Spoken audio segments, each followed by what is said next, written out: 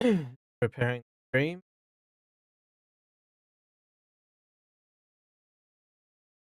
Oh, fantastic. We are. It works.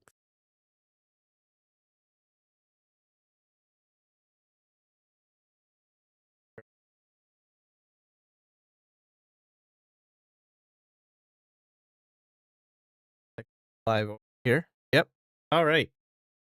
Cool. YouTube is now allowing for vertical and horizontal work. Very happy about that. Let's hope that this continues to work out. Fantastic. If you are on YouTube, please check me out on Twitch with a follow. I do have some music there. Jump over there. See how this all goes, I guess, really.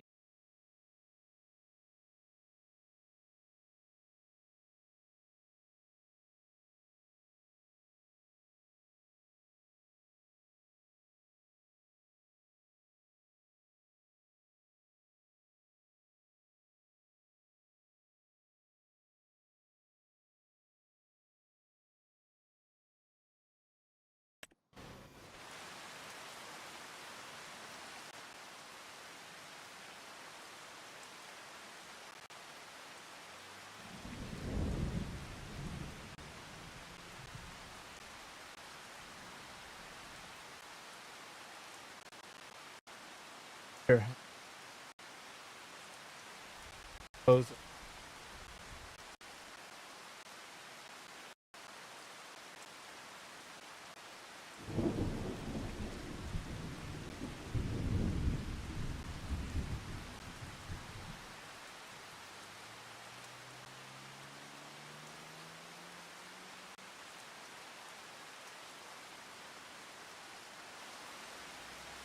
Working on our bale.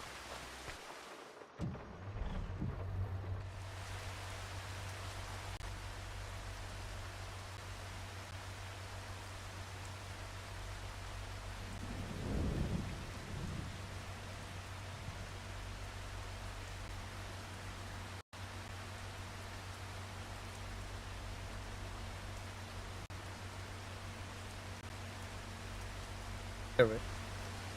Spinning. I guess we're collecting bales in the rain. Good. I'm going to actually put in a poll because I am testing a function. And just watch.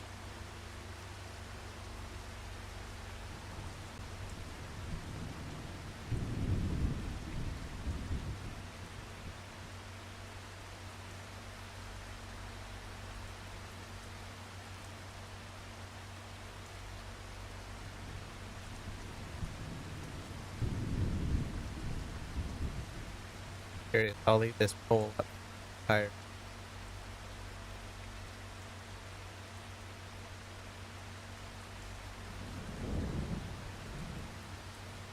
Yes.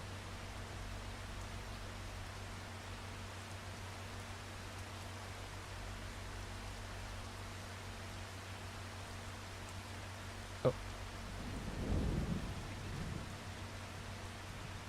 All right.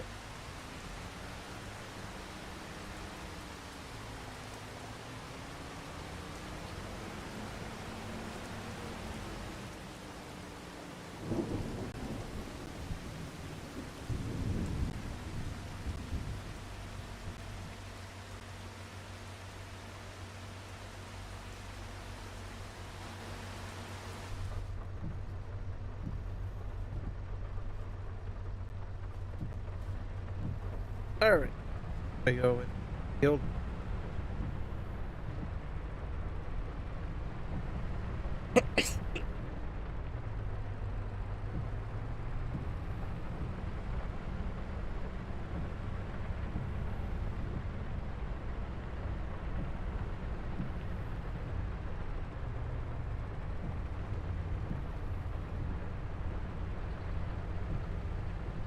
So hopefully everybody had a fantastic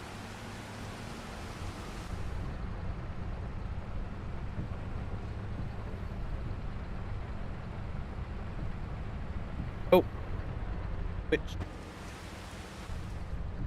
excited about.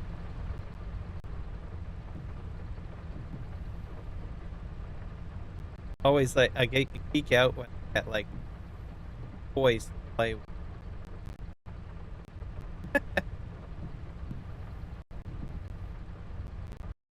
This is definitely different.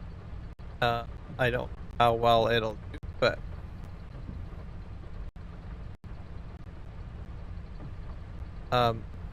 nothing really has changed. It's just that folks that are watching vertically or be able to engage with each other. Have to merge.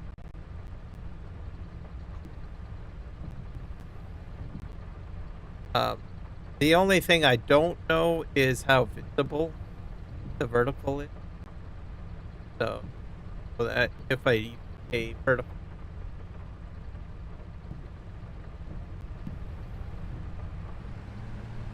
I won't know.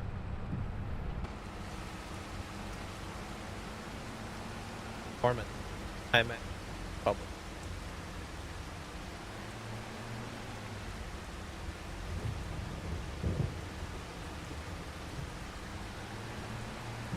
Here. So when I saw that, I was live test it out. I get more excited about the new that we get as streamers than live streaming. So that's crazy. Most people are more excited about live streaming than the tools you get to live.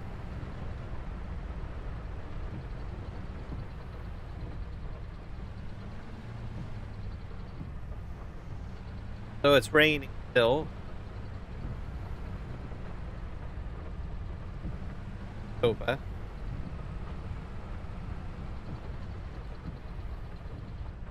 Get it picked up. Muddy today. I've got tractor stuck. I think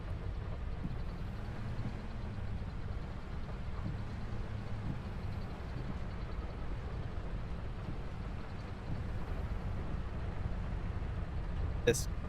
Yep. Take that. The bale.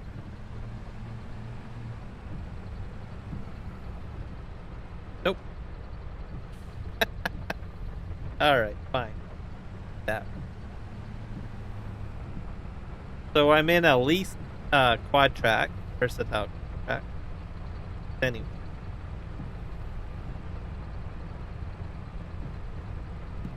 I leased it because my other tractors don't perform.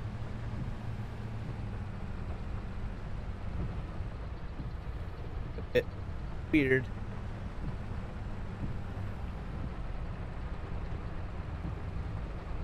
Had this.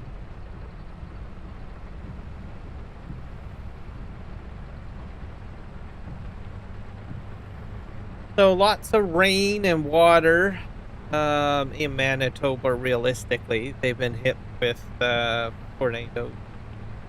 I guess it's interesting that the game cases to mimic current weather pattern in certain maps that are realistic locations. I don't know if that's actually a thing. It's just coincidence. Most will probably say it's coincidence. But they do get pretty storm.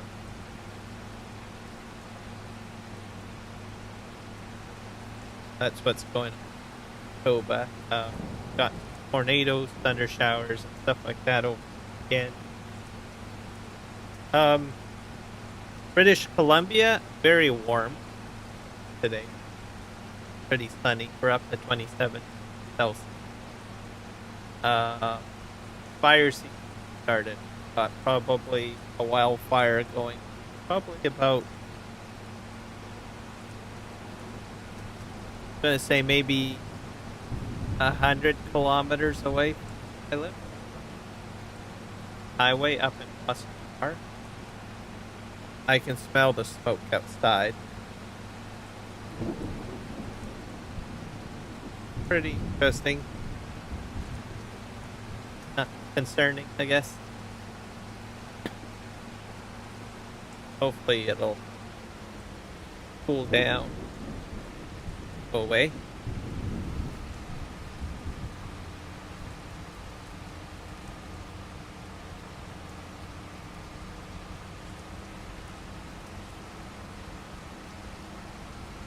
But other than that,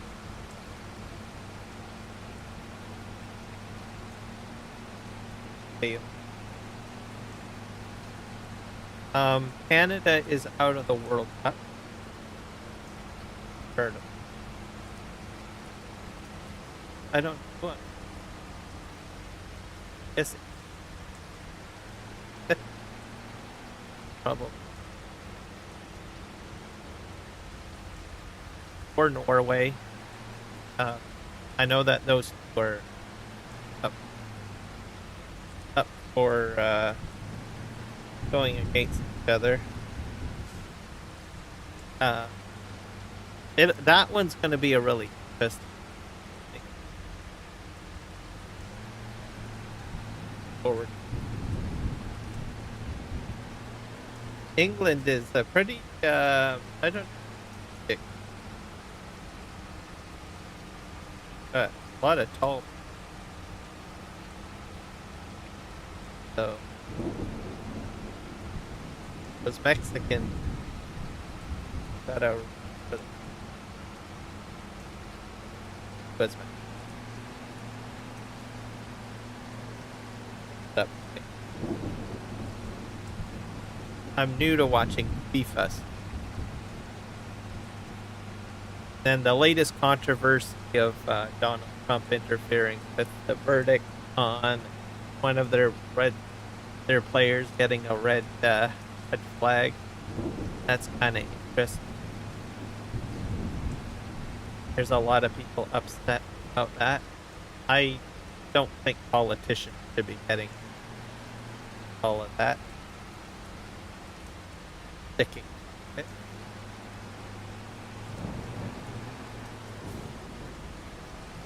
Let the organization and itself thing goes. As in, right, kind of wondering, well, what is he going to do? I don't know. US is like up on, higher in the rank. Is he going to complain and say, oh no, West win? It's a dangerous precedent, right? All sorts of crazy stuff. Wearing the bad. All. Hello, the sim guy. Welcome in. Are on the Manitoba map today. For the rain. I got the real mud mod. You want to see how nasty this is? Oops. Am I up to 14? No, I'll show you my stuck tractors. Got the real mud mod in, and my tractors are stuck. I'm gonna just get this one bale. Show you. That. Kick that over there. Go. That's 14 bales. But they're stuck, which is cool.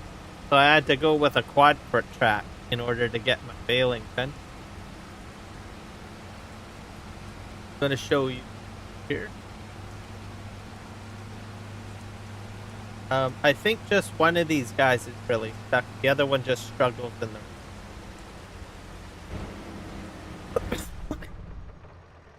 All right.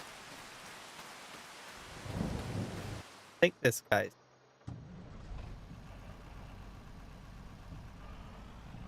See?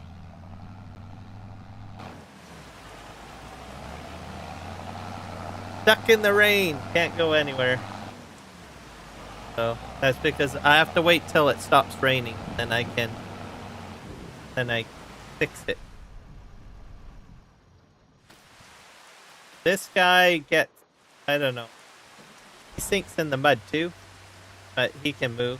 Just not as effectively when pulling a piece of equipment behind. But I moved up to the quad trap. Heck of it. That's a good question. I think it is. Yes, it is on the mod hub. I believe. Get a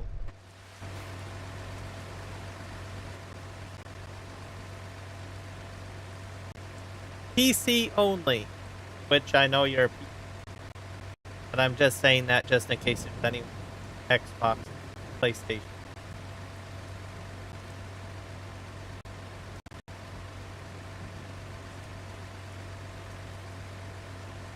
Let's get a. Now you can get the equipment out. You just gotta wait till it stops raining. So you don't really need to do anything. Just wait. But for realism, you just let it sit in them. That's the link right there. Put it in the Twitch chat.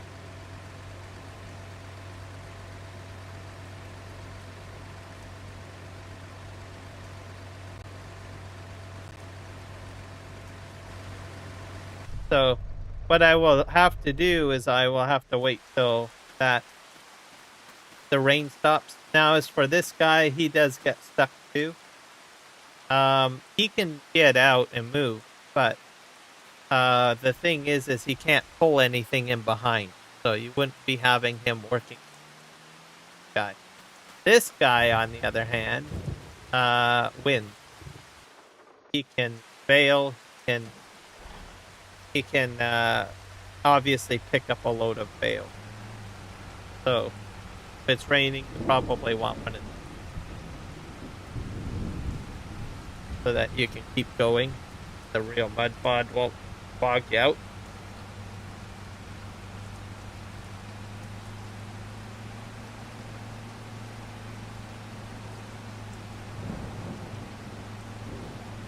So I'm going to have a collection of bales. Store them. I've got half of the field baled. I still have to do the other side. I have to windrow the other side. It'll be good. I don't know how long it's going to work.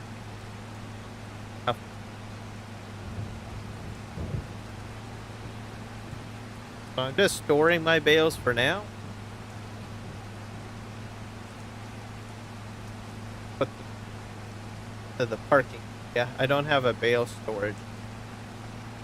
I have a lot of space. Just sort of putting them in my parking. Yeah.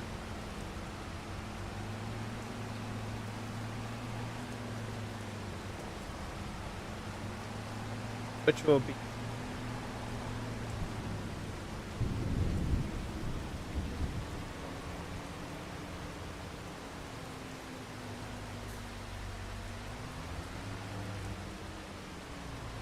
backing this up can be a bit of a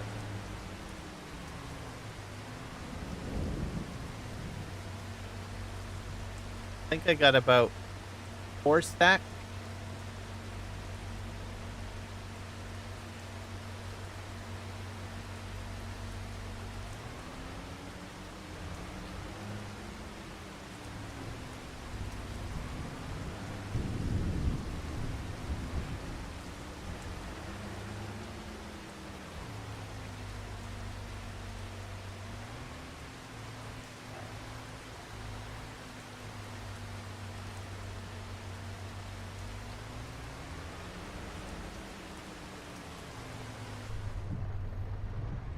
Back to the field would go.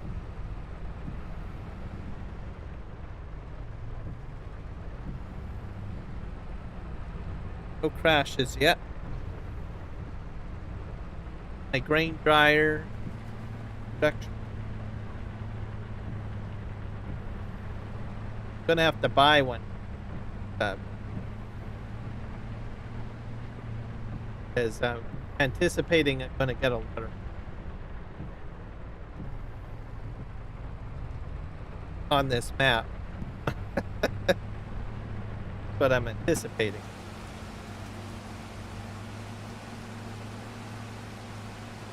Alright, that's my strategy.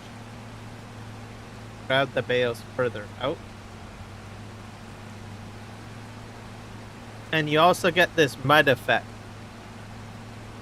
So use the real dirt mod as well with it. When it's dry, you get dust everywhere.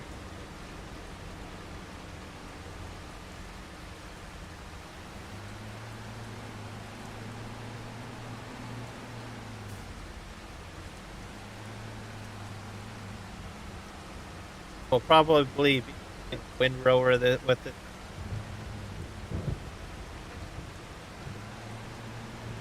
If it dries up, then I'll just return it. Stop. The rain.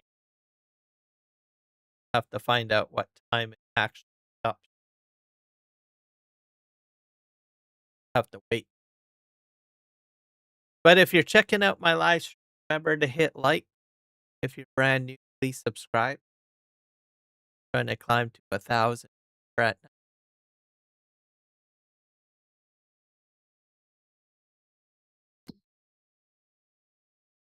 What's our weather? Gonna sun at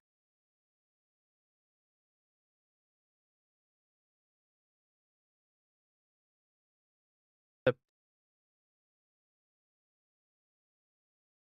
It might stop raining about. Or getting pretty. Have to be patient. Then I can return this quad track to the shop. The other track don't do very well.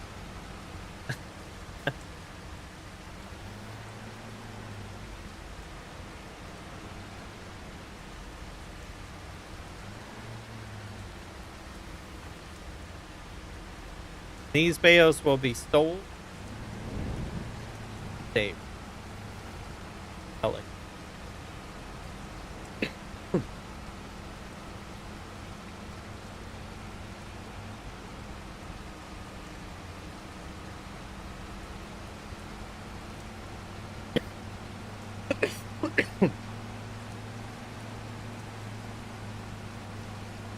I got a few more stacks.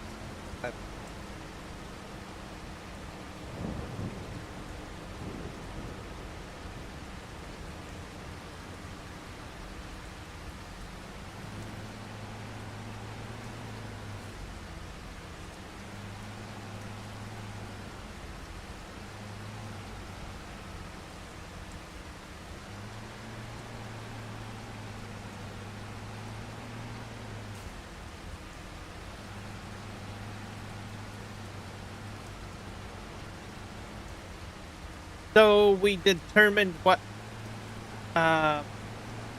submarines we're going to go with. So I probably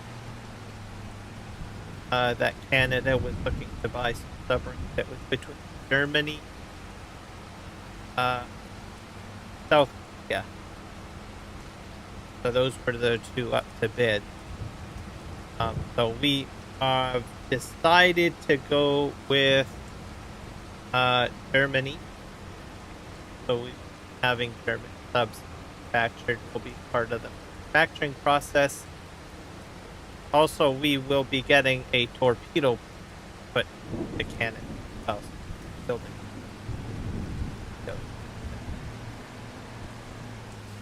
That is a major announcement.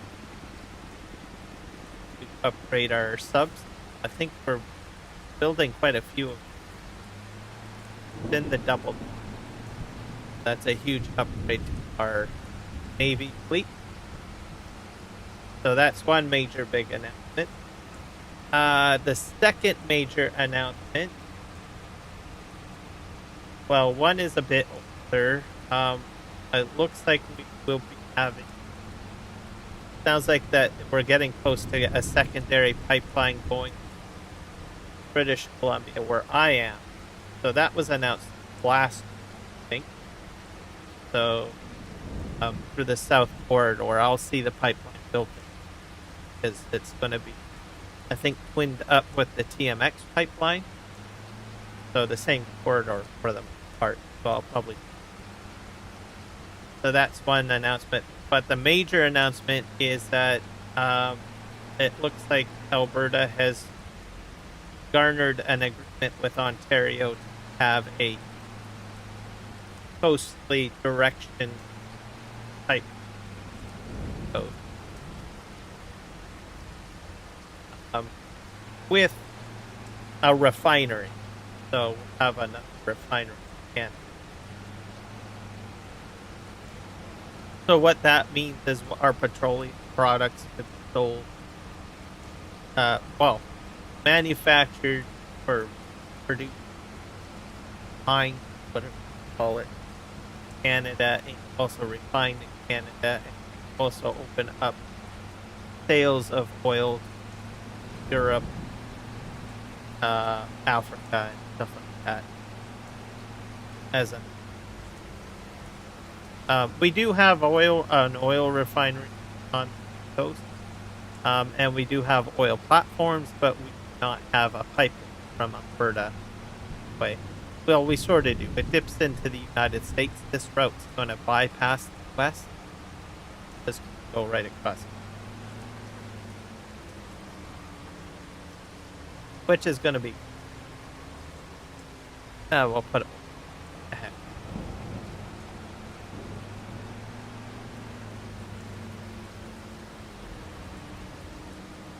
So we'll see. I have a feeling we'll probably continue stuff like this, like kind of undetached from the US thing goes. We're still very much integrated, but I think we're going to... it doesn't sound like Donald Trump has any interest in signing.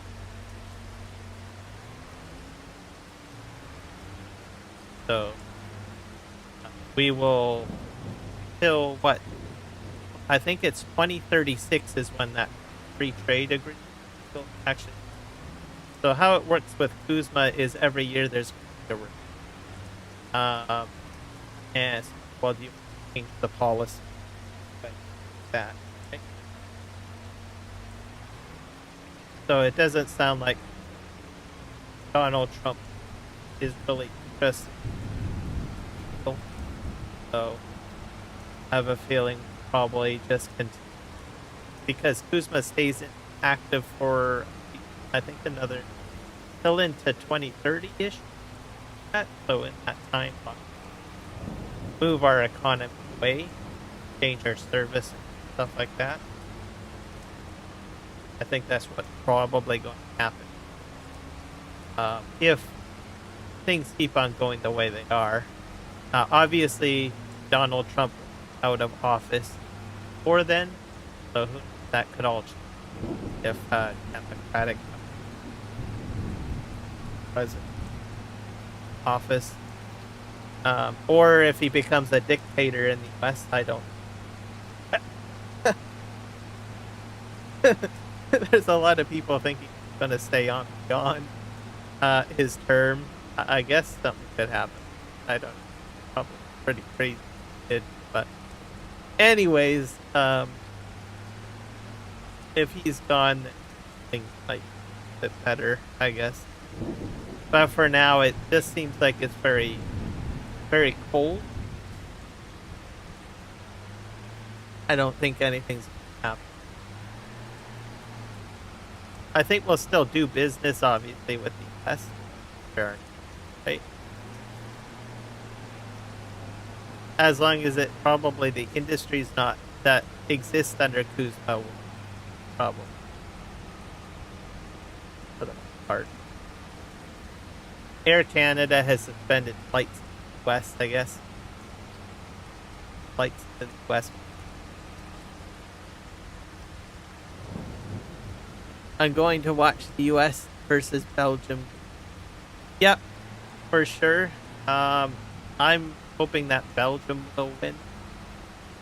Hopefully no more shenanigans happen where the president jumps in and says, "Nope, can't. You cannot have one of our players get penalized to play." Yeah, for sure. Yeah, I'm talking more about Trump today because I think that's just ridiculous that the interfering all penalty. So I root for Belgium. Go Belgium.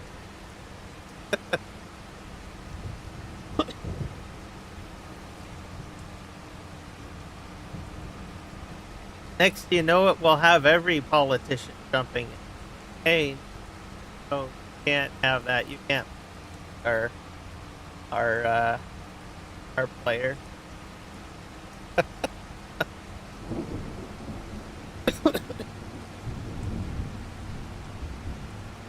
Oh, it's all over the news that here in Canada anyway.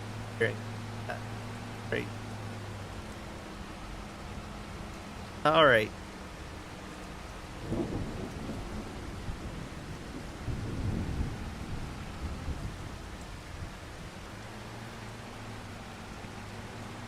I think we'll be more focused on soccer, I think, forward in Canada.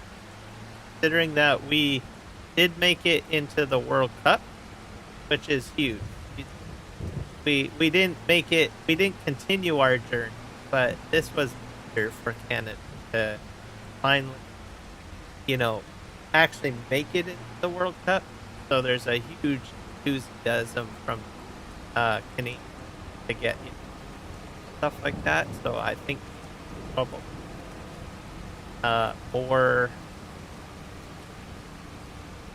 more soccer focused Canada, so which will be great. Maybe we'll see more infrastructure.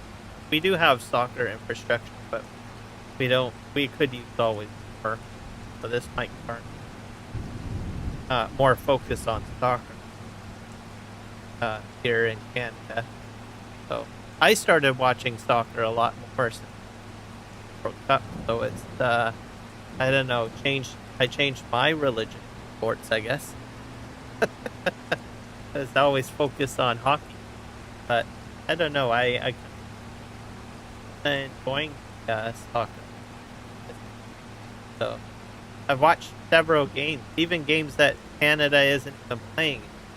So, and I think I'm going to continue to watch game stuff. I probably won't watch every game.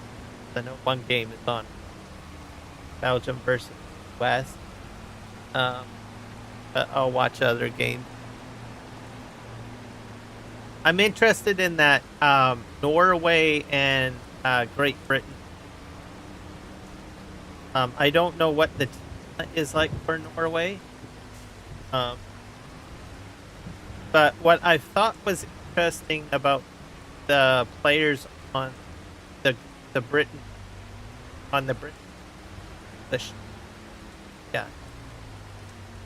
is they've got a mix of different body build. Like you've got some really big guys that are tall, right? And then they've got some members of their team that are kind of too. So it's like more mixed. I thought that was interesting. Whereas other teams, they'll have like a lot of short guys, right? Also the goalie and I think the style to which England was playing, they were aggressive but not overly aggressive. Like it's like strategic focus in how they were playing. And also they didn't seem to be phased by the as well. Right? So it's pretty warm. United States, Mexico, right? Well, so I think they handled themselves fairly well. So watching England play was kind of was the first time I ever watched play. Like I said, I don't really watch a lot of soccer. Started watching soccer now, so I noticed a severe difference in gameplay style. Basically, what I'm trying to say. I thought it was interesting. But like I said, it was aggressive. There was some aggression, but controlled aggression. It seemed very stoic. I don't know if that makes any sense. And how England. Most of the other games, even Arctic. I don't know. There was a little bit of hesitance. Not sure if that's just the way it is. There's a lot of kicking the ball around. Ball kicking. Which is part of the game, obviously. But it didn't seem like there was an overall strategy. So, I don't know. Just something that I had observed. Do I know anything about soccer? I know a bit, but not enough to be certain on everything. It's just my own personal reflection on everything and watching it, I guess. At least my observations that I thought were interesting. Not to say that they're a criticism or anything. It's just observation.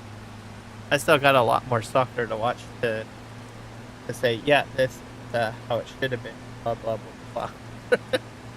Right? But I'm noticing the different style in play. Is what I'm trying to say. Compared to other teams, stuff like that.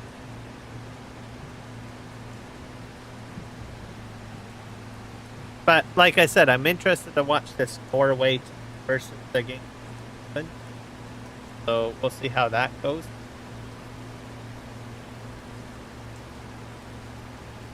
So 13.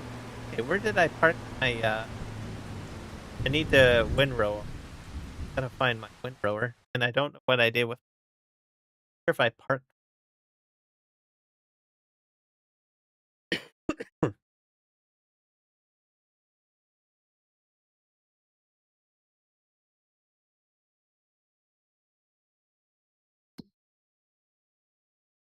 I don't have no windrower out here, so it's probably parked over here. Or right there. Probably. Go back into the farm.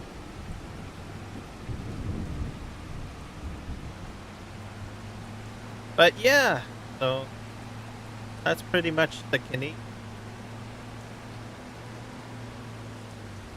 And following stuff. What else was I going to say? Oh yeah, you guys should probably check out my live stream Saturday.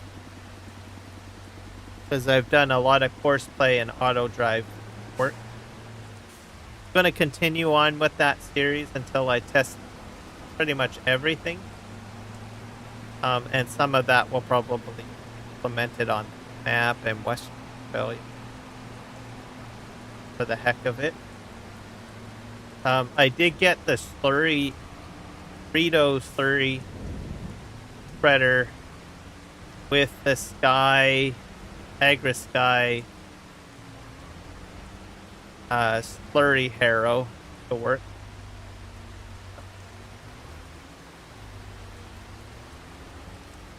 Oh, right.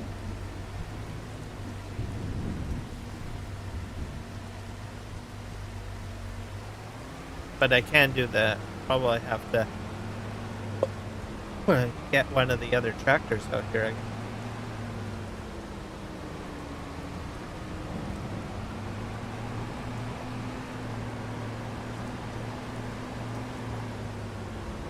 It should hook up to this still. This is fairly heavy. It might still be able to windrow with one. other track. Else I'm gonna get stuck in the mud.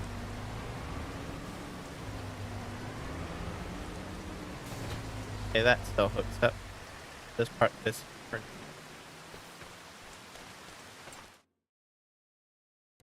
Grab probably this one is probably the best out of whatever is left. It still slips a bit, so I'm hoping the wind rower will not too bad. Gotta probably put that under the ram.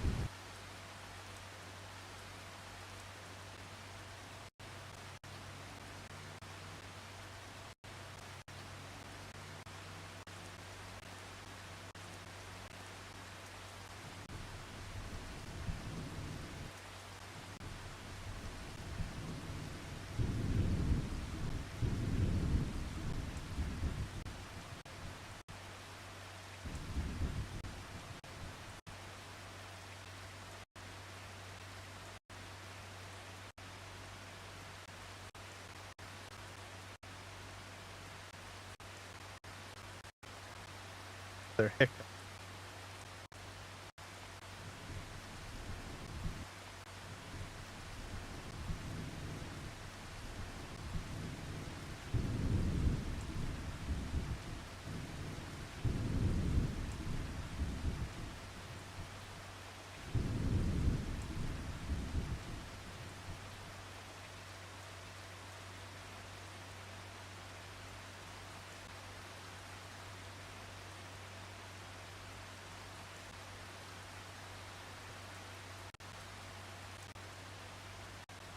Have anything running back? Oh, I got this running. Shit.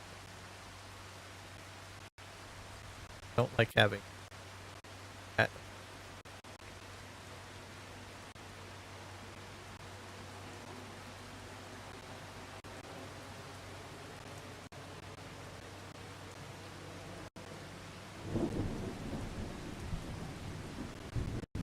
More thing of stuff running back. Higher.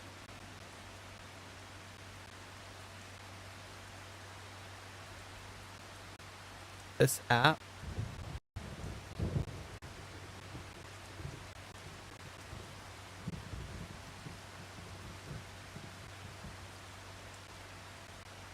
something's eating up my internet.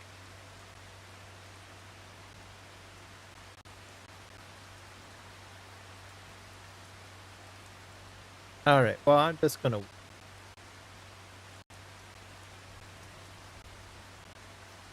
it won't allow me to maintain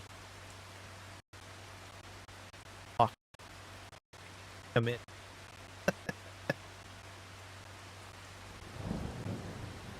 It forced me to create a brand new stream.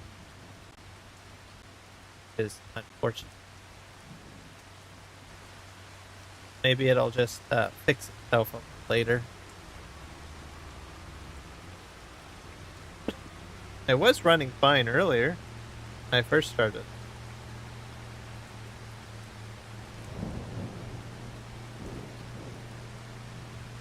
Hopefully I can put that original vertical stream. Or it could be a something on the side.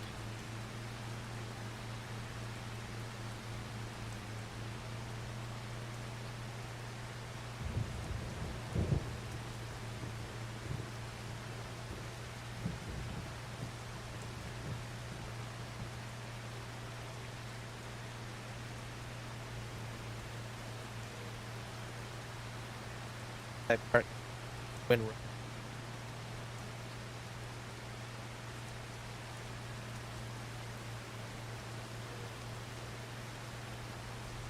so probably won't be the greatest.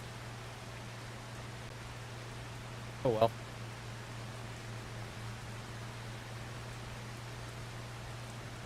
To figure out by the quality of work.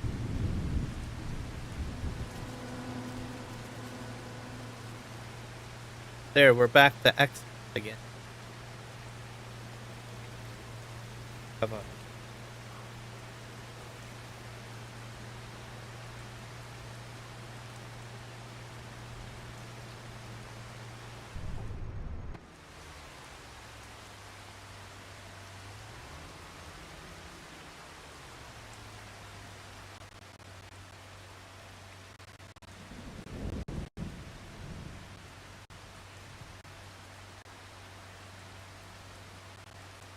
Hopefully I don't have anything that I need to up.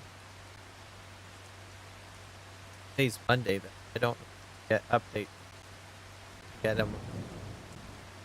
Get updates on like Sunday or probably all because I'm using a different stream. Hiccuping. But it seems to have stabilized, so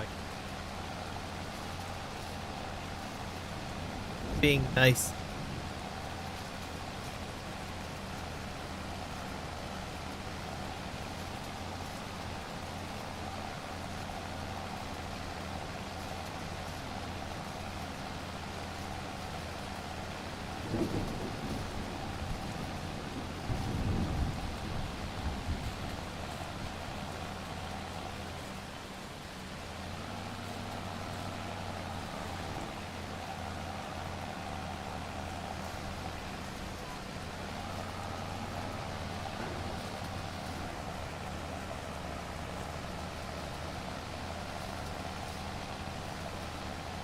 Oh, this breaks up. Yeah, we look like we're stable now. OBS disconnected, then reconnected, and did something. Now it seems to be a smoother connection. It might have jumped over to a backup screen key though, because I'm not sure if it has the ability to do that, but so if like a live stream isn't doing very well, it'll go to a backup key.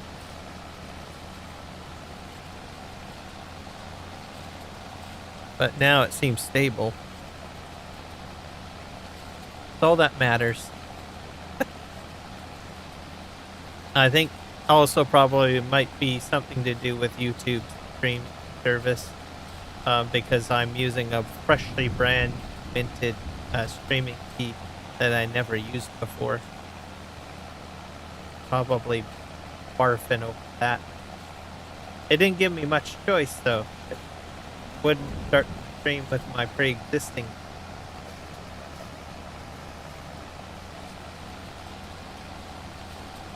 It just wouldn't work. Why it wouldn't work? No. But I am using the new functionality of dual streaming that they're giving. So today's a bit of a test day for streaming on YouTube, I guess. I don't know how well this is going to go. If I don't like it, that's okay. I can easily go back to the way I was doing it before. But the benefit is that I get all my YouTube people, whether they're horizontal or vertical, all in the same chat together.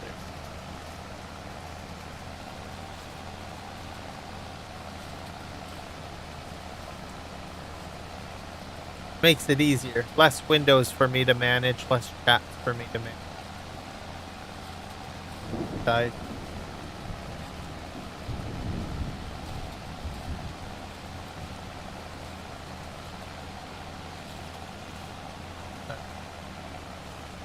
Should I go across the field? Well, I don't go across the field. Spinning.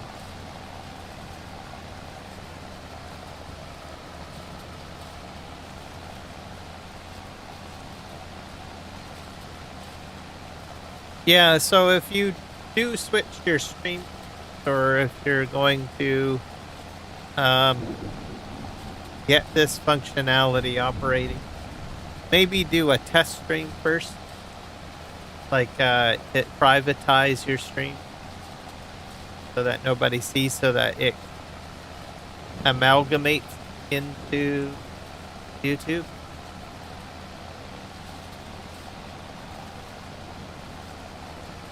probably the best advice I would have to get around that situation. Yes. Do that with any service, really. The Twitch, I don't really have that much of a problem. Or Kick.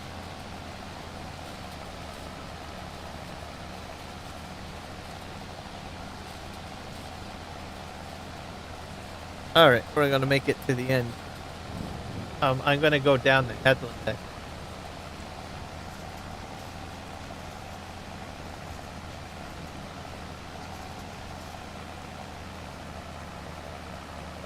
Nice row here. At least one of my tractors is still able to function in the mud. Problem.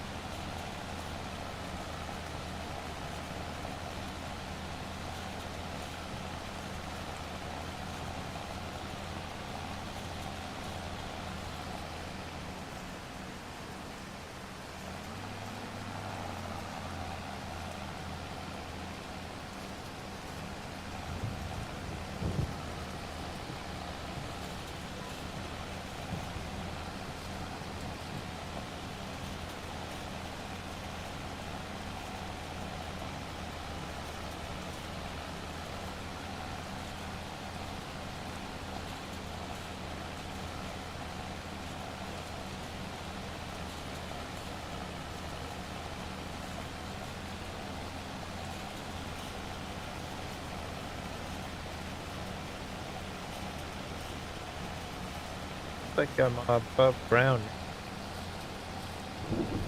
It seems bumpy.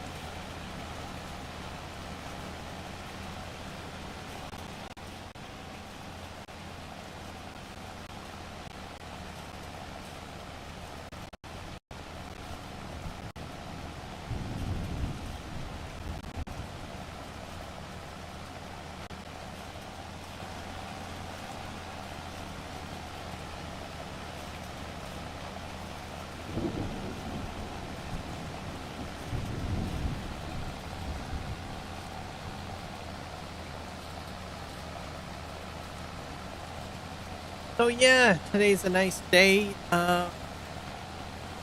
Mint is just loving the sun. Notice that sprig of new leaves popping up. Wait. I'm also getting ready to start trying some mint because I have a feeling I'm going to have so much mint I don't know what I'm going to do with. It's a plant you want to definitely prune. So that it the leaves don't get sick. It's prone to getting disease, stuff like that. So keep on harvesting, pruning. You'll probably get, like, I've seen probably maybe too bad. So what I do with those is I just throw them into another pot, just so that because the oils in mint basically feed off pests and stuff. So I figured might as well use them for something.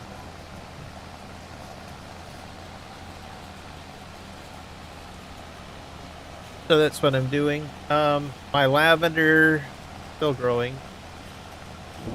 I'm probably going to have another harvest in another couple of weeks, I guess.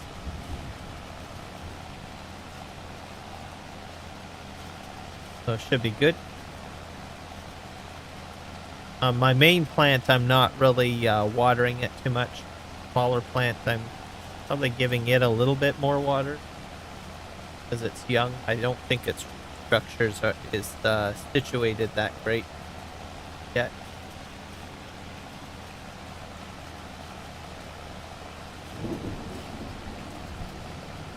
So we'll see.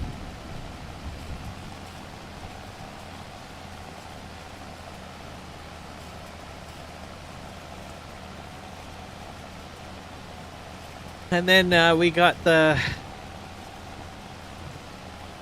looking at stage 2 and other plants. Great. It's nice to have free mint so that I can have mint tea for free. Pretty much. That way you don't have to buy mint tea every time, right? Also, the oil in the mint leaves is just crazy.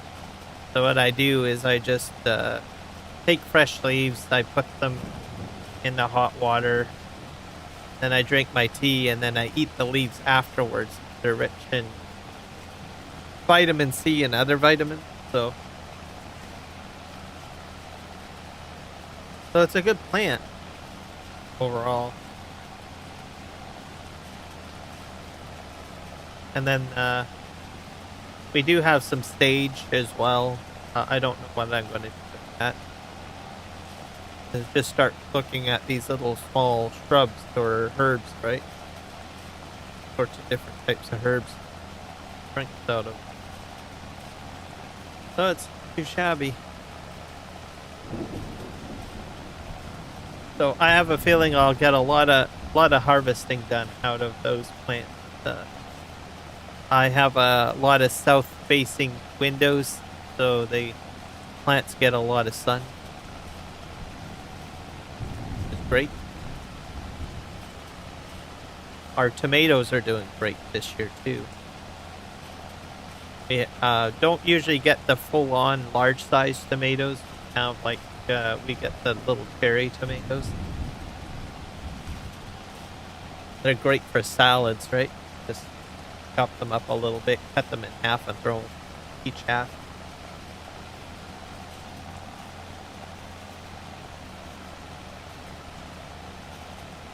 Starting to become more of a green thumb, yes.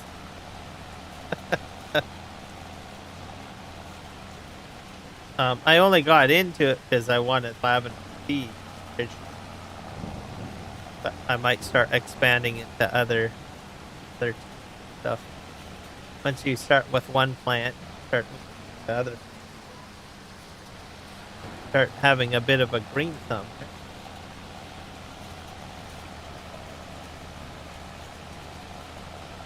So it's fun.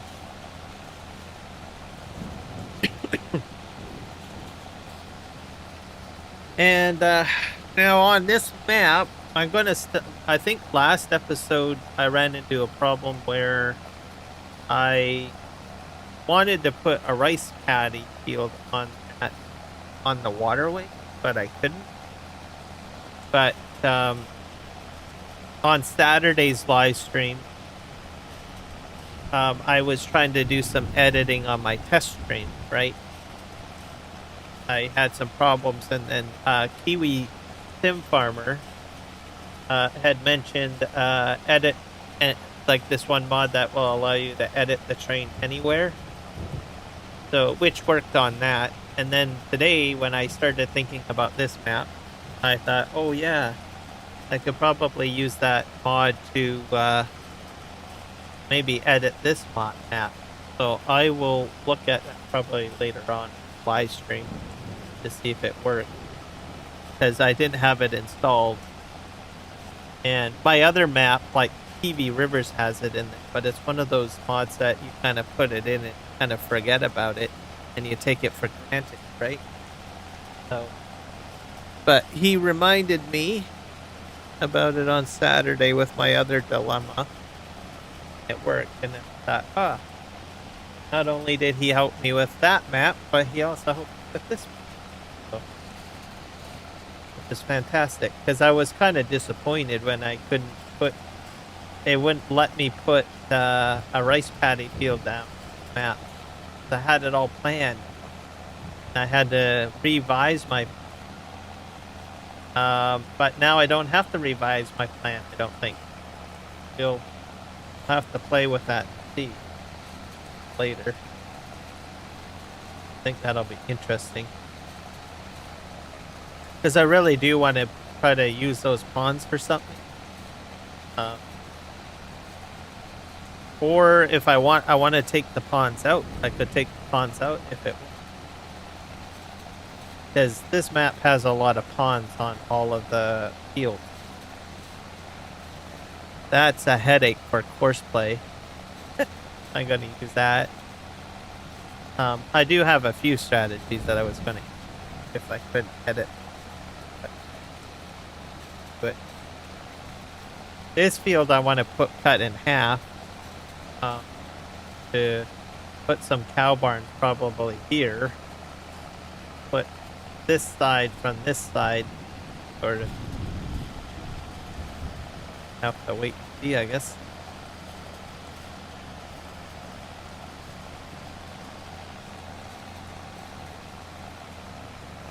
So we'll see. Go down.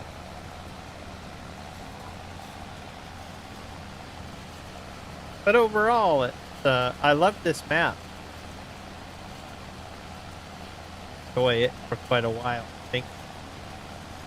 The other thing that I want to do on this map is that I was watching Kiwi's overview of the Sky Agra pack, and I think one of the items had like exclusive seeding for just cover crops. I have a unique cover crop on here. I have like mustard as a unique crop for covering. Kind of like oilseed radish, but you use mustard instead. And I don't know if it'll plant that. So look to see if that falls in line somehow. Because I think that would be kind of cool. I haven't tried a lot of the different crops on, except that this is poppy that I'm currently winding. So, yeah. I put in another mod on here to extend swathing. There was a mod that came out like 1 or 2 weeks ago that expands the MacDon's ability to swath. So I thought, well, that would be handy to have on here because I've got, what is it? I've got clover, I think, on here. I've got alfalfa, triticale, and all sorts of other crops. That, well, maybe if I can windrow all of that, it would increase its value somehow. So, have to see on that one. Be interesting, to say the least. So, but my first crop that I want to do on here is lavender. I can plant lavender. Hopefully I can make a lot of money off of selling the straw. Currently I'm just baling the straw and I'm going to sell it. I don't have our premium on yet because it's just too expensive to buy that. I do have the straw harvest building. Maybe I shouldn't have put that down. I should have sold that. No. But I wanted to put it down. Don't know if it was the right decision to put it down. Probably a waste of money because I'm not using the building. Don't have the key machine. I didn't really think too much. But I do have a grain dryer. Have that set up. The map has like some sort of grain drying technology incorporated in. So, and I've been able to hook it up to, I think, Mark Thor's silo. That's a benefit. I plan to put his TMR mixer on too, by the way. Very impressed with that since I've been testing on my test map on Saturday. So that's the update on this map. Test map, we're still going to be doing more Courseplay and auto drive testing. It'll be great. There's so much stuff that I want to test out. Courseplay and auto drive. I'm particularly happy that I was able to get the Rito pack and the, what is it, Power Harrow? No. The Harrow, Disc Harrow, to work together, and also get it to work with Courseplay and auto drive. Able to get that done on the weekends. That. And also barn management, where I have like one tractor putting EMR into 2 cow barns. I think that's phenomenal. Can't believe I got that one. That was sure. So, and then I want to do silage testing, vineyard testing, all sorts of stuff. Courseplay, auto drive.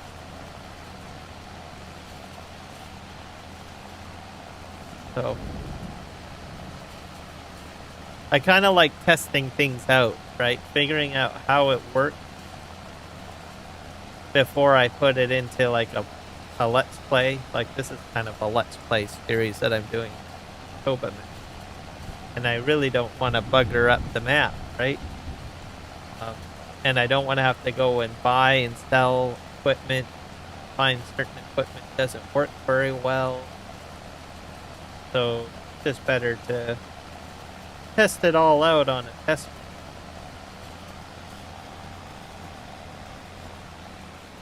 I figured, what the heck, as well live stream it.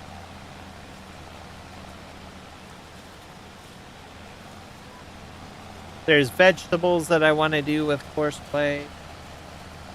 Also, onions will be. Yeah, the onion equipment. But I'm not the only one that's doing this kind of like, noticed just, what was it, yesterday? I watched the live stream. It was interesting. There was 4 content creators on the same map, and they were just testing mods and playing with mods. It almost sounded like the in Canada, and I think in the United States, we have the home shopping network. Basically, what happens is local vendors goes on to the shopping network. They have 2 hosts, and they basically try to sell the product on TV. Okay, and they will list the features and say, "Oh, this is the must-have kind of item that you need to buy." So these content creators, all 4 of them, were all on the map, and that's kind of the feel that I got when I was watching. It made me feel like I was watching the home shopping channel, something like that, and they were just going through mod after mod after mod, and then they would just criticize. They would also criticize the mod, so it wasn't like, "Oh, well, you gotta have this."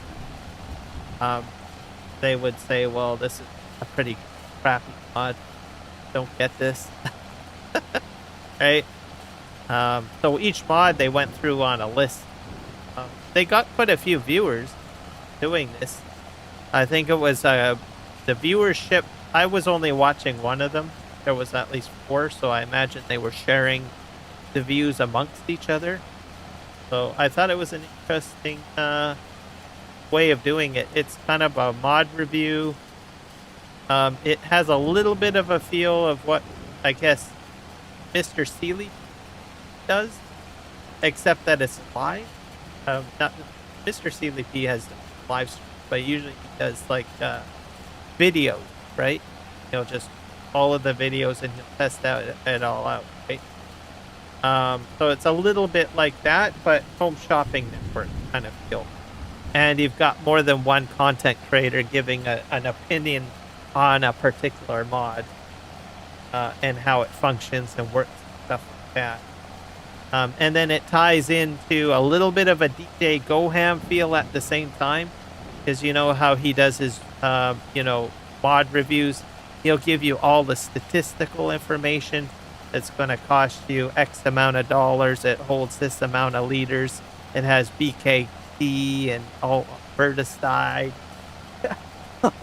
You know how he does his format, right? Where he covers all of the statistical information. So they incorporate that into this live stream of mod review. So, and the whole live stream is just that. They don't do any farming or anything like that. They just, other than testing the equipment out, and they just talk about the mods, and that's it. So I watched that for, I don't know, 3 or 4 hours yesterday as they were going through it. Because they had a lot of mods. Some mods that aren't even on the mod hub either. Some of them are like third-party mods. Some that are, I don't know where they got them from different websites, stuff like that. So what they do with that content, I don't know. Maybe they repurpose it. They can actually take that live stream and repurpose it into clips. So, which is kind of a clever way of doing things, I guess. Instead of having a full mod review video or whatnot. So the other factor of it is they get their audience ask questions as well. So you get more of a viewer engagement live. So some of these guys had some pretty tough questions on the mods, right? So they get someone from the live stream chat ask, well, can it do this? Does it do that? That sort of thing. So then you get more of a snappy response, right? So they'll be able to, I think the competitive edge of doing that is that they will be able to give a live response. I think it's kind of, because if you look at if you take like I don't know, a mod review video, right? You'll have a question. And you'll put it towards a content creator, right? But then you need to wait for that content creator to get back to you with an answer, right? And you may have 5 or 6 other questions because you still may not understand exactly what you get back from that content creator. If you put it as a comment in the video. Whereas these guys, how they do their mod review or whatever, right? They do it live. You can ask the question live and they'll say, well, let's give that a try. Let's try that out. Right? So it actually saves you like a 24 to 48 hour response time. You'll get one live right on live stream. So which they were doing, right? They had some pretty tough questions thrown at them with regard to some of the mods that they were showcasing. So I imagine we'll probably see that. I'll probably watch a few more of their live streams. Like I said, it felt like the home shopping network feel, really.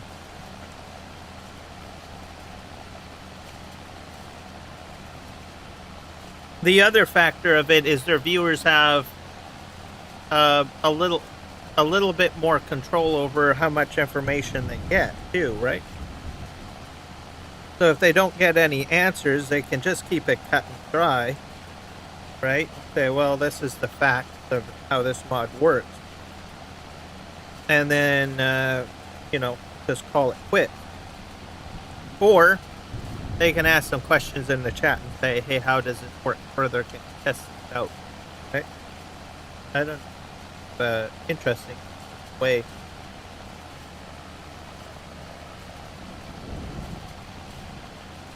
Way of doing things, pretty much. So, go figure. It's kind of a little bit to my style. The way that I do my testing streams, more or less, me just focused on trying to figure things out less. But theirs is a little bit more compact, or way more compact and more focused. Which kind of, so I'll probably watch. I only came across them yesterday, so I can't remember who they all are.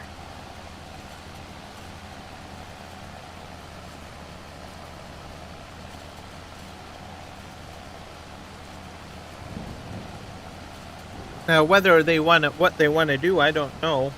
I don't know if they've been doing that for a while or if they just started that. But it's definitely a refreshing way of looking at it.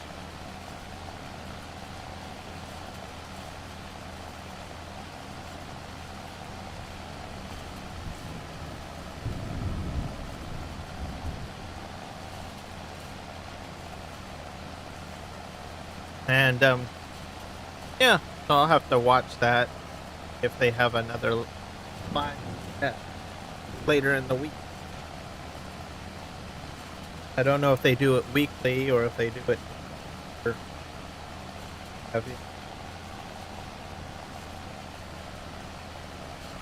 and there's all sorts of different ones there. There was a female content creator, a couple of them, and I think 2 male content creators, I guess.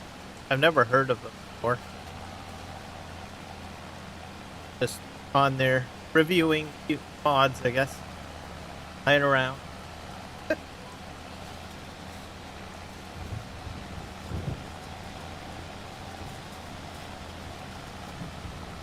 I imagine they do Let's Play content as well. But the style was unique. That's why they make it.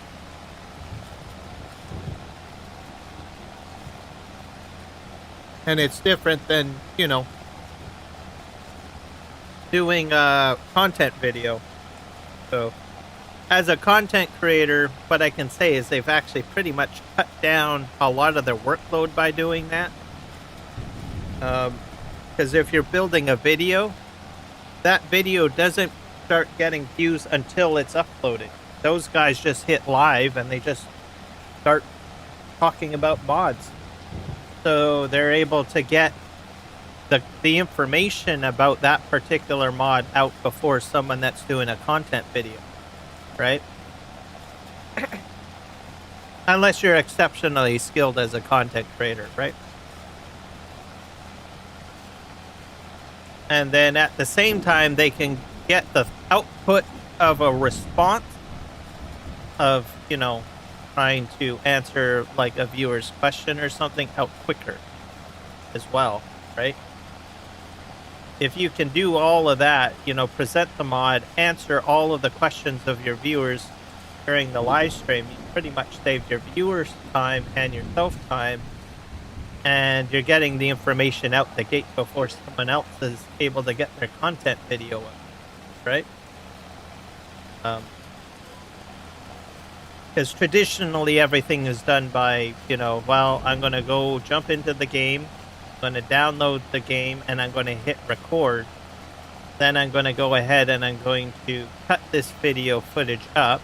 Then I'm going to edit it, right? And do all of this magic work off stream. And then finally upload it, right? Which is a lot of work. And then you're also out the gate a little late. Okay?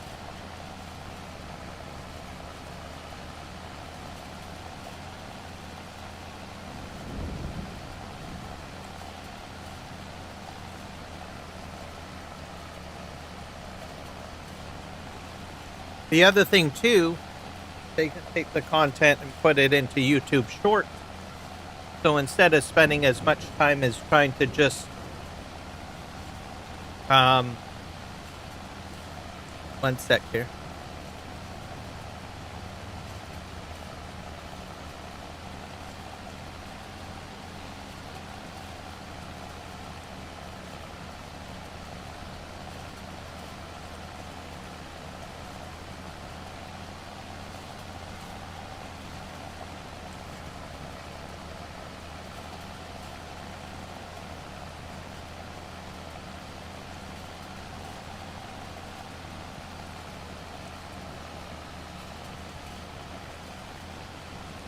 So yeah, this group is doing all of this other stuff. Kind of interesting. So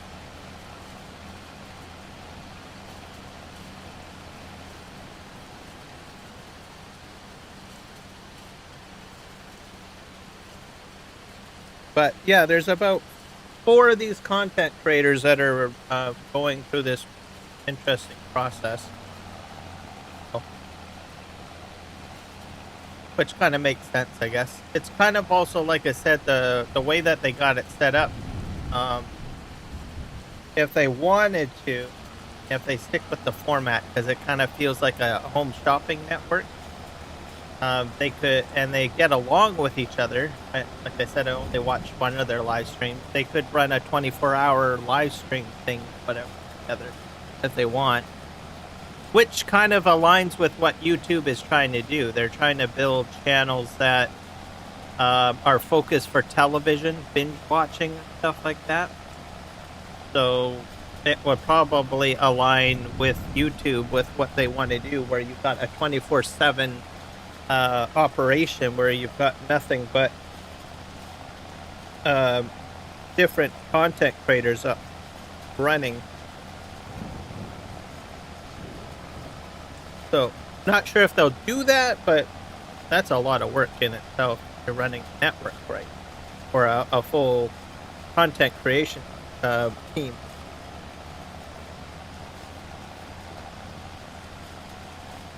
And then, I don't know. They're all individual. They got their own individual channel. So, I could tell because they all have their own, like, logo. But anyways, I was kind of impressed with the setup that they had. I'll have to watch some more of their content. See what else they do. But the live stream was interesting. Like I said, it felt like the home shopping network.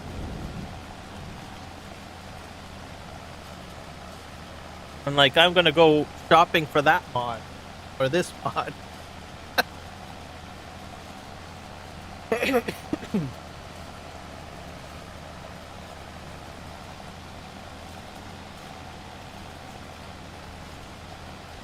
I'm always looking for, like, interesting, unique ways of how people do content. And I'm pretty sure that there's probably a lot of people out there that's not really interested in watching Let's Plays. Or they just simply want the bare fact. Does this work? Does this not work? Right? As opposed to, the community. But they just want to see what products are available, right? They want to know, does it work? Does it not work?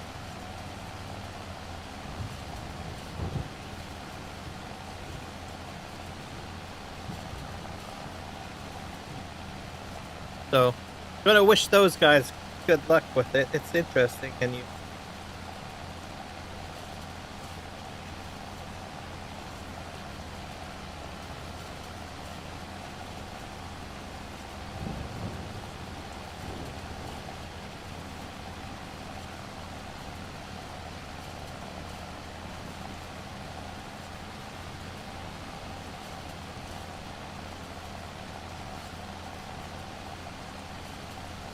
But I've always told, like, Like, you don't need like 4 content creators. You could do it the same way on one channel with a husband and wife.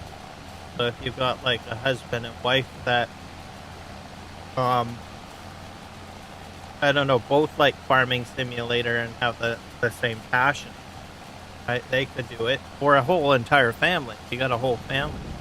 Do it that way and it's all in one channel. Or if you got good friends, right, that play Farming Simulator, you can probably set something up like that too.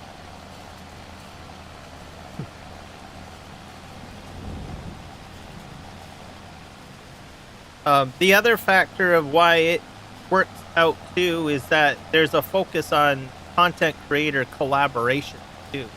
So I'm betting that they're probably collaborating, which is another function that is available with YouTube. So they get the bonus points for collaborating with YouTube.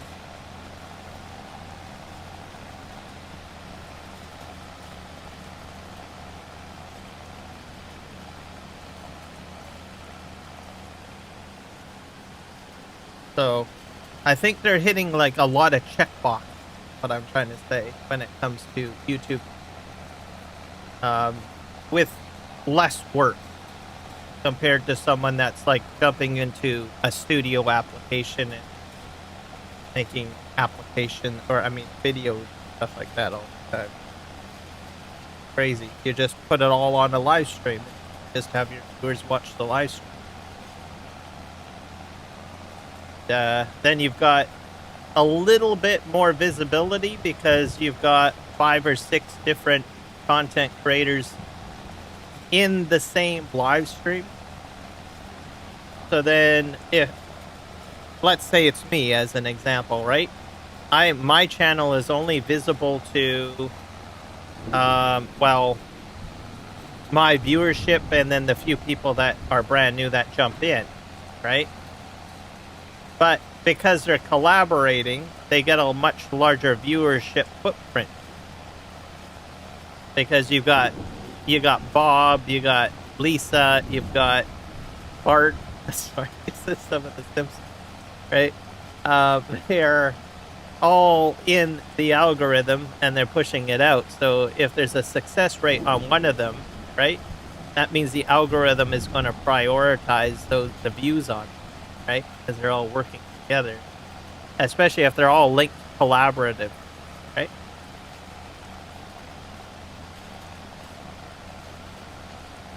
That's probably why they just miraculously showed up on my home, even though I wasn't even subscribed to them, because there's more than one of them actually doing it, right? So they're pushing through the algorithm. So, and then because I see that means there are other channels, whoever's collaborating with that gets a little bit of visibility as well, right? And I could, they'll show up in my feed, right?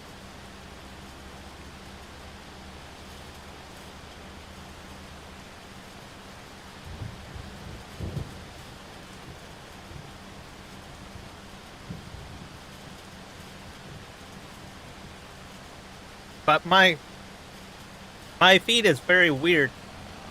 I get like all sorts of people coming in that I never seen before, right? YouTube will offer me German content creators, Japanese content creators, all sorts of people that I've never subscribed to, but goofy. But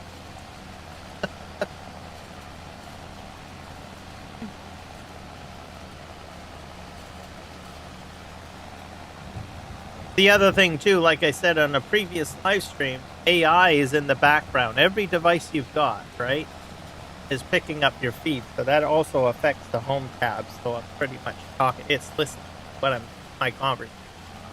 Like even my conversation right now that I'm having with you right now is probably going to affect my home tab for YouTube. And present me with a whole boatload of things that never even clicked on before. Or didn't even know existed.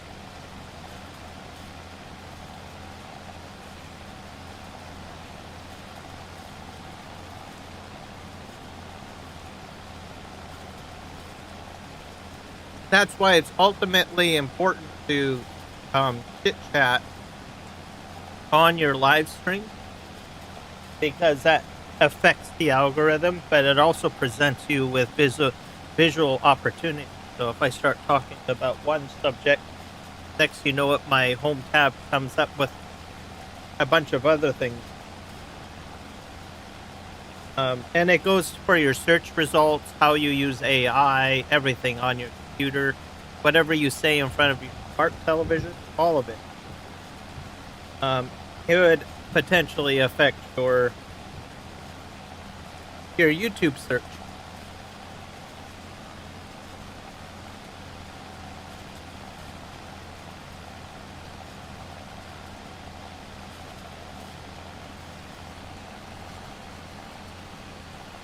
And trust me, I do a lot of searching. I spend a lot of time on for Google, and I make sure that my YouTube account is connected to my device, so that all ties in. Same with my television, that's tied in.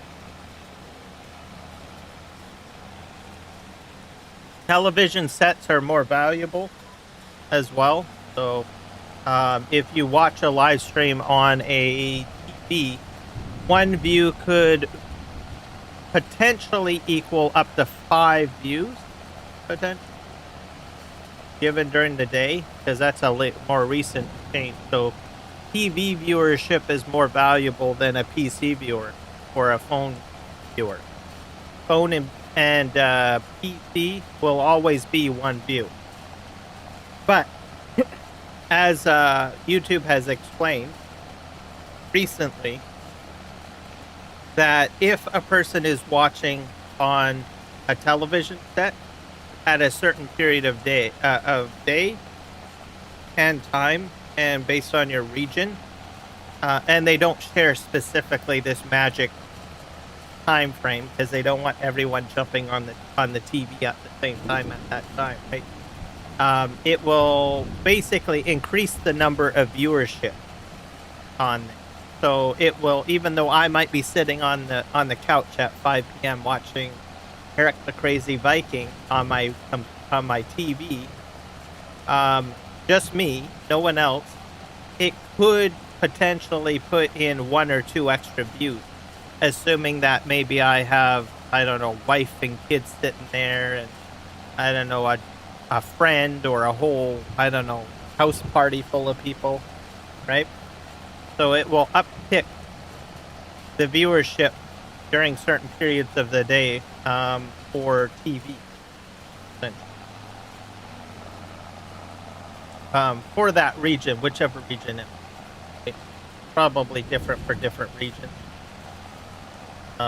Compared to like a Canadian or West or like their UK or Australian, right? So these are certain things too to be aware of.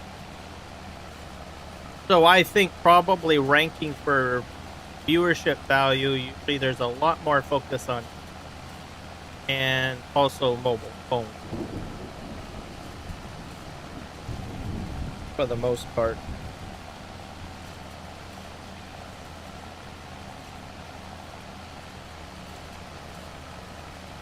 But it's not always the same every day, though. Different.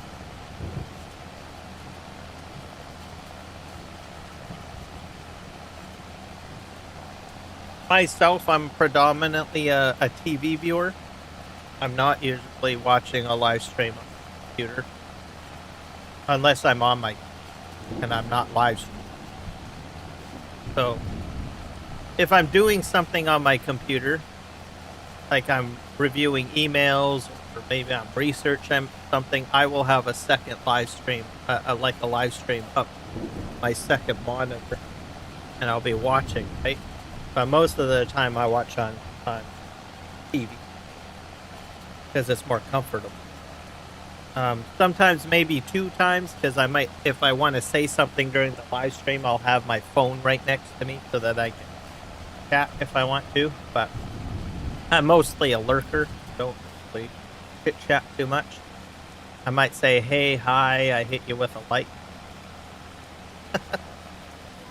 Sometimes I don't even say hi. Sometimes I'm just there. I just hit the like button and I just watch. That's usually kind of my viewing habit.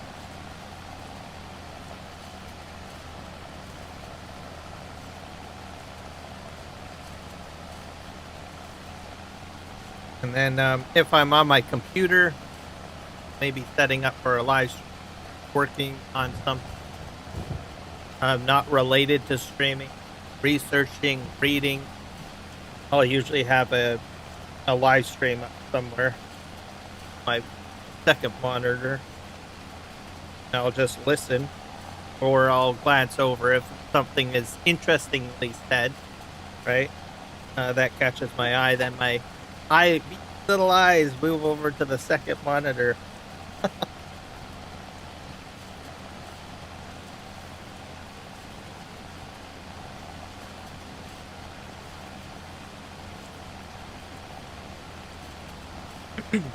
But there's some people that have like 4 monitors. So someone with 4 monitors, they could be probably watching like 4 streams if they wanted to.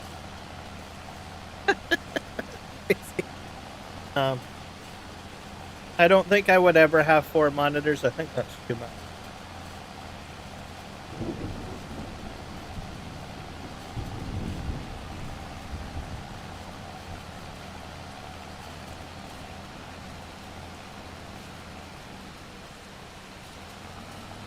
Kind of crazy.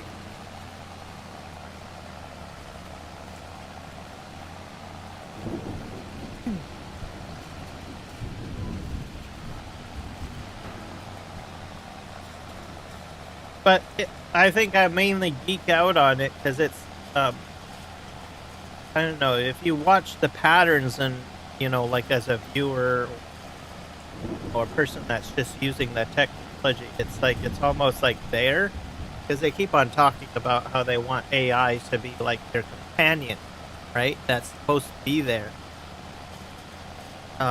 Little do we know it's still there. Hello, Jody Beard. Welcome in. So your smartwatch is everything, right? And it subtly works in the background to sort of be a good friend, I guess. Oh.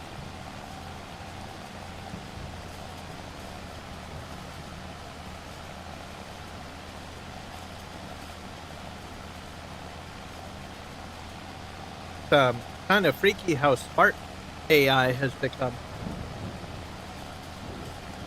I watched. I watched an article this week, I think, from CBC, which is the Canadian Broadcasting Company, which is one of our major networks. And there is a Vancouver police officer, probably in his 40s, with a family, who suffers from ALS. So if anyone knows what that is, it's definitely a freaky disease that's uncurable. It just basically, you know, shuts your body slowly shuts down. Okay? Anyways, this is a guy that has gone into a clinical trial to put the neural link from Elon Musk to his brain. So he's able to control the computer with Bluetooth, the mouse and keyboard, everything like that, with a thought, which I thought was kind of. And we're doing a full article on. He says that it will allow him to stay in communication with his family a lot longer and make his life a little easier, compared to not being able to say anything at all. Because he might get to the point where he can't talk, he can't move his hands, he might not be able to blink, right?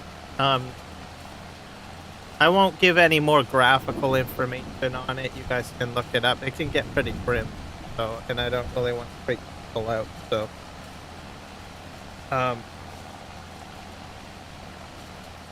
so what he could probably do is, he could get his voice recorded, right? You know that there's a lot of AI engines out there, right, that can duplicate voices. We've heard Morgan Freeman, right? So many AI videos. Um, he could pretty much like get a voice recording of his voice, program it in, and then somehow tie it into speech recognition, right? And then when he's actually talking to his kids, right, he could use the computer to vocalize it if he wanted to, right? I think would be a lot better than that famous scientist. Remember his Stephen Hawking, right? Nobody wants to sound like Stephen Hawking, right? Well, maybe there are some, but with today's technology, right? You just record your voice, somehow get it mixed into some AI dealio, kind of like Morgan Freeman, right? And then your kids can still hear your voice instead of like a robotic Stephen Hawking. I think that would be like a great addition to this guy. It was sad because he's a healthy guy. He volunteered. He was a police officer, right? And he's just in his 40s, right? So having him have this access to this technology where he can, put his thoughts to a computer and have it speak for him who's has.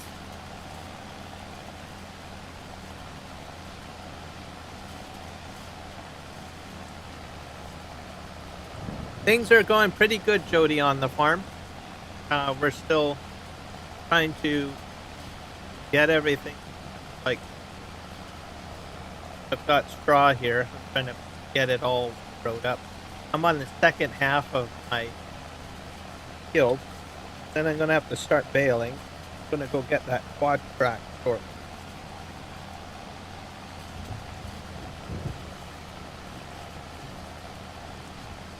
And just start hammering out some more bales, I guess. I might need to buy a low bed, though. Start selling some of the bales.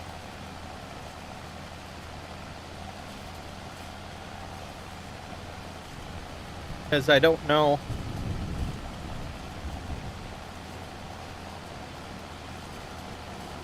if I've got enough, like, room. I can't remember if I put on an extension to increase my pallet length. Don't think so. I got that on PV Rivers. Some of my maps have stuff, some of it doesn't.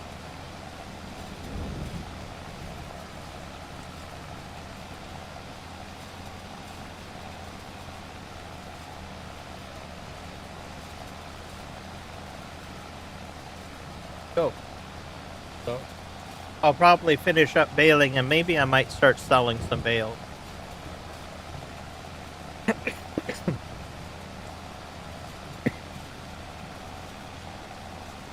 Try to make a little bit more money because I'm at 46,000 at the moment.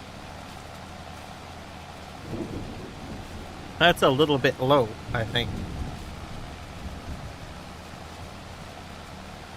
For money.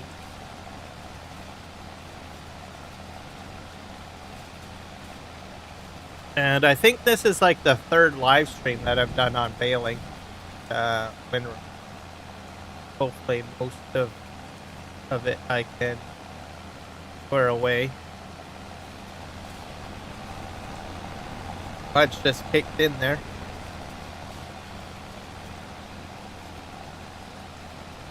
Windrower is a lot lighter than a baler. I can't do it the baling with this. I'll have to go back to the quad track once we're done.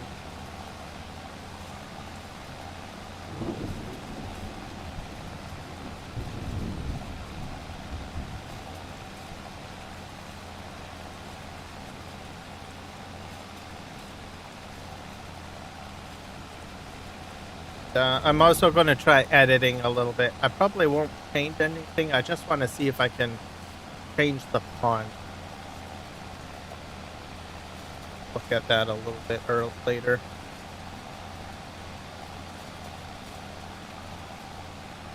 Cool.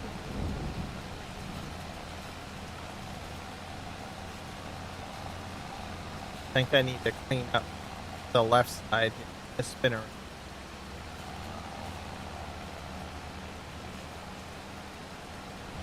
Stuff this.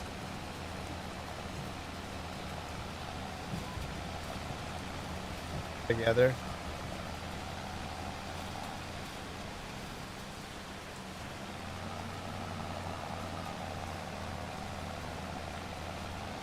Play that all uniform. I got one line that way.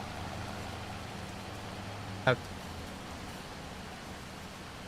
this.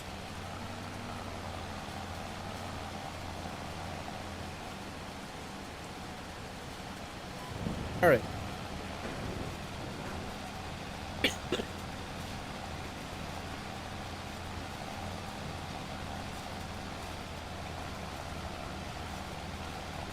It's like the sun wants to come out, but it's not coming out yet. But it's cloudy. I think it's transitioning a bit.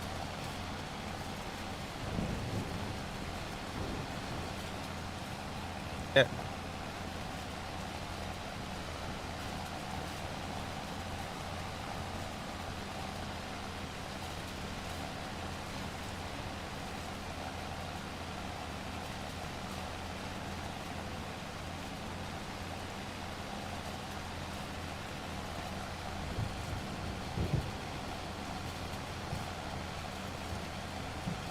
A little bit bumpy. I like this real mud mod. I feel like obviously it impacts your usage of equipment, but it's different. It's interesting.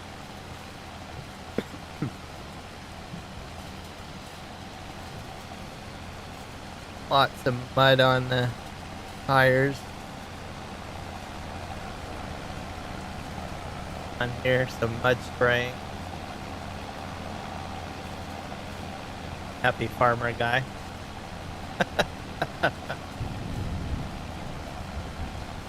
And then you I'm pretty sure I've got the real dirt mod on.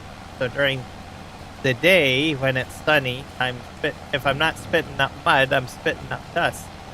So it's one thing or another, right?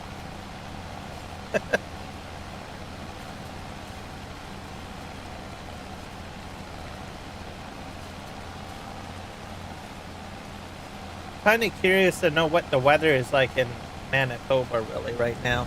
I haven't checked. I know that they've had some really bad weather the past. They've been hit with, like I said, tornadoes. I think I might check the weather in a second.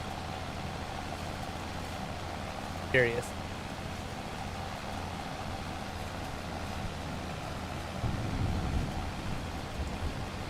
Someone's gonna be from Manitoba watching live stream. You're the one, the problem. You're playing your farm sim and weather and farms, causing us to have tornadoes.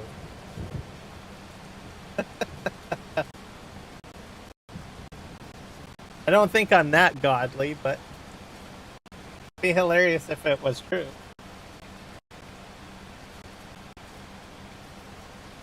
Quick fix, I go in and hit F12 and set it to sunny weather.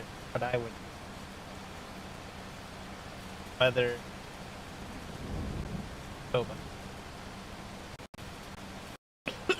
No, it's sunny. Well, it's supposed to be rain. It's a mix that. Currently sunny now, but they had rain, thunder showers, and they had sun. Tuesday is supposed to be cloudy, which isn't uncommon. You got a mix of everything. That can happen if you got the jet stream in your favor. I've lived in Ontario, and look up in the sky, right, and you'll see like clouds just circling around. Literally, they'll be heading east, and then they'll head south, and then they'll go west, and then go north, and then kind of like strictly.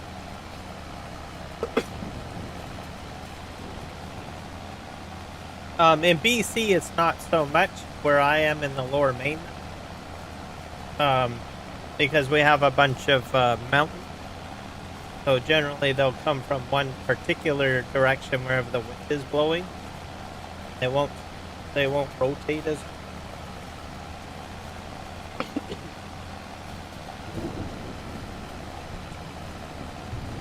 This sort of adds, I guess, a different perspective.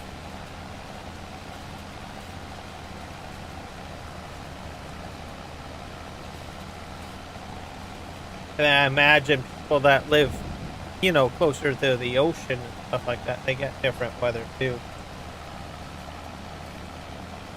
Like, I'm about an hour away from Vancouver, which is a coastal city. The weather is different there, or can change. I think we're drying up. It's trying to stop raining.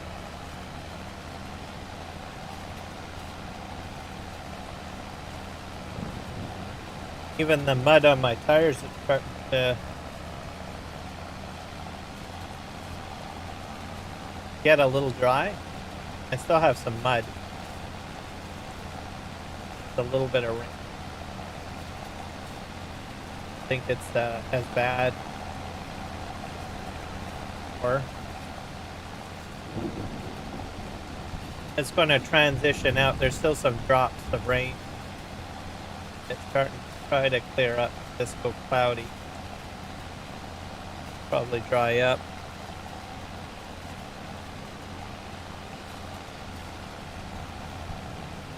Alright, let's spin her.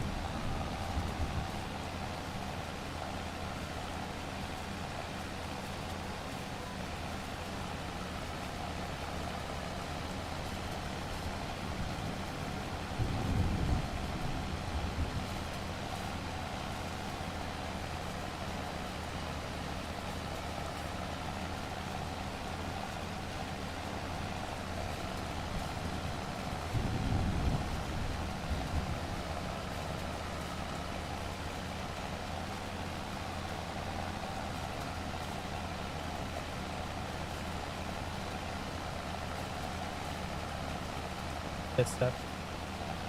Yeah, I should do a headlight.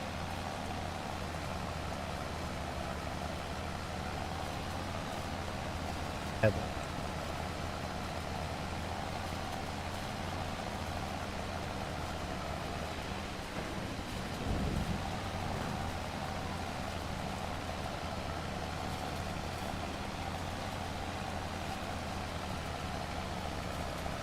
Don't know if I have to do two headlights. Put it.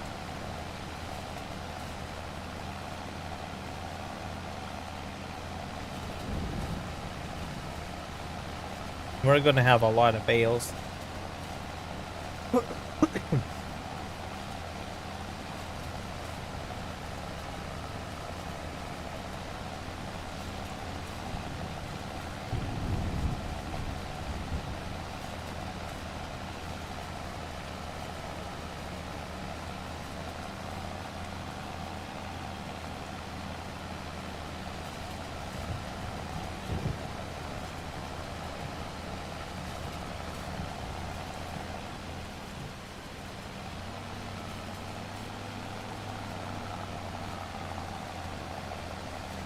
Like Lionel Richie.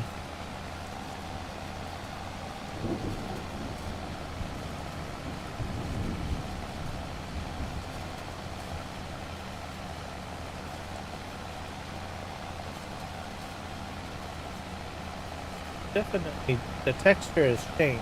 Drier. Not as wet. I like that. That's cool. I think that's the in-game mechanic, though. Nothing with the mud.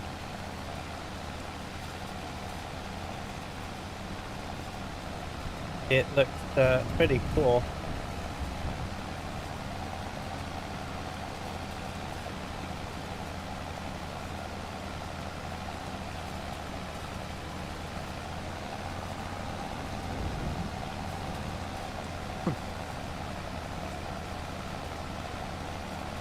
What about the tires?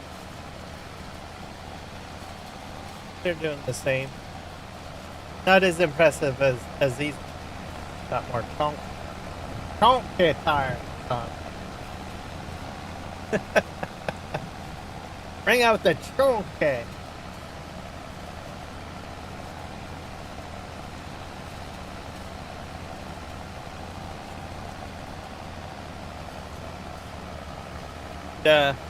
This is kind of my first go at real mud, I think. I don't think I used it in FS25. I did use a real dirt dust mod. That one. But I decided to go this time because I know that they've got like more mud on the tires with FS25. I thought, well, it would look a lot better, not so weird. I think the spray still needs a little work, maybe. I think it's a little bit too particly, but it's not too bad. I think the physics of it going into the ground is a little bit more. Mind you, I think that these tires more and they don't have much of a rut. Probably the only other problem about it. But it's good. Good to the point that I'm okay with it. I can get good gaming satisfaction. So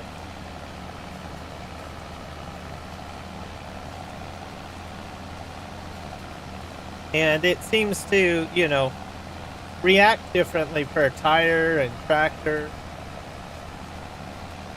I mean, I've got this same tractor stuck in the mud with single tires, but I've got dualies on this guy and just not going super fast, but reasonably fast, surprising.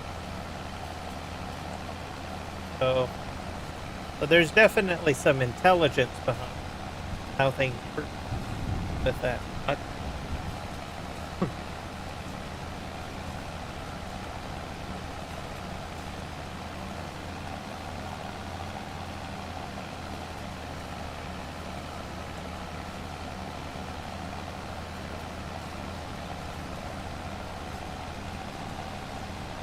I'm going to try to get all of this at least one road, and probably going to go get myself a glass of water. Hydration break, probably. There we go. Road is starting to get dry. Gotta keep hydrated. I need a hydrate button.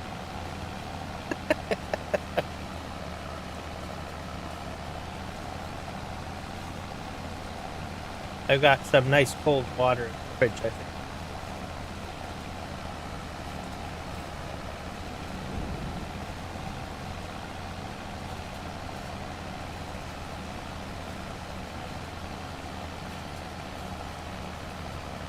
This up. Don't want to run quick.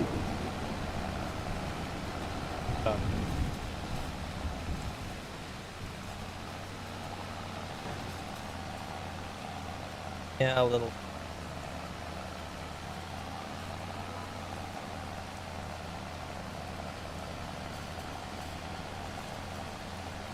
And I think we've got. I guess we got the fueler still working. 4-wheel drive, versatile. Still waiting for that. He's still working on it. I think from what DJ Gomham video had said that I guess his base flooded out. So I guess it's probably Canada. There's a lot of water over it. Really storm, stuff like that. Large dumping or parts of Ontario has gotten some really weather. My sister lives there and extended family. Basements have a tendency to flood.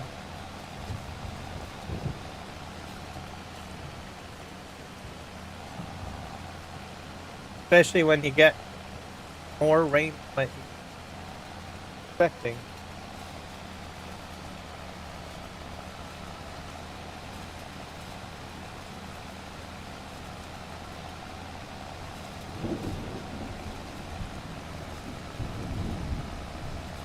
I think a lot with, climate change or whatever you want to call it, I think a lot of different communities, depending on where they are, might have to rethink how they do things, right?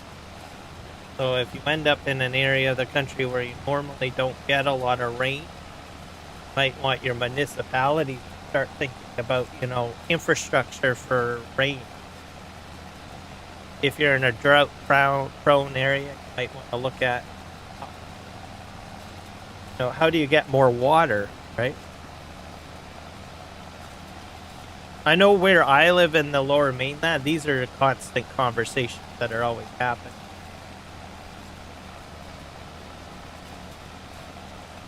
So I've already talked about our irrigation canals and stuff like that, which probably helps out quite a bit when it comes to flooding. So we don't really have to worry too much.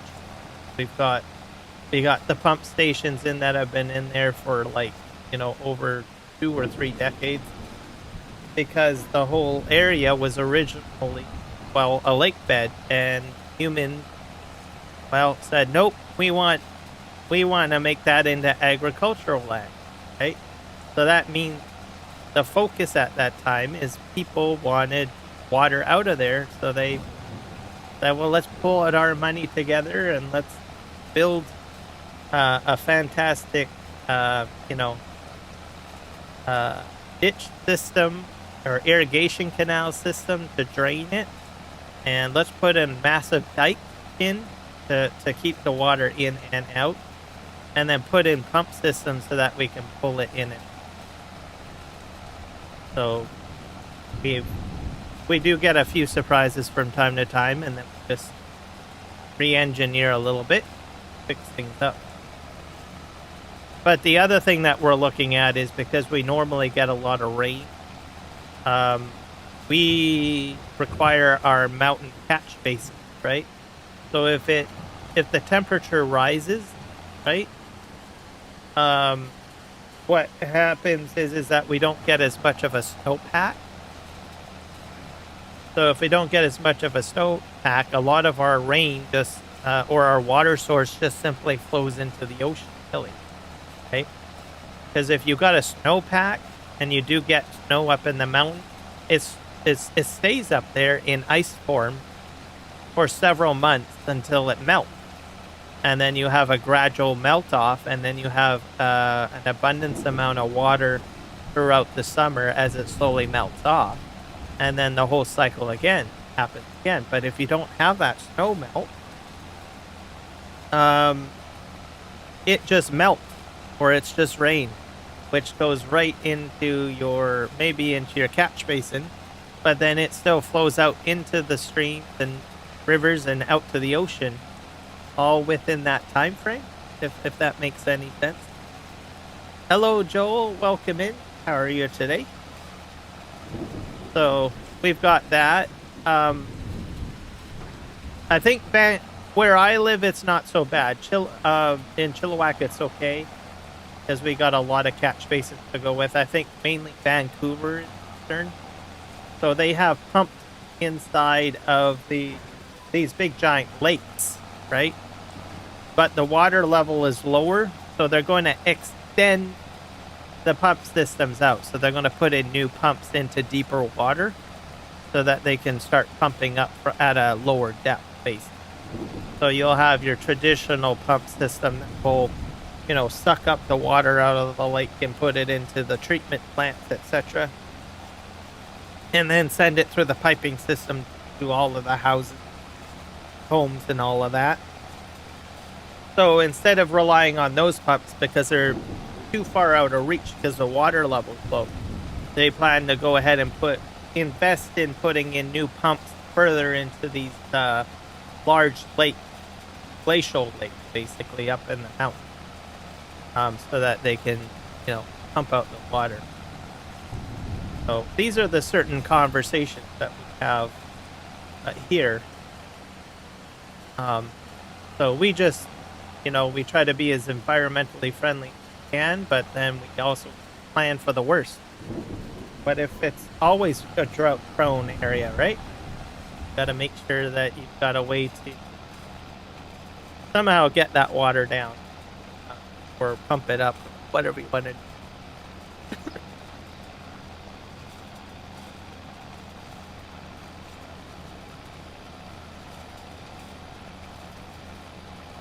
I don't think here in Chilliwack we've got, we do get like water advisories from time to time. They watch usually our catch basin. So we usually get fed water from, the Chilliwack Valley quite a bit. And then we get the Fraser Valley, which comes up from central BC. So we get a lot of water coming from central BC flowing down the Fraser. And we use that water. So whereas Vancouver, they get probably the Fraser, and you can't really use salt water unless you got salination plants like Israel as an example, right? But we're not set up with. I don't think we have salination plants. Canada, just the water that we got available, right?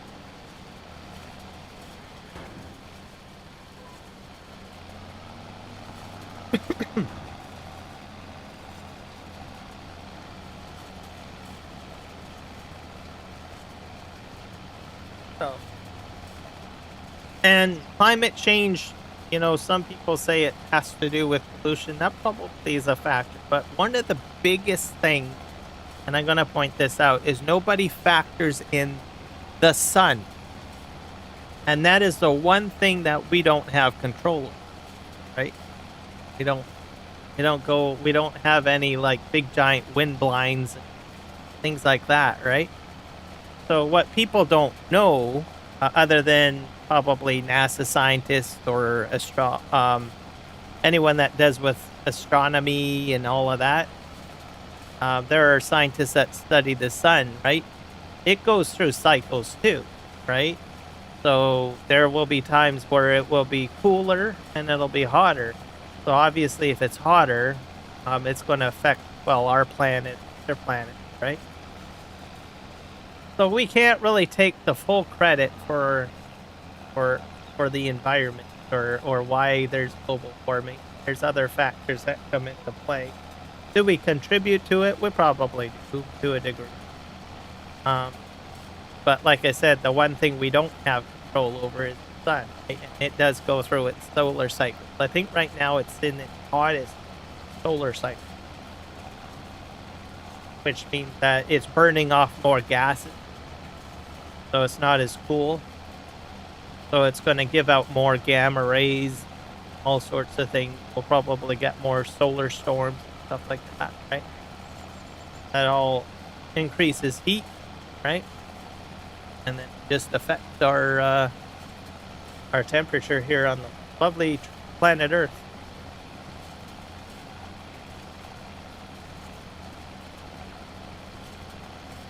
There's some scientists that talk about it, but we don't really see it too much on the news, I guess.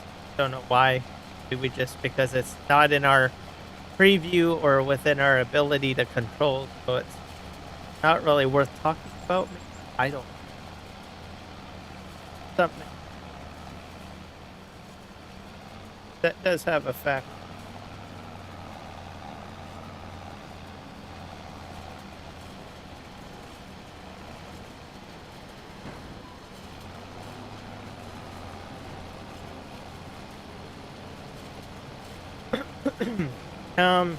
What else? Data centers are another thing too.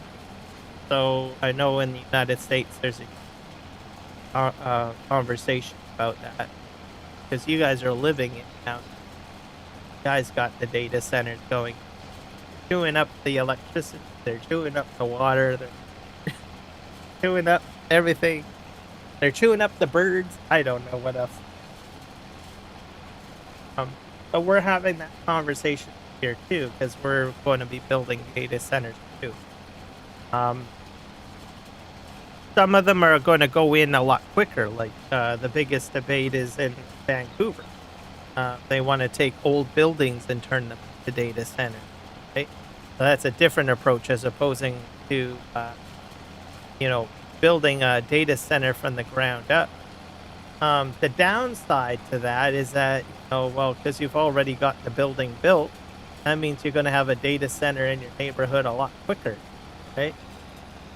So there are people talking. We don't know about this, right? They're also worried about water, right? Got water and electricity once again becoming a factor. Um, there's not a lot of, I don't know, a lot of information shared on the news other than that we get usually the platitude that they are going to be the most environmentally friendly data centers, but they don't explain how. They'll say, well, it'll be less water and less electricity. How is that done? They just make the statement, but they don't explain the mechanics behind it. I imagine the information will eventually. So that's what we're doing, at least in BC. There will be data centers built from the ground up, which I think is what normally happens in the United States, where a company goes in, they get a big, large plot of land, put in all the infrastructure, and put this big, giant building in place, right? So that's happening, which I think is going to be in Alberta, other parts of the. So I guess in British Columbia, you could say we are doing it, but we're doing like building retrofit. So using existing building infrastructure and retrofit.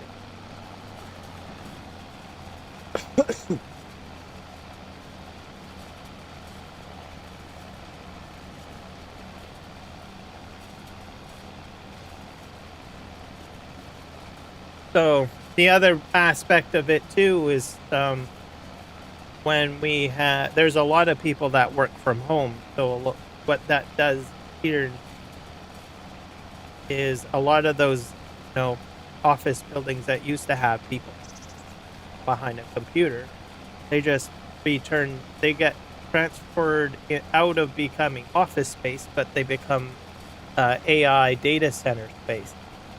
Because we still have a lot of people that still work from home. They don't go with this. Just stay at home. They sign to their computer and just plug away at whatever they work at, whether they're in their call center representative or the tech ticket person, salesperson, banker, whatever you think of it from home. Dispatcher. So there's a lot of people in Canada that still work from home. As a result, those buildings, right, that were run by companies, right, they don't have any butts in the seat. So then it's kind of pointless having all that office space. So logical thing is as well, we could AI data centers, let's turn those office spaces into data centers. So I think that's probably what's going on with most of these retrofits. Some of these large companies had large story offices, like 20 high, just 20 floors or 50 floors or whatever. So instead of having people in there, you just strip out all the seats and put computers in there. Or data center. That's probably what they're doing.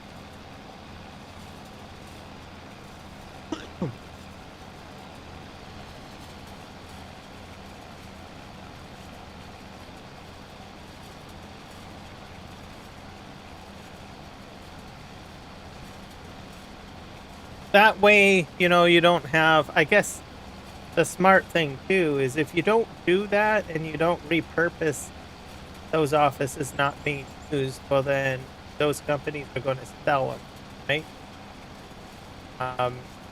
And then you've got some sort of like, I don't know, a business real estate bubble that person.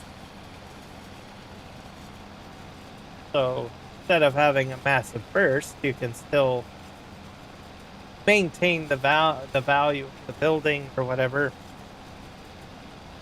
and use it for AI. Probably better. I think we'll go down that. That's what they're probably trying.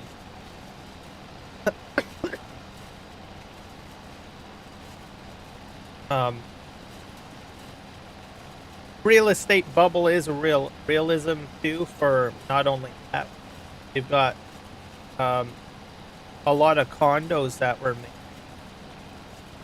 during that time period, right?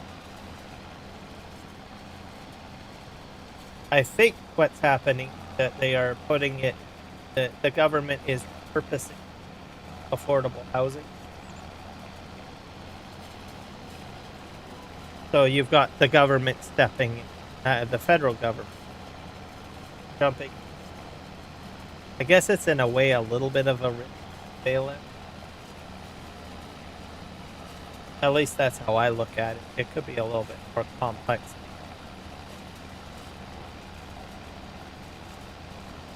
But I think that helps because it cools the market down. Obviously, whoever the engineer is or whoever the developer is, obviously probably not going to get as much money for their build. But the benefit is it'll cool down things a little bit.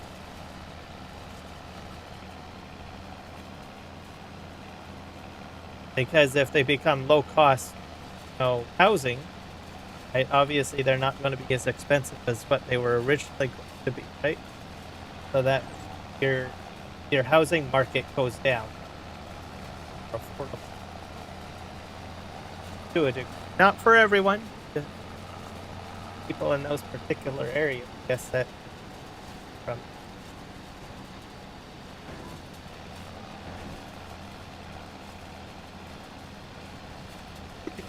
And it's a little bit more of a, I guess, kind of a control reduction, right? Because if you just say, well, sorry, Mr. Guy that builds buildings, here, you're out billions of dollars. Not helping you out, right? That leads them in ways they don't go up and go bankrupt.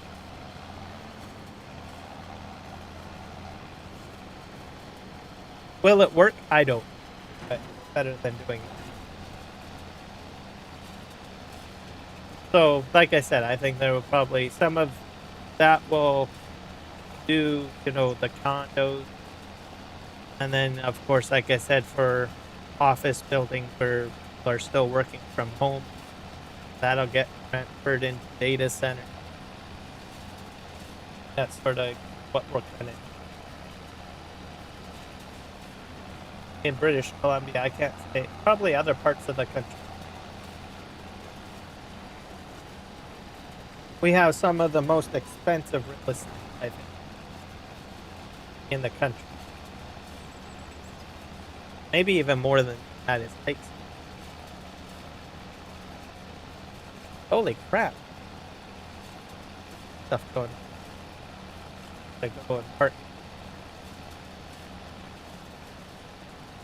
Oh my god, what happened? Eric, is that you? Holy crap, thank you so much, sir, for the memberships. Another 10 memberships. Wowzers. And everybody, you guys gotta go visit his channel. Gotta go hit him up with some likes and subscribes, all of that good stuff. And he's like my top membership dude here. Literally. I don't even know how many memberships I've gotten. I'll have to. I'm gonna post. I'll do a public post later on. The grand total of memberships. But welcome in and congratulations, and y'all can thank Eric the Crazy Viking. He deserves like millions and millions, millions of thanks.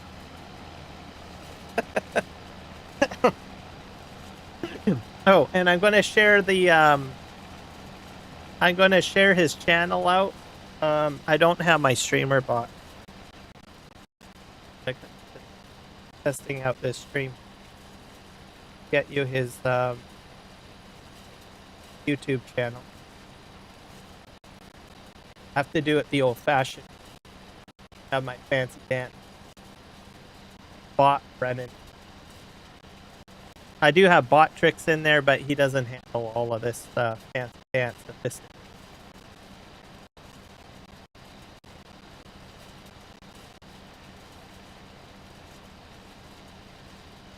And he is going live at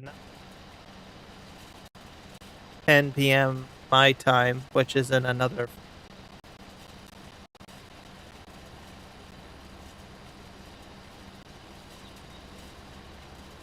You know what? Actually, I'm just going to throw the link to his.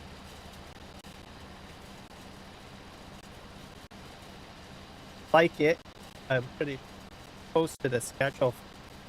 It's a giveaway too, by the way. You definitely want to go to this live stream. It's doing like it's giveaway Tuesday, July 7th. 6 a.m. time. I don't know what that stands for. But it's in another 4 hours. Or 3 hours. 3 hours. Live in 2 hours. 2 hours. Getting all sorts of factual information thrown by you. Likes doing that. But yeah, you definitely want to go to this stream. Start.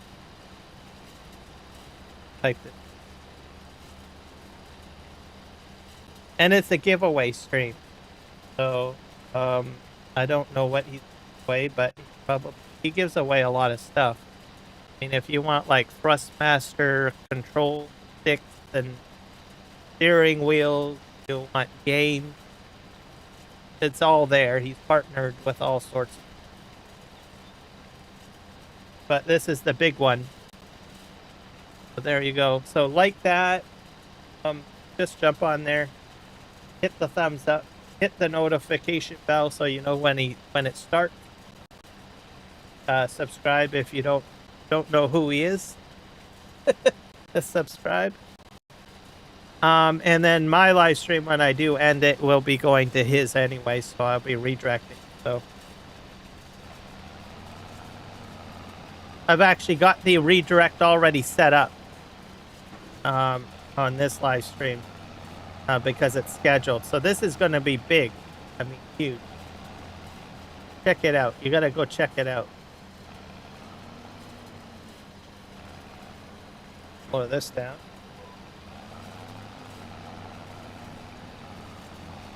And like I said, he's like, I don't know how many memberships he's gifted on my channel this week. It's like well over, I think it's like well over 50, I think, which is impressive.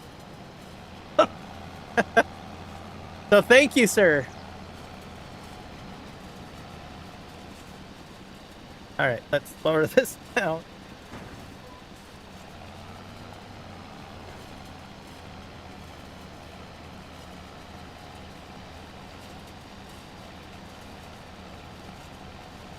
So, you're from Norway, right, Eric?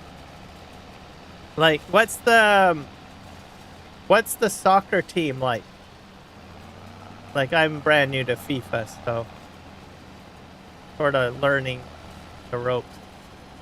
You watch a lot of FIFA? Might not be a real soccer person or a sports person. I never was really a sports person myself. But I don't know. When you start getting stuff like this going on, kind of like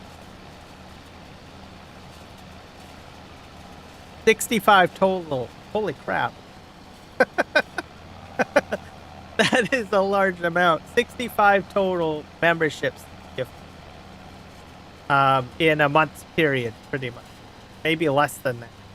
I'll say a month-ish. Probably less. So if you've gotten a membership from him, he's probably the guy you need to go and thank. That's what I gotta say. And it's the most amount of memberships I think I've ever had, to tell you the truth. So, I've had a few here and there, but definitely less than like 15, I guess.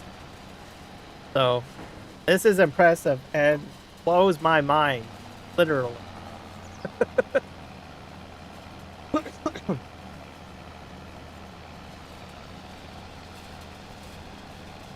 Also, what are you giving away?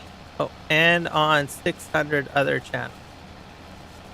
Oh, and 600 other channels. So he majorly. So it's not only is he helping my channel, he's helping out all sorts of channels. So it's like, well, we're in July. He's like Santa Claus, pretty much, right? To the wonderful YouTube people. It's Christmas in July. What can I say, right? If you're looking for Santa Claus, there he is. There, the crazy Viking. It doesn't get any better than that.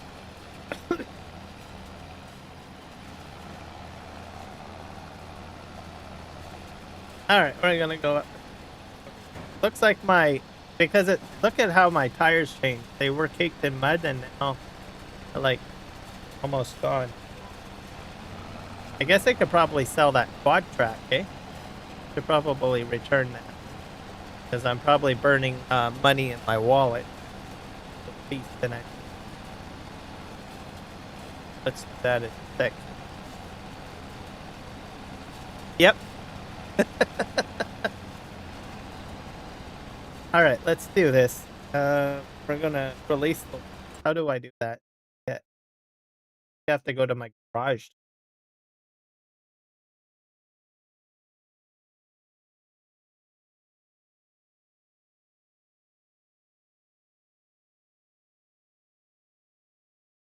Oh, and while you're over on Eric's channel, be sure to check his short feed. He's got like all sorts of music too. Might want to check that out. He does a lot of music generation. Really good songs. To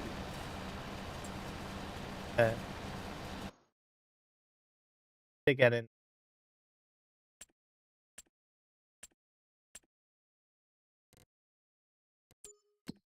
Yeah, here we go. Leasing. Here we go. 17,000. But we're going to return that.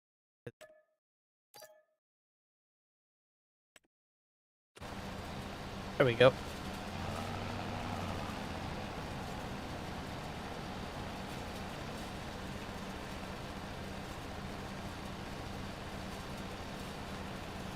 So the giveaway is for the top 10 point holders. Gotcha. And first prize is Thrustmaster wheel and dual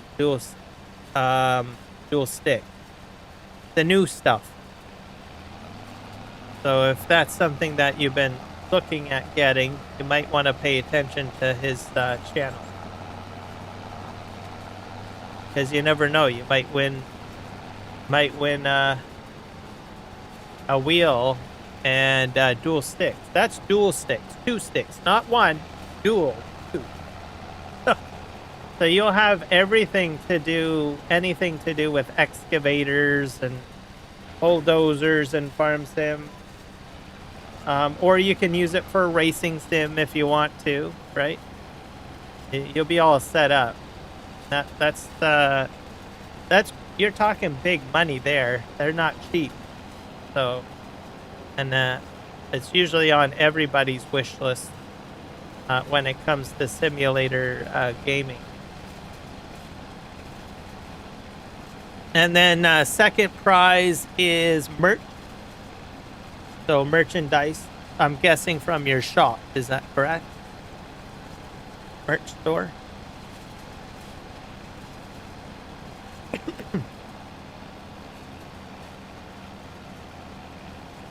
So you'll be able to do merch that you'll have available.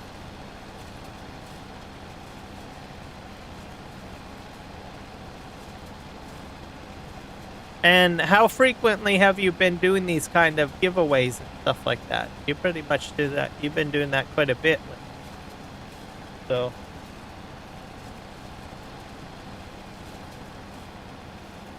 that's why I say, you know, check out his stream. This one's the big one, so everybody should check it out, hang out, all that good stuff.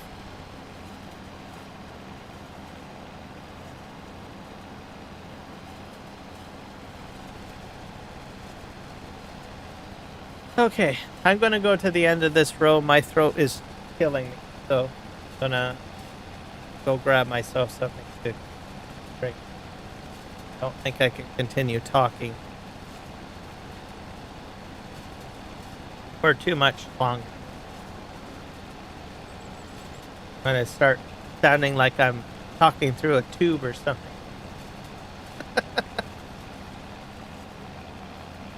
Or I've got a bad cold or whatever. 3 times a year? Gotcha. So there you go. You do, I think you do it around Christmas time too, don't you? I think that's what you did last year. Take it. Okay, I'm going to be right back. I'm just going to mute my mic. And I will be right back.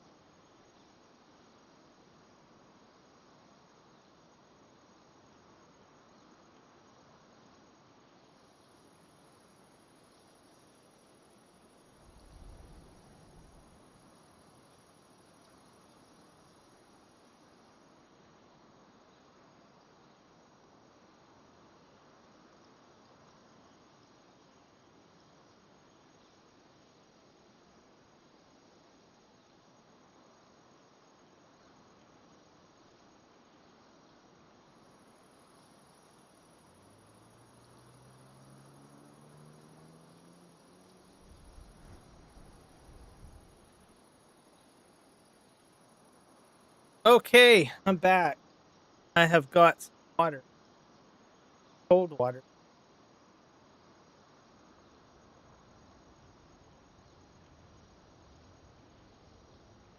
See.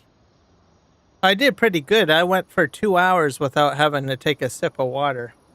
Doing a lot of talking. So, claps for me. All right. We got more prizes too. Third is a free copy of Farming Simulator 25 with 1 year and 2-year pass. That means you get the full DLCs.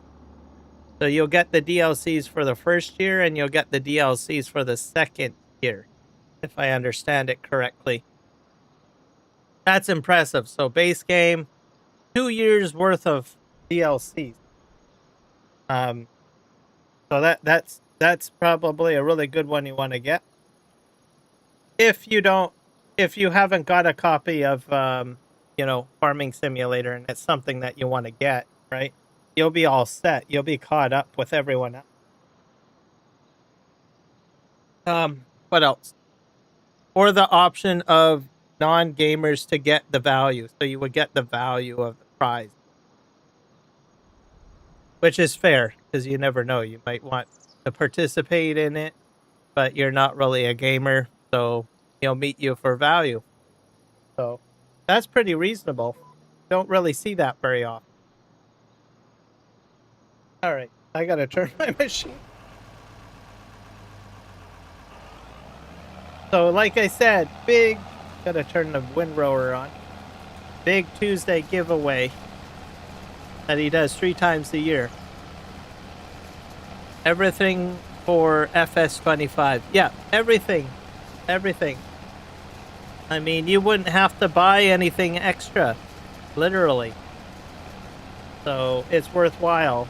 So if you don't have the game and you want the game, you're gonna be all set. You're gonna have it all there.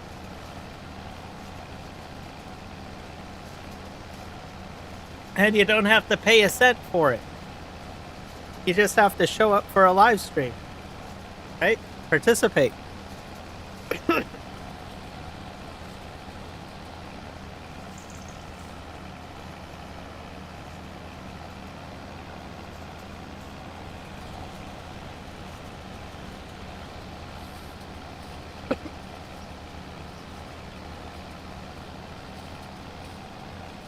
So.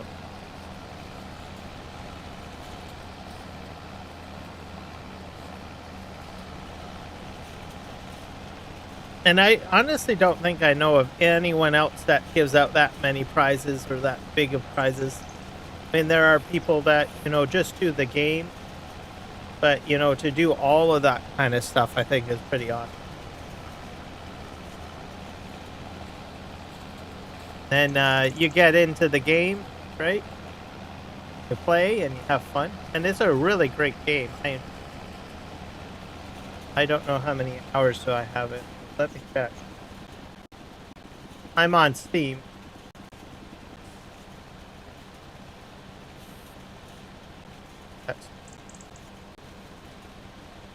So I got about 1,000 hours, so.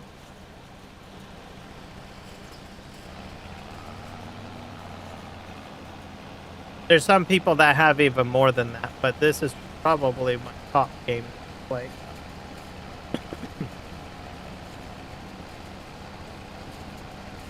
Oh, getting warm in here. 28 degrees. We went up another degree. It's 6:32. We probably won't start seeing it cool down for at least another 2 hours, or an hour. Probably 2 hours.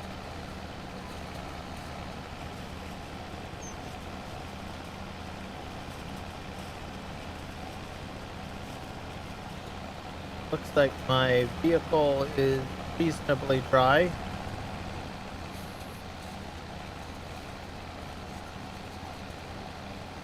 After today, all points will be reset. Everyone can start building up their points for the next one. Okay. And then just share, what does the point system do? Or how does that work? Or how do you get points? Just in case people are wondering.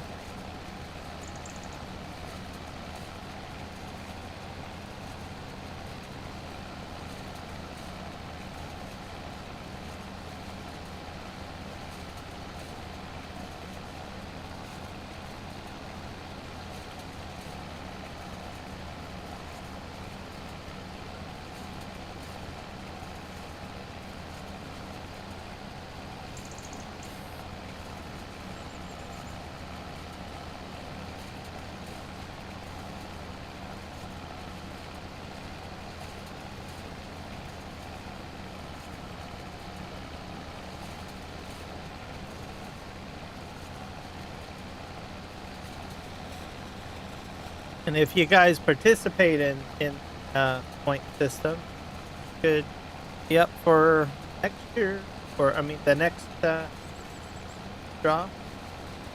does like 3 a year.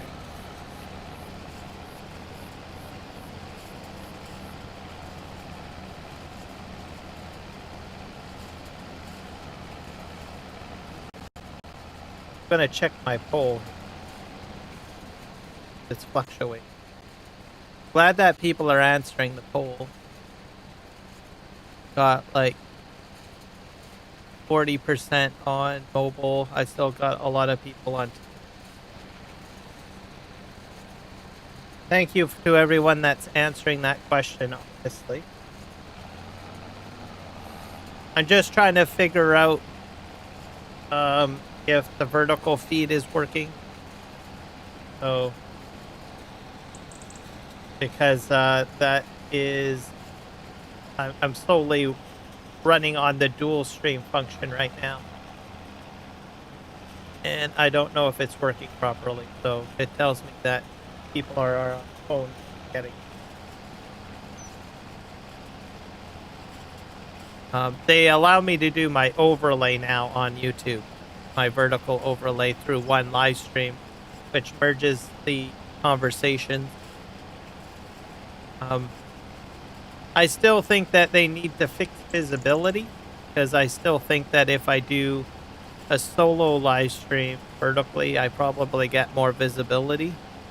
I don't know. I had some hiccups earlier at the beginning where my I had massive frame drops.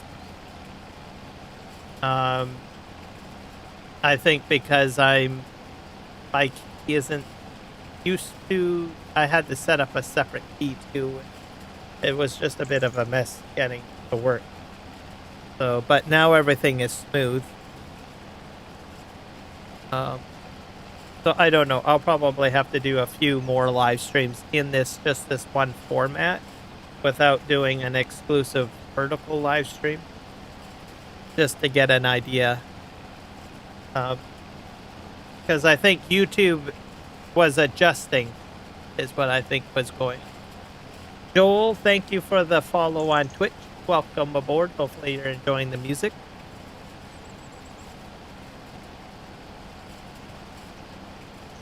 That's another thing. If you're on YouTube and if you don't want to just hear me just yammering on, but you would like to have a little bit of music, you can join me over on Twitch as well.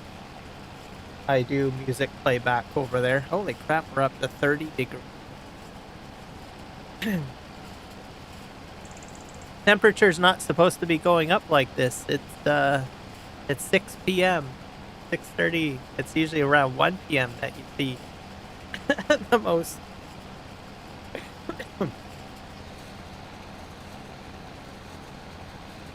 And for anyone that's new to the channel, traditionally, originally had music playing on YouTube.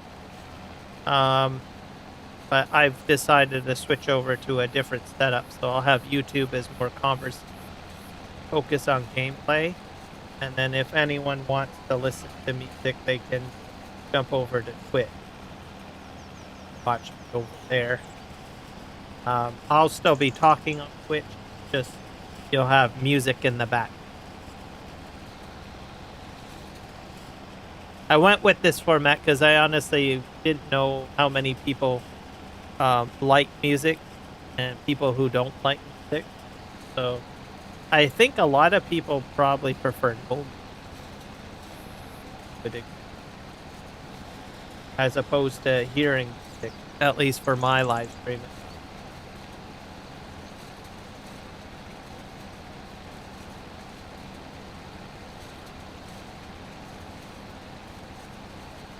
That way I can service two different preferences, I guess, at the same time.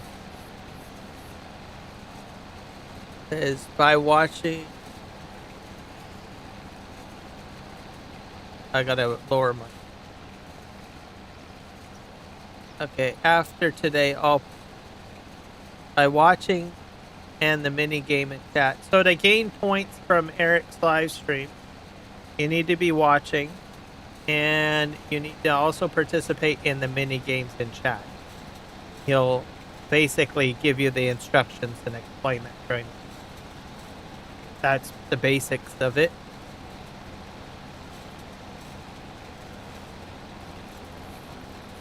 Yeah, skinny, narrow. You're talking about the vertical versus the. Yeah. I always encourage people that are on PC or they watch on their TV, just watch the full large one. But I do realize that there are people that just exclusively watch on phone. Maybe they don't have a TV or they don't have, I don't know, a computer, or maybe they're on their lunch break and they've just got their phone. I used to do that a lot. I would watch streams on my phone, like on a break or a lunch break. So I understand that. There's a lot of people too that just watch on their phone.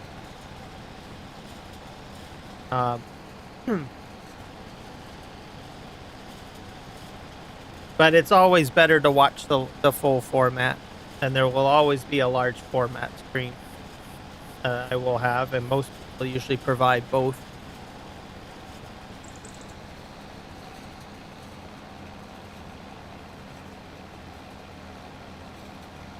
But we'll try out this new YouTube function here.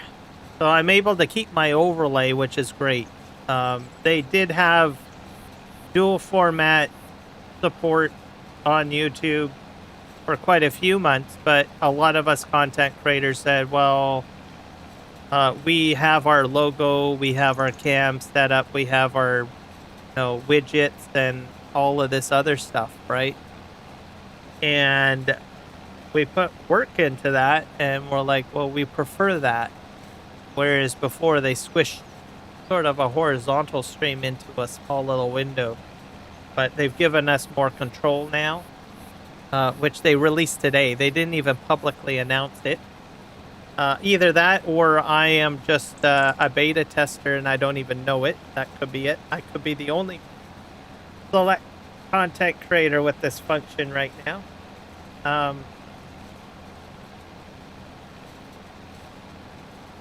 And there was a few other back-end stuff that I think they've done within the last 24 hours that I don't really know about. Tomorrow is Tuesday. They'll probably have a video about it if they, as YouTube usually has their announcement day on Tuesdays. If it's Tuesday, it's Tuesday with YouTube. I don't know if they use that slogan anymore, because that's what they used to do, at least last year. They've got a new guy doing all the news, but they had a lady, a girl, I forget her name. And she say, if it's Tuesday, it's Tuesday.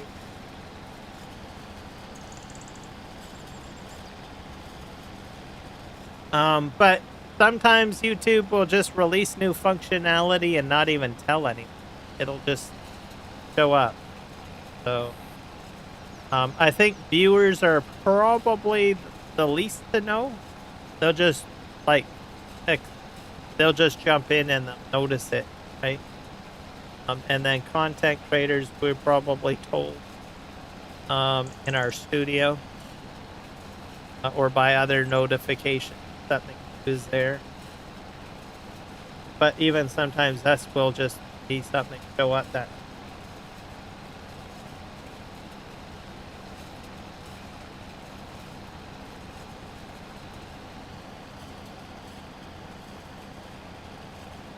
I almost have this field done, guys. Or road. Can start baling.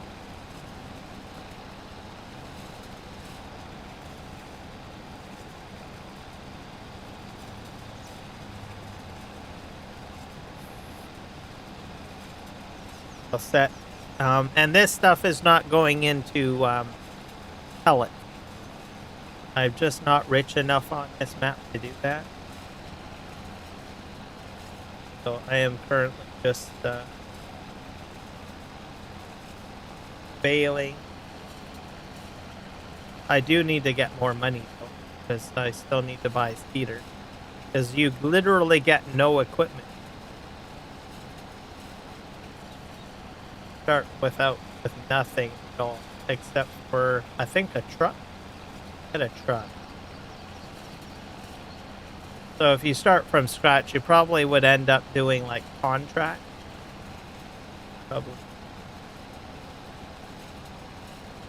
Lease the equipment.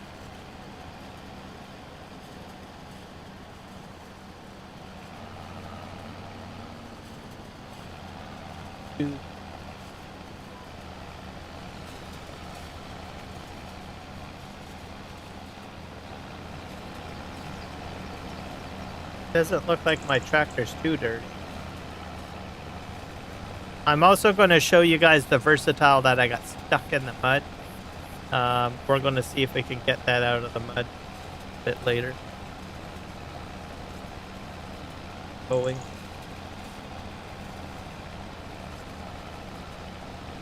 Because once it dries up like it is now, you'll be able to move equipment.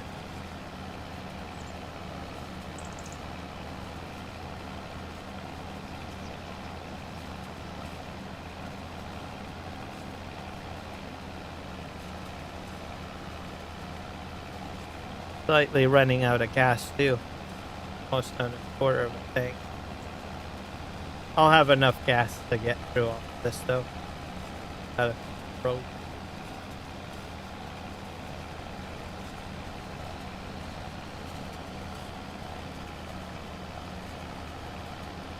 I'm hoping that I can get like a cheap direct drill and just plant. Planter. I think it's going to have to be a planter because I want to do lavender.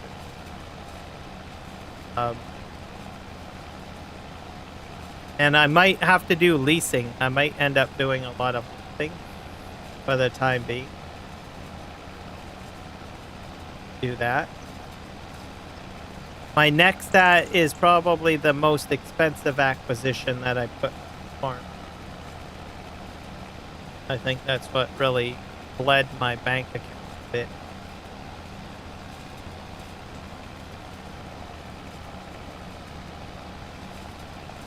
So I'll probably end up doing leasing stuff. Unless I can find something that's like cheap, like if it's on for sale. Or if I can afford it, the back.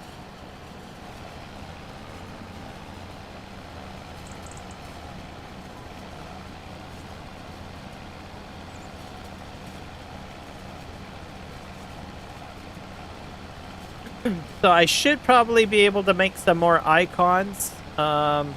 If you are a member, you can use the new icons. I have a whole whack of them.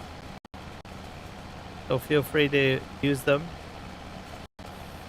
Pop them into the chat. Eric does it a lot. Puts them in there. There you go. The icons. As I get more memberships, what that does for me is it allows me to put more icons in.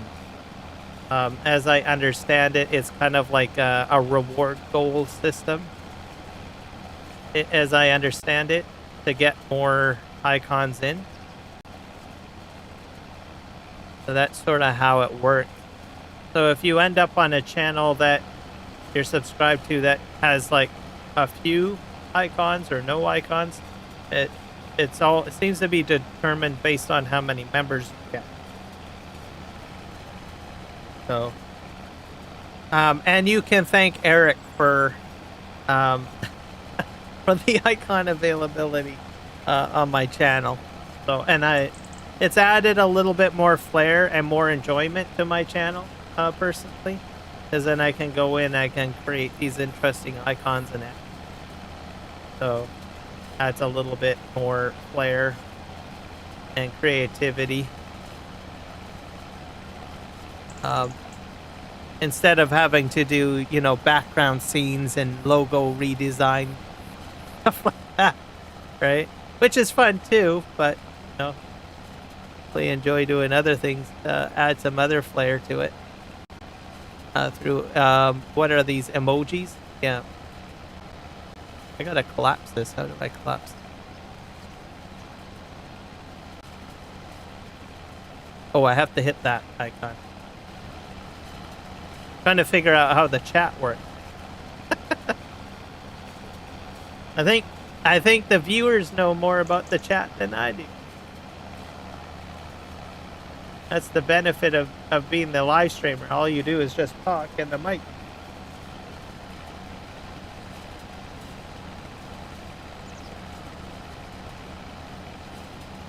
All right, I am glad that I'm finally getting this bloody field finished, because this is 3 live streams doing kind of like hay work,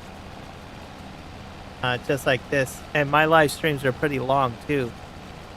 Usually go for like sometimes 5 hours, 8 hours, depending how I feel in the mood and how late, that stuff. So I really want to do something different other than just hay work. Or sorry, straw work. My first live streams were harvesting. I'm definitely going to be using some Courseplay, I think, on this map. But since I've only got one piece of equipment, right, for each thing, like I think I got 2 tractors and 2 windrowers now. So I could probably do that as a dual setup.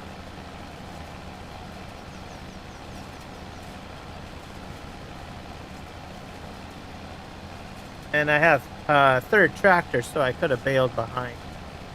I'll have to look that up. Mind you, I'm doing lavender, so I don't know if I'm going to have... I'm probably not going to have straw left behind, because that is going to be using a forage harvester. And I don't know if I'll be able to forward it. Probably going to be said earlier.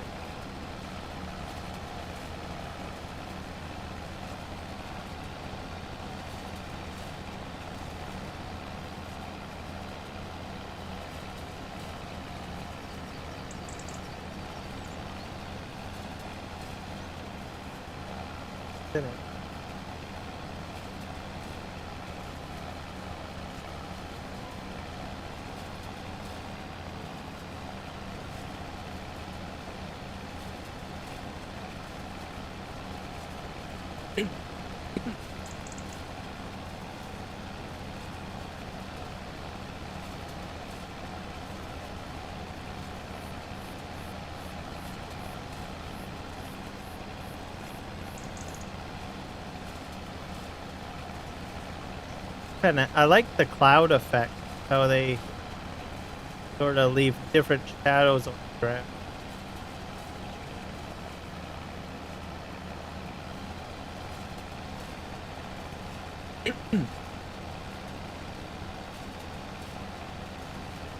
I don't know if I want to just finish up this one side. Do I want to go straight across? See how this works out.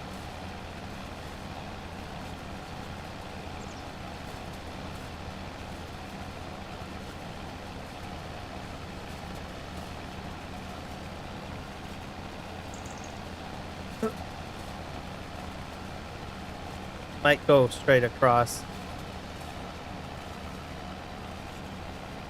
Yeah, I'll come back over here momentarily. Oh, we're stopping. Oh.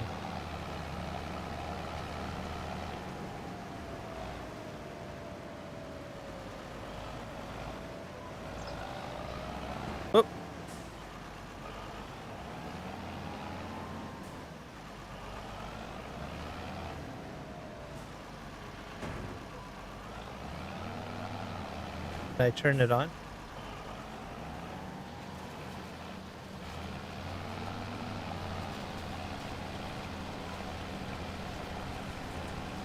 Let's see. Western Australia will be returning to on Thursday, just to let folks know. We will be doing harvesting on that map. So that'll be the main focus. And we'll be doing some straw pellets over there. I'm a little bit more advanced over there, so you guys can look forward to that.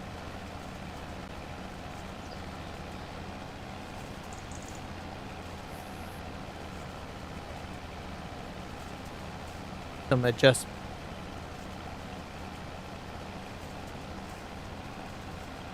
Get to the. Just wait till I go down.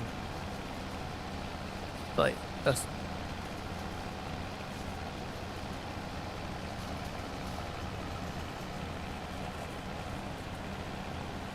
Adjust my membership list here because it's 65 and not 50 more,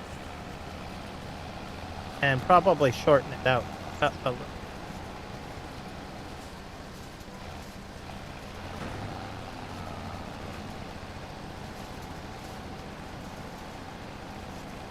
Make some change.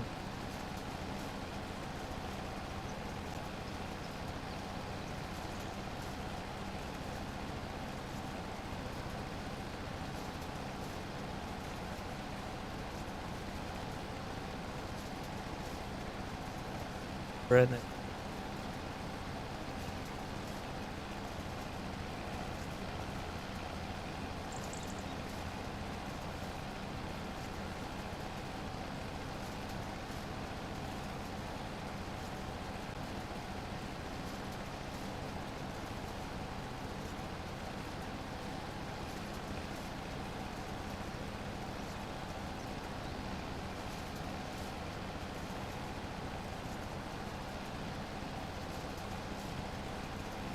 Should be better. That's it. Okay. There we go. All right. Got updated. Added the 65 number.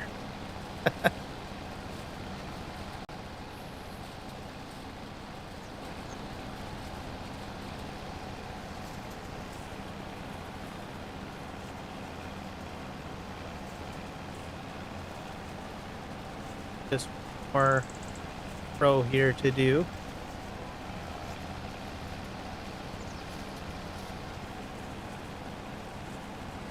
And I think I'll probably switch out tractors because this guy's starting to run out of fuel. I'm down to, well, I got 1/3 left. That's still a fair amount of fuel, but I don't want to get to the point where I'm like desperate and I've got other tractors that have larger fuel tanks or more fuel in their tank than this one. And they can handle this work. That's just generally how, when I start things out, I usually do that. I'll just swap out the tractor for different tasks. Eventually I get to the point where I'm making enough on the farm that it doesn't matter, and I'll just start filling up the tank right away after each use.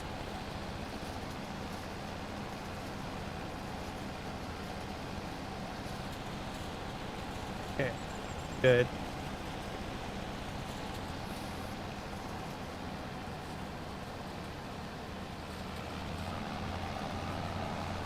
Better.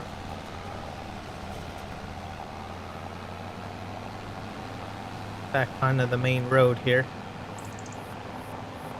That's the other thing that I like, that it's got like this little divot.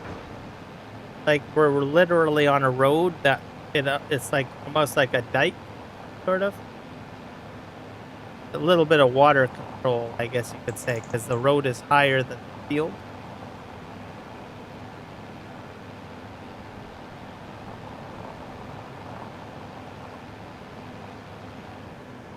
Here.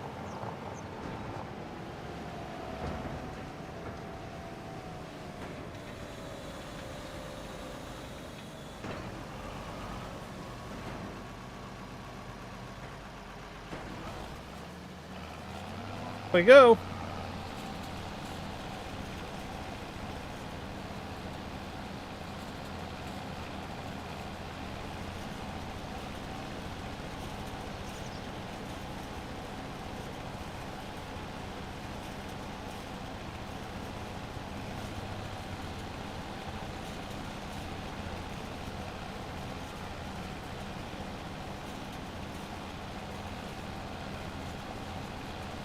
And I'm hoping that custom modding will have their versatile tractor out soon.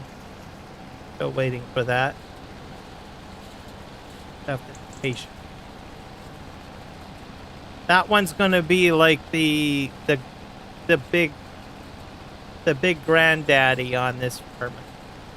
So that thing's gonna do the dozer blade. It's gonna do, I think, the Kawako tanks, I think it is, or some sort of tank. Fertilizer tanks, anyway. The side. So I was actually I was astonished to hear that he was putting like doing a versatile brand track to hold those tanks. And then what is it? Is it the dozer blade? So he's got 3 tractors. He's got what? He does a John Deere variation and a Case variation. Now a versatile variation. So just gotta wait till it's released. I think it's at the point where it's like trying to go through the motions of getting onto the mod hub is what I think is happening. Wait.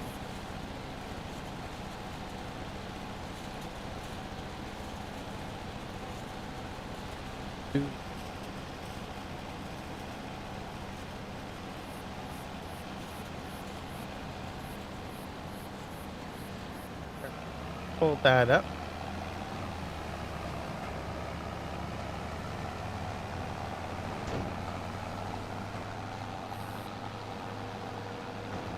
We're done, folks. Well, at least windrowing. Thank God.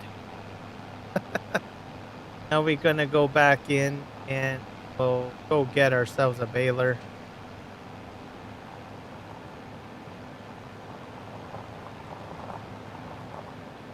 So we got a little bit of dust. The dust will probably increase based on your machine or how well the soil dries out. Probably still a little bit wet, I think. I've got a versatile tractor stuck out there, so we'll go check that out and get this guy back to the farm. Start baling.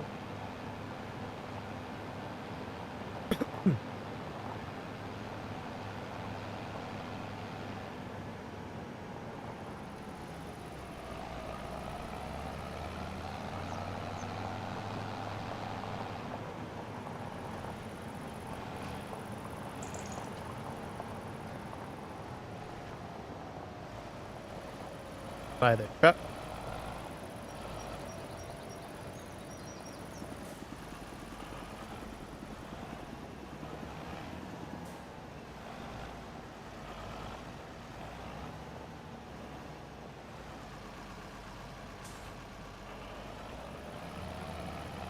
Right, this one here. This is going to be my parking spot area, I guess. Because as you know, the main area is kind of a little bit tight. Hills are falling.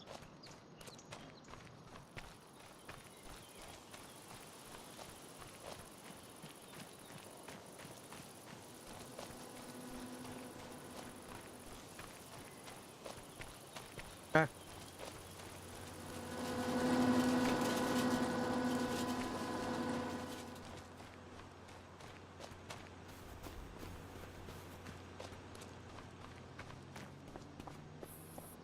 So my main buildings are all right here. Like I said, I put this down, but I can't make any pellets.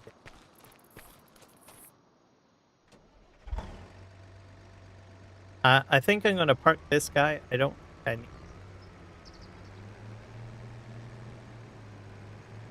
filled up.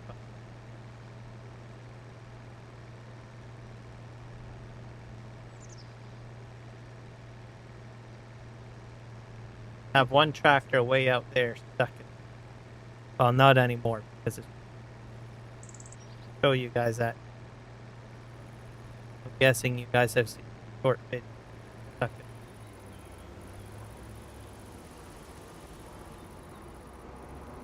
Show you guys once it stops raining and it dries up, you drive it like. I might go back to this tractor depending how much fuel it.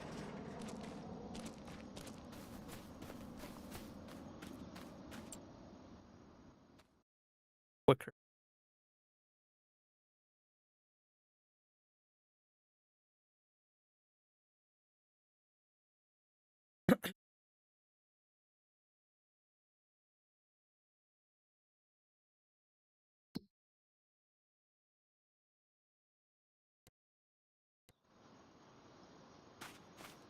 Here we are. Gas. Oh, I've got over a half a tank. There we go. It's like normal.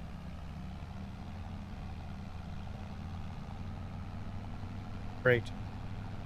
Probably do baling. I got a couple of over here, but I think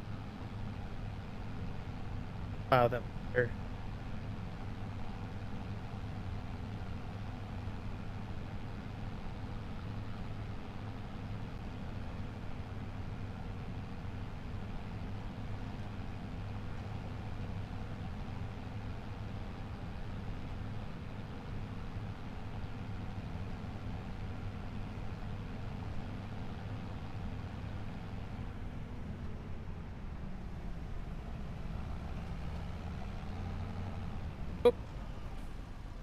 Crash. Sure. Prelim's a problem. I've hit that tree a few times.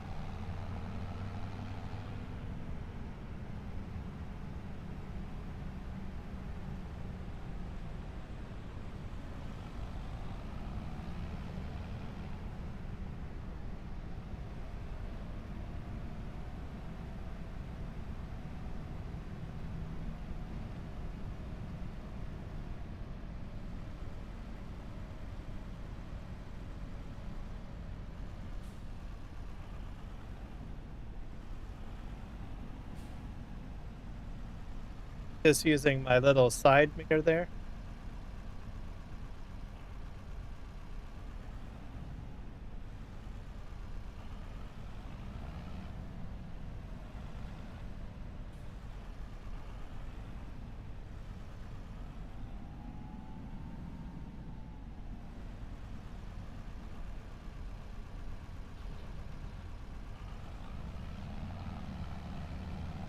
Scaling fine.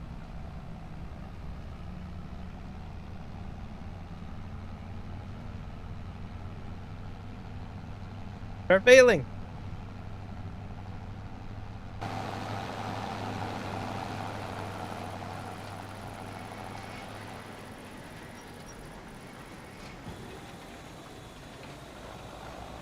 They're pretty fast. Usually use the round baler, but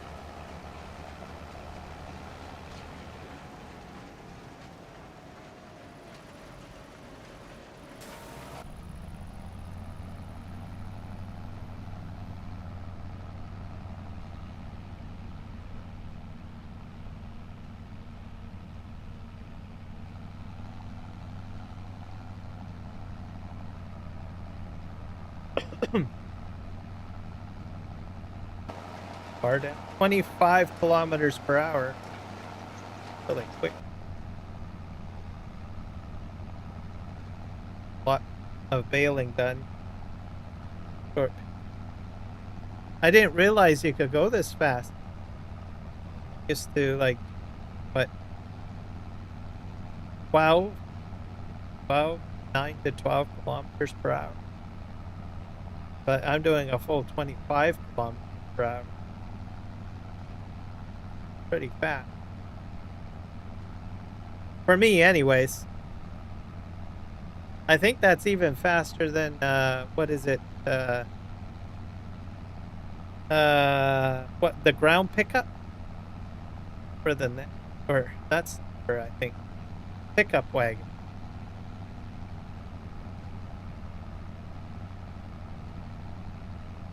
I think this is faster than I can go this quick with pickup wagon.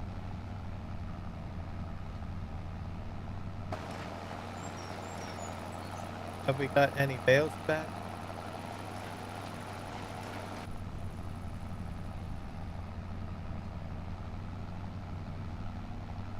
So I'm impressed. I didn't know this. I didn't even use this baler in 22 or 19 with the straw harvest. I don't know if it was this quick in there. I was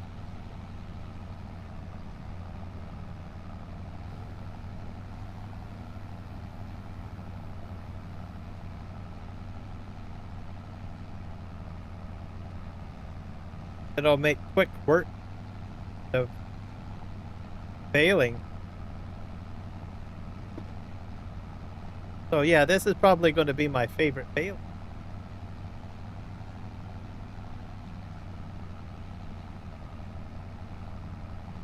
Primo still goes fairly slow though. Maybe that's why the baler is quicker. Because you think of it this way, bale quick. I don't know, load them up and take them to the warehouse and put them in the dried. Palletize it.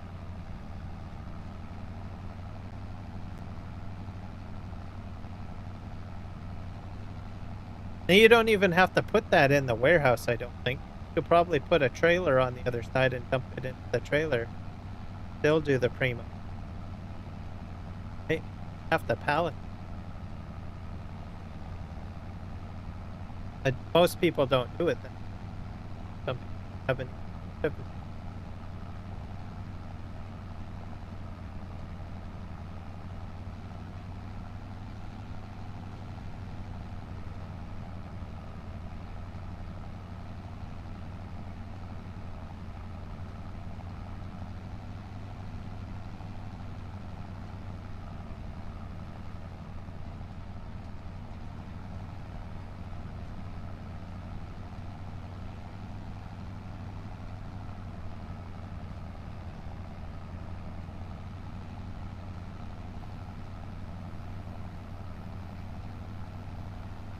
You had like universal auto load, so easy to load up the bales because there's small bundles of here.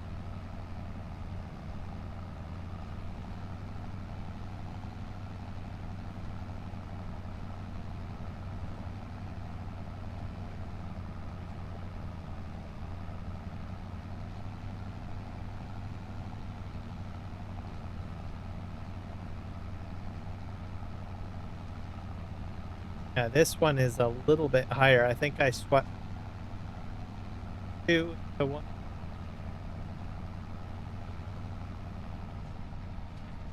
Just sucking it up pretty good. God.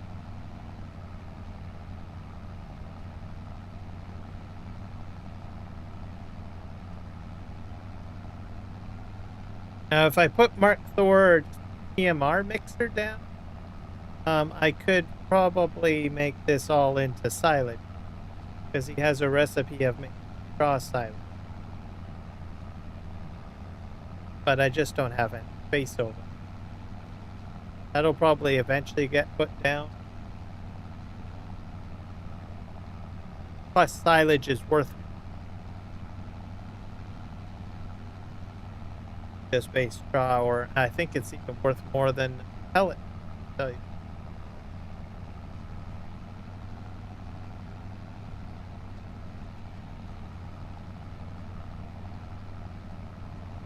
A bit of better.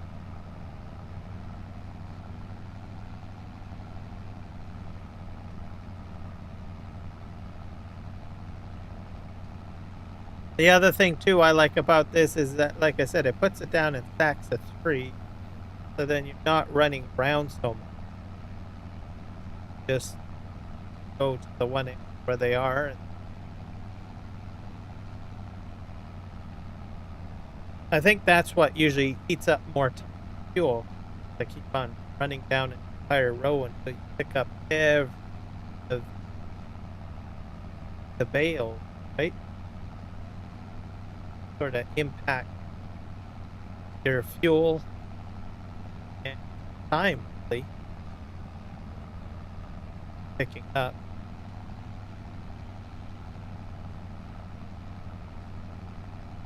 Like you could pretty much zigzag a bit.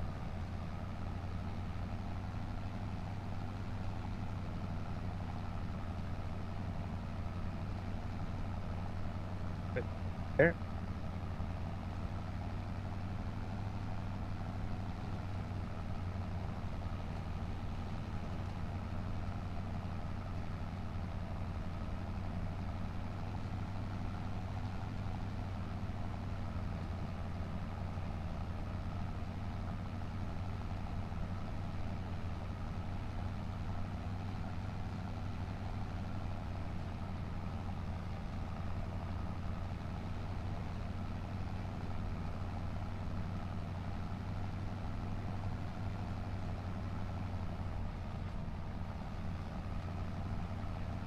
This will still probably take me a while to do, but I don't think it'll take as the other path. Like my windrower doesn't allow me to go this quick. And I'm using not a modded base. Imagine there are problems.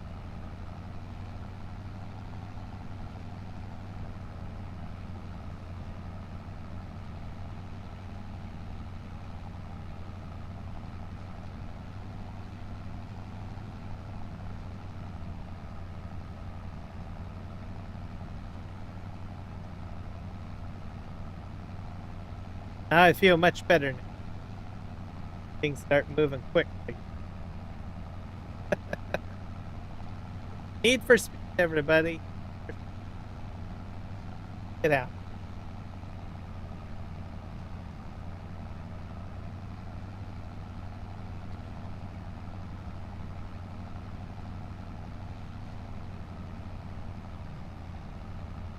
So I think, see, some of my shows that I'm running out of, I think Dutton Ranch, I think, is going to have one more episode. So I enjoy the Yellowstone. So I guess I'm going to be out that for a while. I guess because U.S. Marshals has ended its season just right when Dutton started. Dutton Ranch is episode. I don't know, nothing else coming out for a while, unless he has that show, the 3/6s coming. 3/6s Ranch next. That's gonna come out. They had that Taylor Sheridan, the writer and director, whatever, for the Yellowstone series, all of that kind of saga, right? And the Madison itself. And I don't. He did have plans to 3/6 plant, I think, or force something with just numbers. Anyways, I don't know when that's coming out. If that's coming right after this show is done in season. So I was kind of hoping that he would have something like back to back to back. Get usually a little annoyed when I have to wait like an entire year or something to come out. So, but that goes with other shows too that I like to watch because I'm Star Trek. You have to wait. Oh, you hit episode 10. Gosh darn it. Gotta wait an entire year till they start playing your favorite show again. Then you forget what you watched. That kind of binge watch the last couple episodes or the entire season or whatever. The other show of his that I like is Landman. So it went like Landman, then the Madison, then it went into U.S. Marshals, and it done. So most of the year was covered by Taylor Sheridan. Watch, I guess. But I don't think he's got anything else coming in the next few weeks. This is on Paramount Plus. Watch those shows. And I don't think we got anything for Star Trek yet. I was hoping for Stargate. They had things on the go for like Stargate. But then I guess MGM said, no, I'm going to do it. So they're out and about trying to reboot it, right? Because the actors want to do the work, right?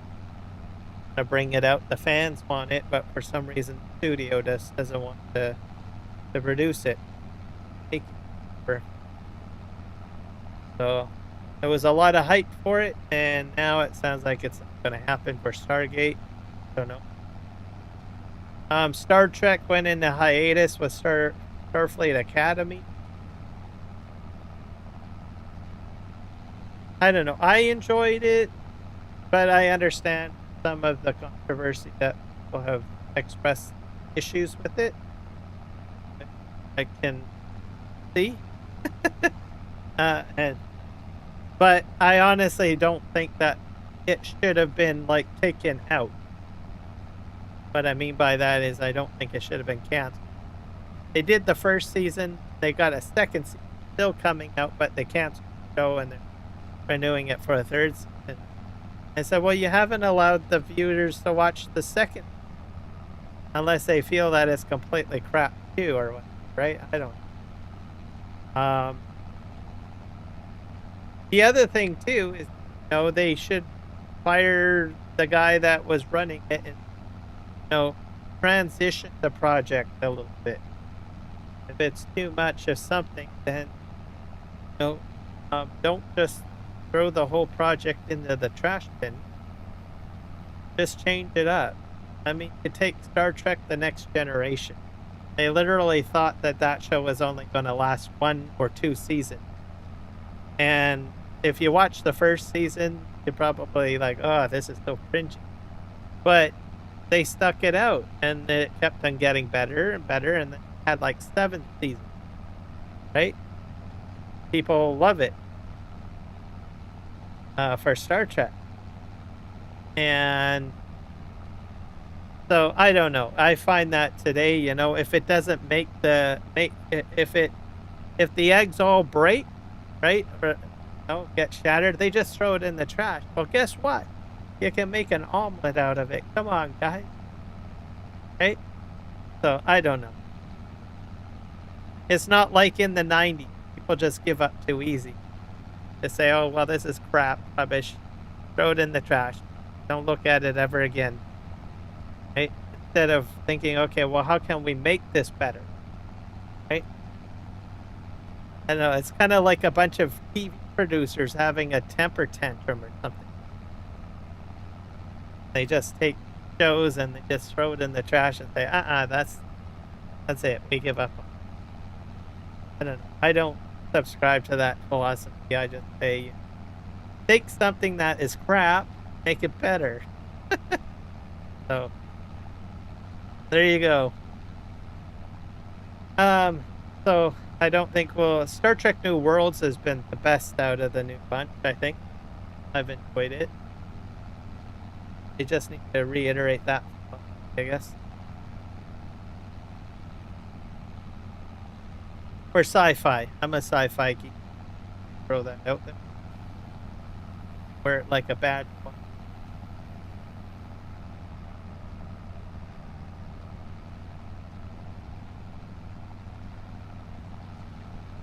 And then I feel sorry for Michael J. Straczynski, the man that gave us Babylon 5. Been trying to reboot the series. No one has been garnered it yet. Gotten so close, but the problem is studios keep on getting bought out. Right? They merge here, they merge there, and just throw. What happens? They take a look at the projects, decide, oh well, get rid of some of this, right? Fortunately for him, just seems to be on the back burner a bit. I don't think we'll see another Babylon 5 reboot thing. Or revival. The original actors, most of them have already passed away. There's like, I think, 1 or 2 left out of the original group. So, what I think would end up happening if they did reboot it, some of the ones that are still left alive, they would probably bring them back in as different characters, right? Because I think, the original fandom would appreciate that. And then they would bring in new actors to play the roles, change up the story, stuff. Similar to Battlestar Galactica. I watched a few episodes of the original Battlestar Galactica. I probably should watch the whole entire bit. Because it's available, I can watch it. But I have watched the new Battlestar Galactica, which was released 2003 or 4, a little earlier than the late. But it was really good. I think they do want to do another but that's another project that's kind of surprisingly, Dune is what's really getting the focus right. Got the Dune movies, which I think is respectable, right? Frank Herbert is the guy that invented sci-fi. Star Wars is kind of like, I don't know, kind of finding its footing right now. Did a bunch of, mini series and stuff. They got that Grogu movie out. I still haven't. Not really big on going to the cinema. I have gone a few times, but nobody goes. You go in there and you're like in a auditorium with maybe a handful of other people, right? So the nostalgia is gone. Nobody likes going. I mean, the stereotype of cinema food has always been that it's too expensive, which never has changed. But people just don't want to go out to this. So I don't know what they're going to do there, since you've got stuff coming out on streaming service. More focused on that. Not interested in the box office.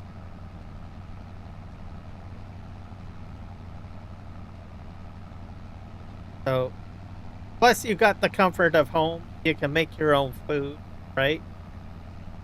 You don't have to deal with all of the annoyances that you would normally get from cinema. So I can understand why some people gravitate that way. I think the only thing that they can capitalize is on those people that like the traditional date night approach, right? Where you go out on a date, you go to the movies, girl or partner, bag of popcorn, chocolate, whatever, right? So, way of doing that. I don't know if that's a thing anymore. Definitely was for my day. Maybe I'm the last generation. But if people still go out on dates like that anymore. I think people do go out on dates, but probably not that fashion tradition. they do that. Some probably more focus on special occasions, probably Valentine's Day or first stuff like.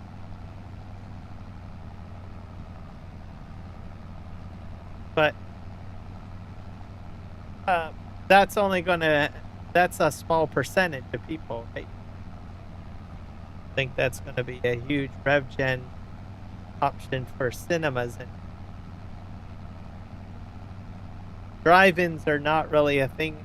I think the car driving goes like because they just saw the trend, right? No one's interested in going to a drive-in for it. But like I said, even the big cineplexes are being affected.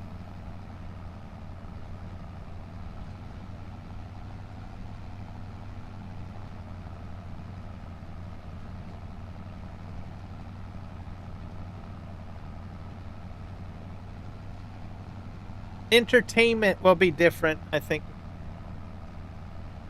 Hard to see where it will go.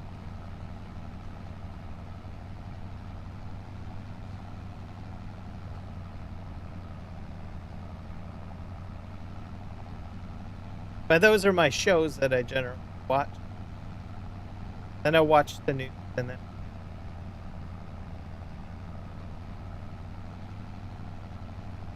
people are like, "Aha, you're not in my live stream.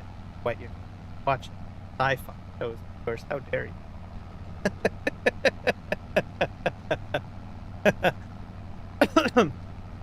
Also FIFA too, except right now I watch a few.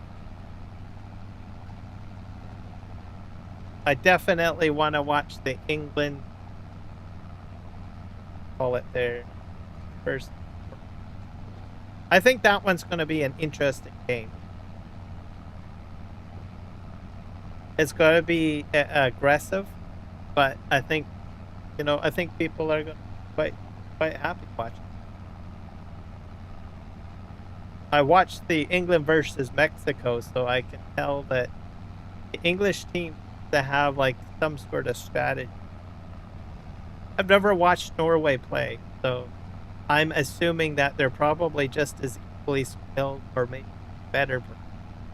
So, but I'm a noob when it comes to watching.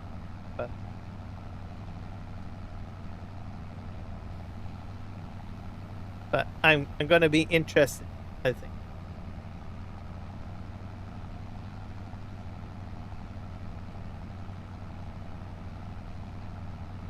And I think it's going to be a good match.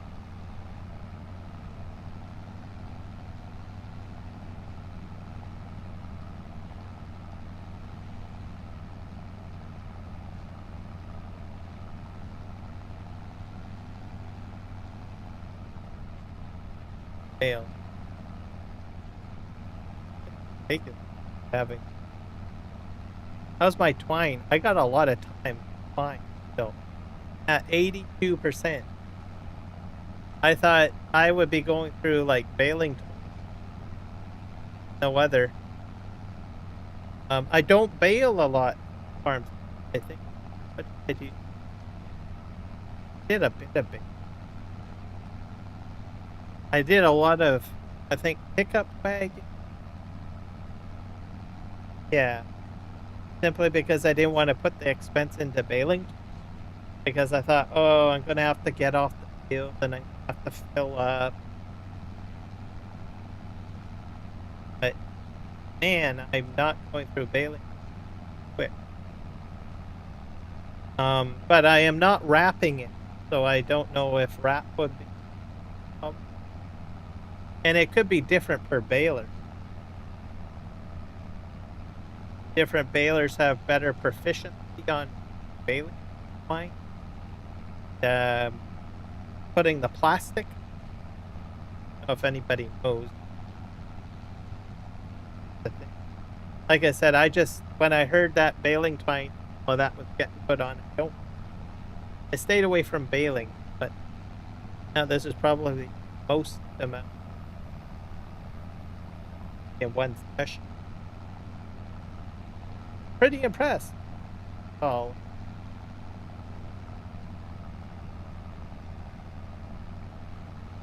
like I'm at 81%.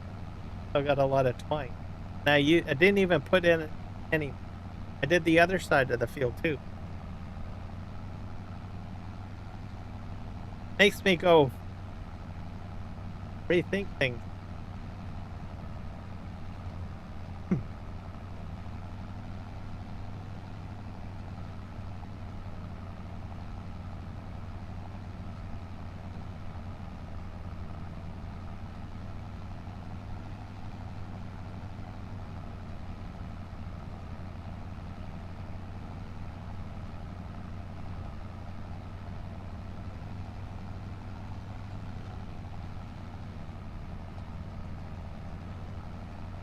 So I think next Saturday I will be doing an early morning test, because if I'm not mistaken, England versus Norway will be in the 2 Pacific Standard, which is normally my live stream session. So I'm probably going to do my test stream earlier. So that as soon as that game starts, then shut my live stream. Jumping over to the couch. So, I've watched a few games, but I don't watch all of them. I only watch the ones that I think interesting to watch. Obviously, I watched Canadian, right? Canadian.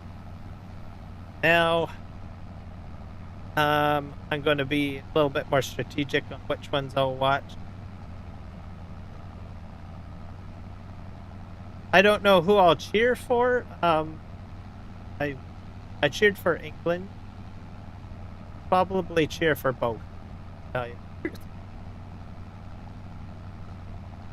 I think they're both interesting countries. So I'll just have to. But I did cheer for England when they took them.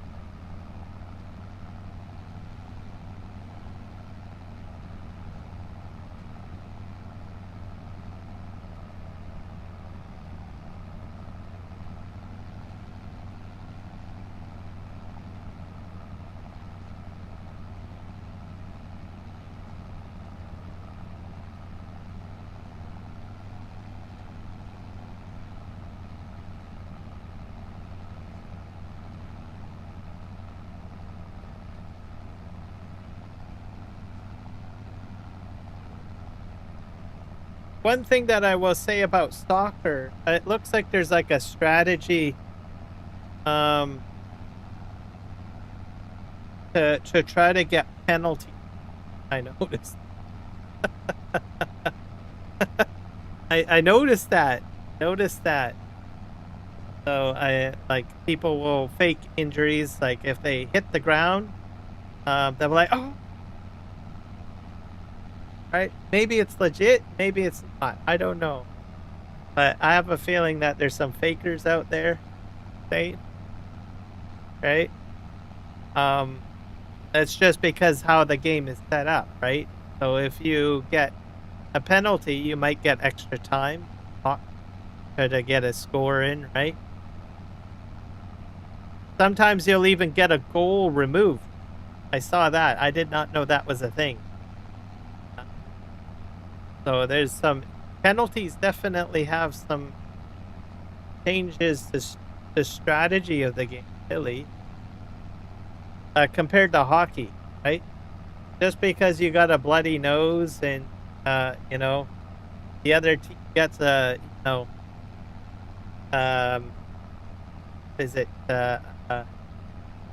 a penalty, and you shoot into the goal, right? If that goal goes in, that team that gets the penalty still, that point still counts. They don't scratch it off the board or anything, right? And then as for penalties, right? The only thing, there is no extra time added on. Really, no, that doesn't happen. All that happens is they take the player off the ice. They sit in a box for a little bit, right? But the game keeps on going on. So there's not really um any repercussions or strategy, right? Other than maybe they get the person off the ice again. So I guess both games, they kind of play a little bit the same, but some of it is a bit different, right? So, but it does encourage better sportsmanship, I suppose, right? In hockey, right? You can roughhouse the other guy, and well, that's fine. I'll just sit in a box for a little bit. I roughhoused you. That's all that matters. Did my job. Messed up the rest of your game. That's how it works in hockey, right?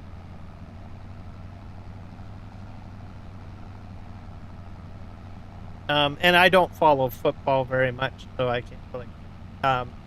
American football, put it that way. Watch a lot of that. That probably got a whole other dynamic with stuff. Just not a game that I'm interested in watching. Basketball, and another. I don't like that game because the whistle goes off. It's like, oh, you guys gonna actually don't watch. Baseball, never really been a big.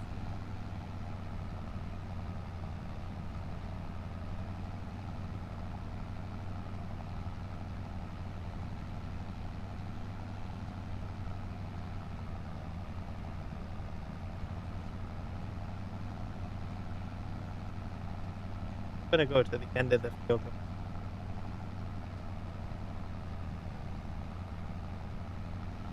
Oh wait,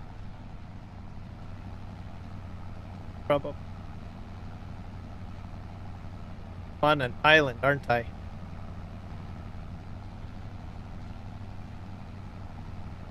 Go down, bro.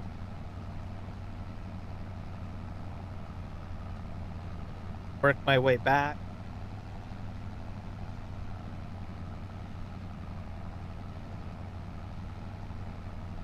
For the headland.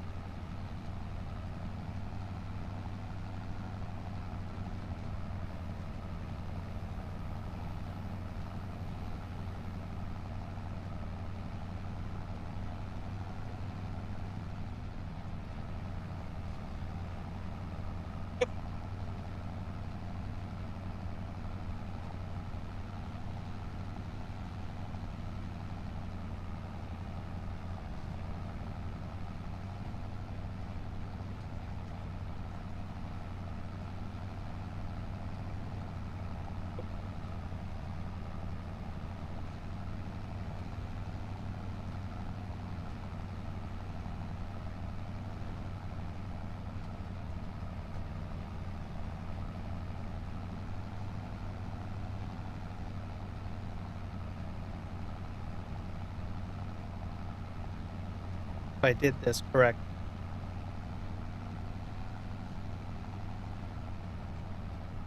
If I didn't factor in that I might have a headland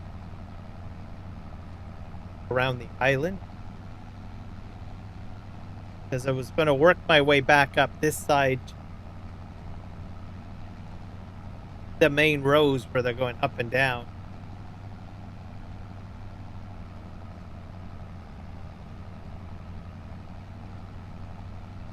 That make you go.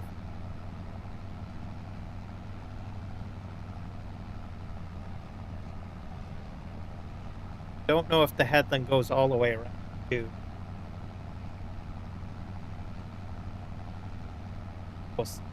Getting close.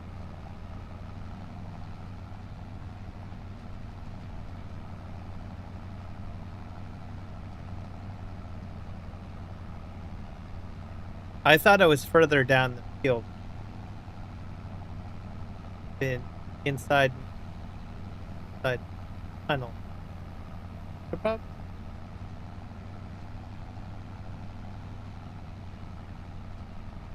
the water, or else stuck.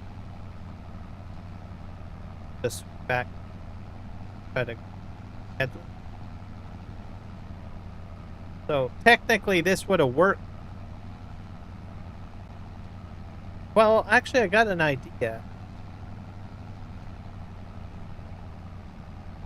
It would have worked if I didn't have the headland.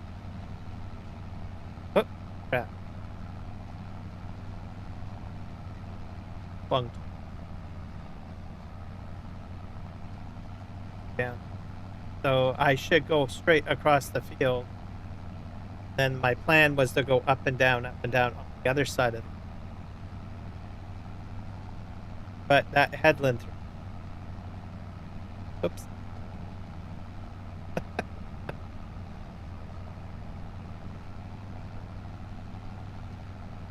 I probably should have shut headlands off. How it looks here. I don't know if I have a headland. Yeah, I do.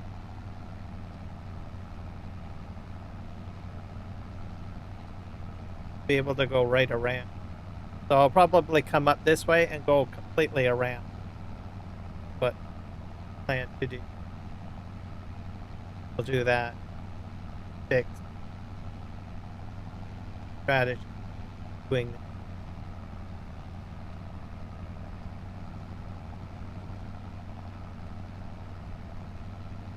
And if anyone feels comfortable, comment. Is the quality of the stream look good? Like standard to any other time that I know live stream? Curious because I'm kind of doing something a little different. What given to me? Just says yes. It looks. That's all I.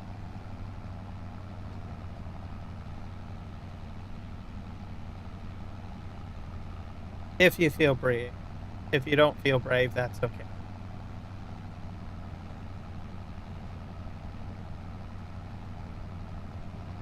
Always watch I'll probably watch the live stream after. Looks like better.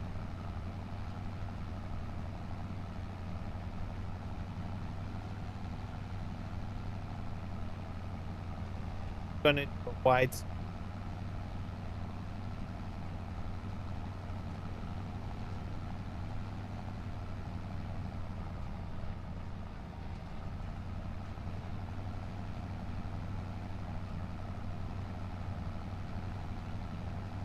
Doing fairly well on fuel. I'm still just under half a tank.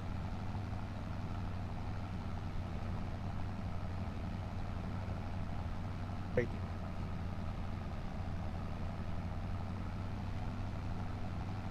Consuming as much fuel, I guess. Plus, I don't have big knobby tires. I don't know if tires, like if you got 2x2 tires or wide tires or triples on. I don't know if any of that affects cost. I would assume yes, because in real life that's how, but they calculate that. So strategically switching over to this with just regular 4 tires instead of 8 it was a wise saving myself. Or triples, because I do have one that has triples. All right.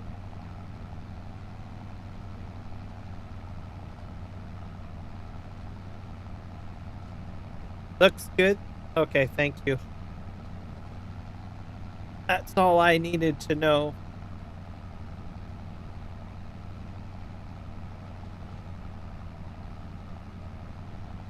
I'll have to rewatch the beginning of my stream a little bit because, so when I set this up, Eric, they forced me to create a brand new streaming key.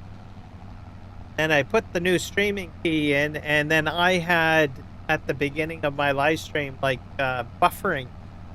And then all of a sudden, it eventually just sort of fixed itself. So I don't know if YouTube spazzes out when you create a new key. I don't make a new key all of.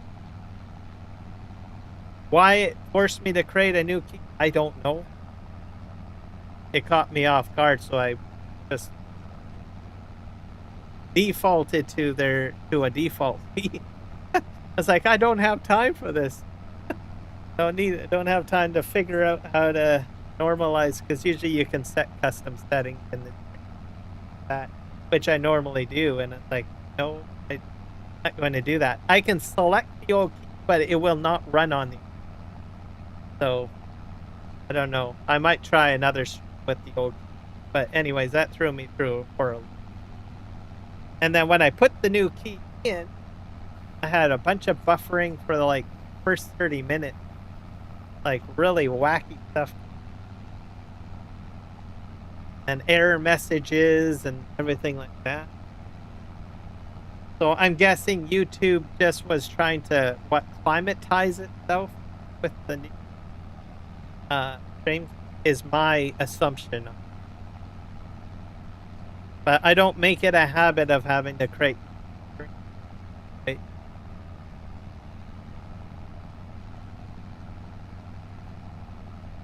I just keep the 2 generic stream keys, that's it. And if there is something that does go wrong, yeah, I might create it. So the number of times a year I do it, maybe like once, if there's something broken.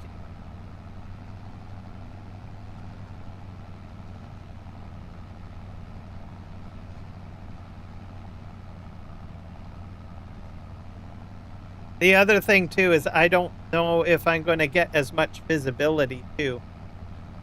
So I'm going to have to do quite a few live streams with this format to see if I notice a change. So because of the barfing of my stream at the beginning might have impacted the visibility to a degree. Like I've only got like, what, 44 views.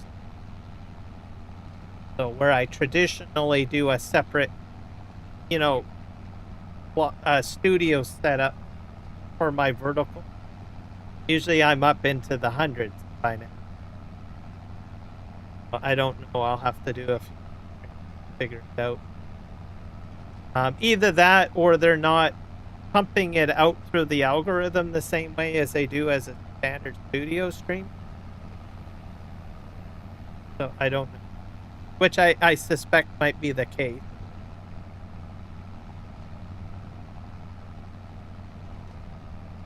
So even though you get the benefit of sandwiching your vertical and your horizontal to one chat, you may not get as much visibility.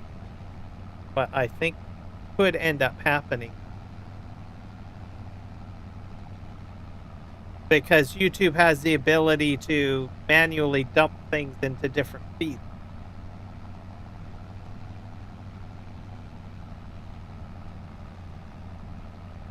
The other factor too is maybe YouTube wants to experiment. They don't want to overwhelm the servers with something that's a new function because they don't know if it's going to work. These are all assumptions on my part, but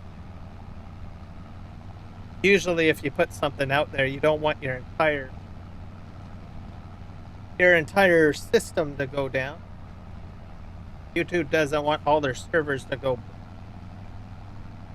So they probably want to minimize it and have more of a control mechanism. Test. When they find out that, okay, they fixed all the bugs. Get standardized for everything. But I know that there's some countries in the world that just doesn't have this functionality at all. I don't think New Zealand has it yet. Probably not Australia. But US definitely probably.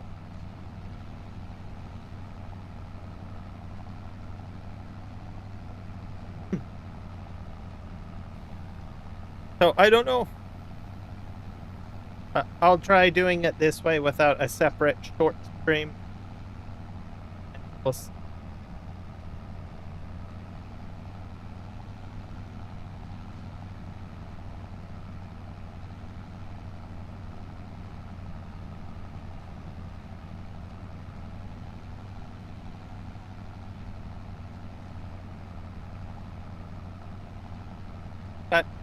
Yeah. One pro thing is it means that I don't have two studios running, and I don't have two chats. So that's the benefit. The other thing too is I don't have to play my chat on the stream, which I've never have done, but I know that there are some streamers that will do that. Play it on the that will eliminate that if they can get it to work perfectly and encourage more people to utilize it. And then you just chat in one window, right? There's no delay, latent thing like that, because the chat will be shared between two viewers, right?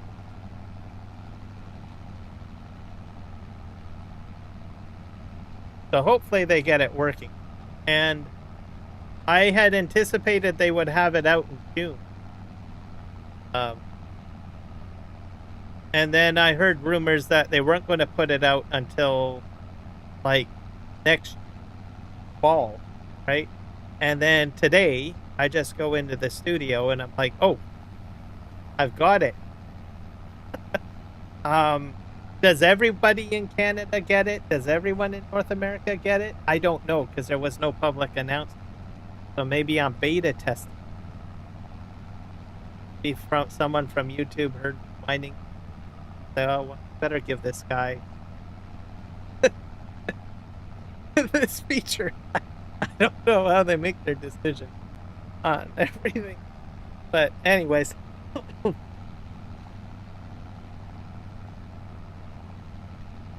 If I am a tester, YouTube, thank you. By the way, waving my hand, even though the gesture of thanks. Because I will test it out. I will play with it. Give me the ability to, I will.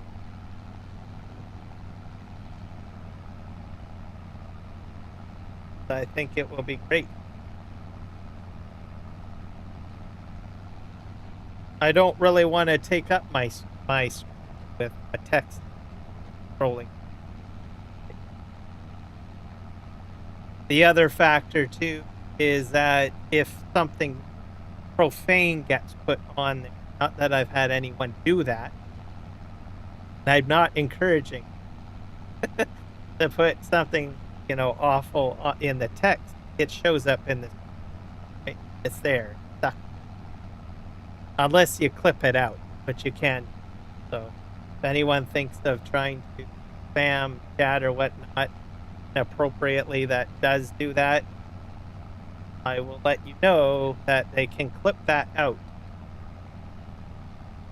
But the possibility. But nobody likes clipping. You have to clip if you have to, right? Or blur it out. You can blur it out. But anyways, my point is having gutter trash the text stuff, right? Whereas if someone goes ahead and puts it into the text, all I need to do is I can remove the entire chat from the stream. Nobody can do that after the stream. Whoop, gone. Okay? Not publish it with it. Move that publish off. So by not displaying it on there, I have that ability to do that.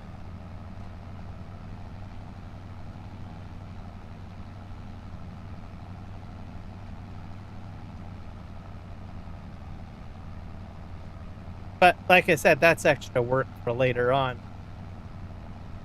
Even cutting something out means you gotta go in there, gotta get it republished. Right? That takes time, right? So that's probably one of the why I don't prefer to have a window there. Plus, it takes up real estate, screen estate, showing the video game or whatever your live stream. So this is big and huge. So you'll probably might see more content creators if they make this a success, right? Get all the bugs fixed out of it. That you might see less people putting the chat on the screen. They'll just remove it out. Take it.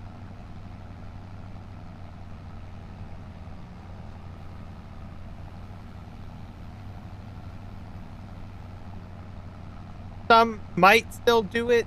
So for example, if they're doing, multi-streaming with Twitch and Kick and stuff like that, some of those guys, like, I mean, I multi-stream Twitch too, right? But I don't share the chat through, right? Just don't play the chat at all, right? But there are some that merge the chat, have figured out merging that. They might keep it on. Another example of why a streamer might decide to keep it is that, well, the feature just doesn't work to their standard. If they're not getting the viewers, they might just separate stream, right? Like I mentioned before, the third reason, or the other, height, right? Sometimes people feel special if their comment put on the engages community engagement that's showing up. So some creators continue to put the chat on the for that reason. So those are probably the key things that I think you'll see a change, or reasons for people keeping the chat on there, and also why people might keep the chat.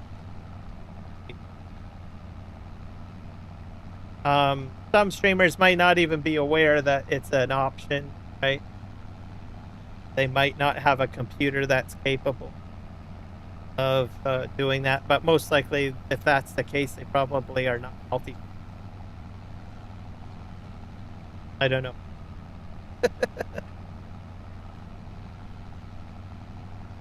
There's probably a few other reasons that I can't think of at the moment, but those are probably the key ones of why you might see some change. But overall, as a viewer, you'll have direct engagement with someone that's watching on the mobile stream, and also the main horizontal stream, or vice versa. So those will be the key benefits.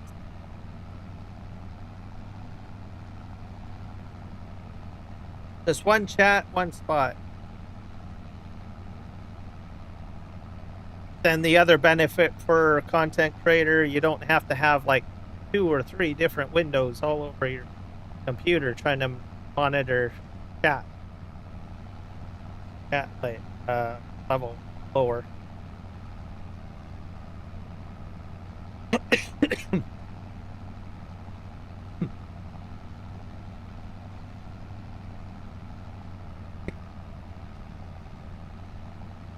I think I missed a row here.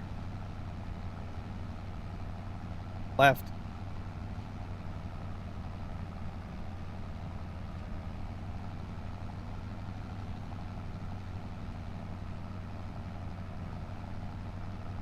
And Twitch also has this functionality too. I just haven't really dabbled in it. Have to look at it. It works a bit differently, I believe. Their vertical live streaming functionality.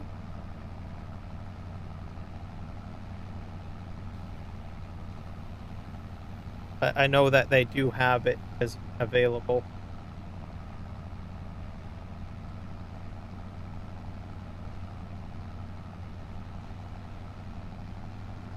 I haven't tried it out because I don't know how the format looks. Like, I don't know if it's push it together. Probably should call the Twitch. That's where it would pretty much show up.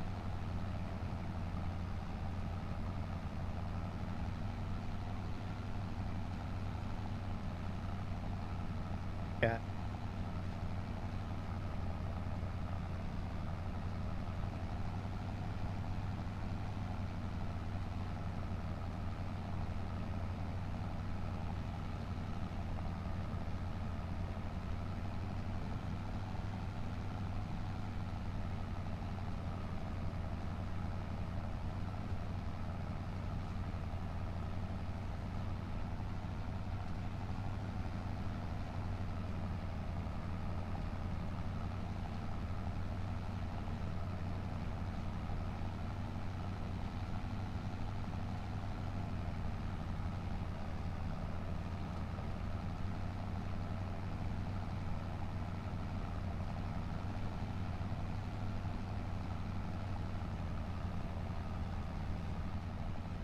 Almost to the road. Bale pickup. Wonder if I should sell the first lot. I might do that. Try to see if I can angle up a trailer.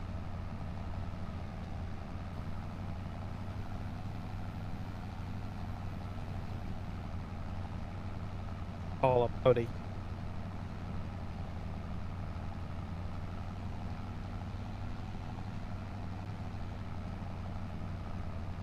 Then I can get some money. Desperate need of. Especially if I want to do plant. Know what I can get for $46,000 for a planter. I'm pretty sure I could probably get something, but I'm not sure width of it. Plus I need seed.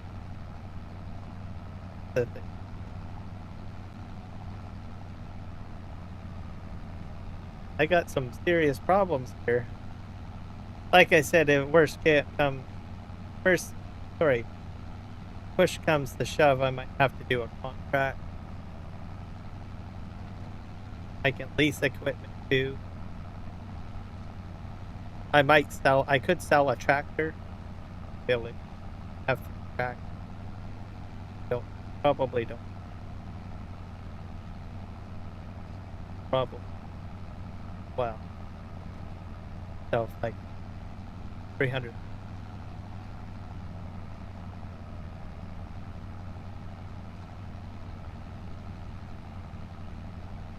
So I have options. No 40,000.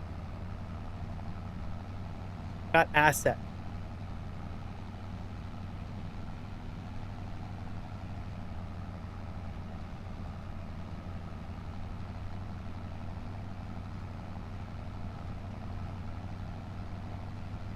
Our temperature went down.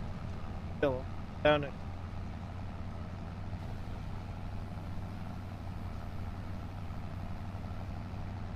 starting to go by. Go visit New Spain.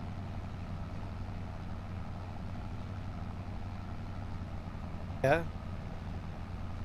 Boatload of other countries.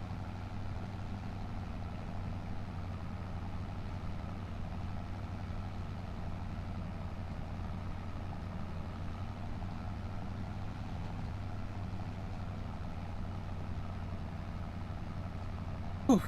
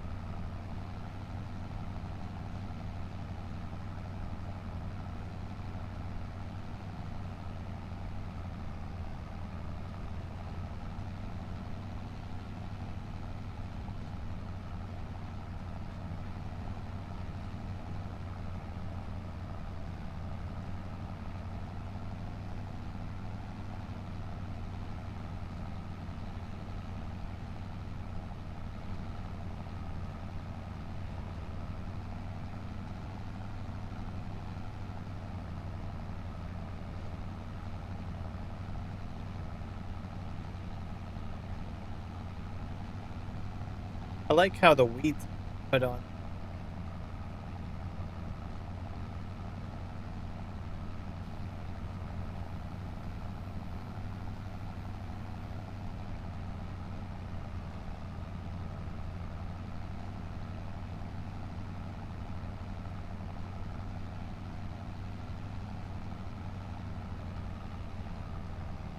Got 74% left on.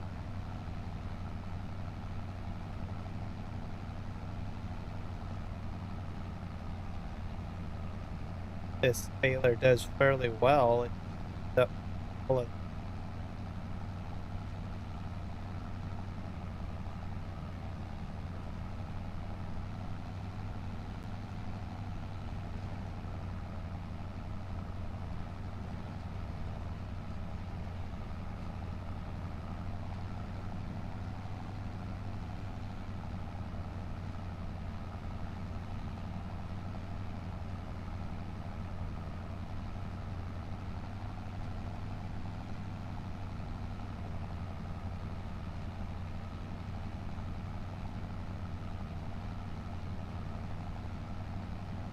Going to get another glass of water. Done filling a glass of water. Then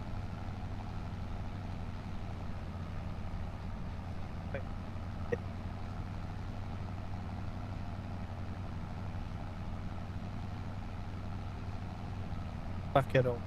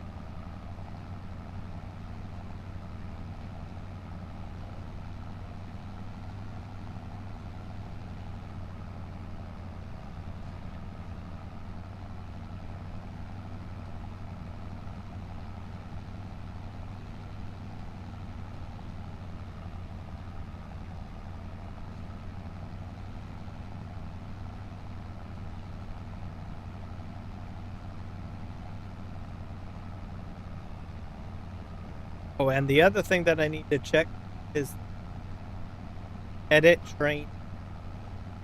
That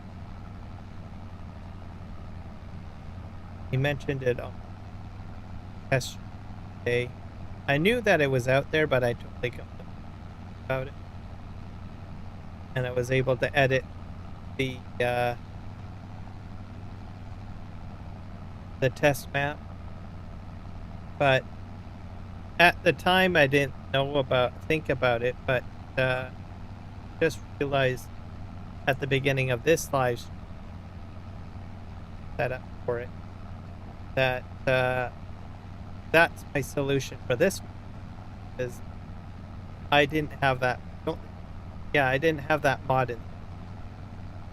Because remember, I had all this grand vision putting up rice paddy fields over it, bulldozing them, whatever.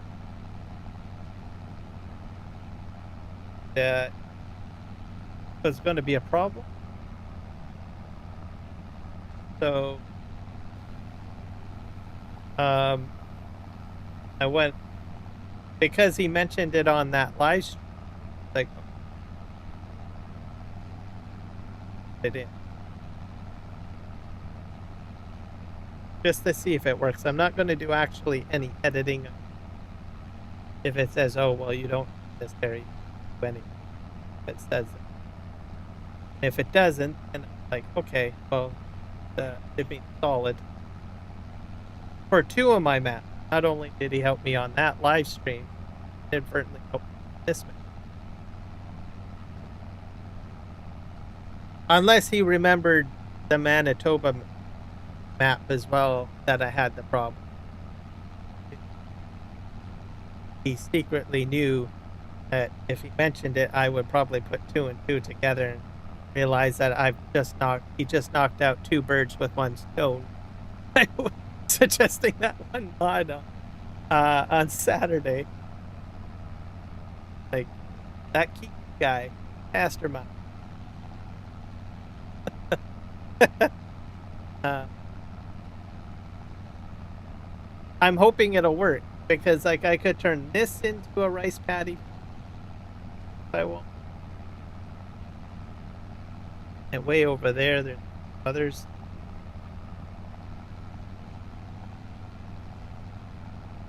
That would be great.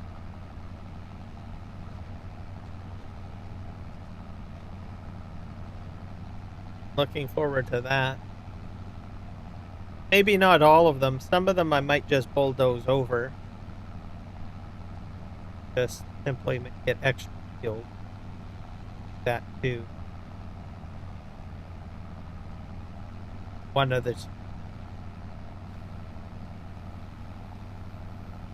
And also on rice, we can actually, we do have a farmer that came from Japan, works with our research, agricultural research, Fraser Valley.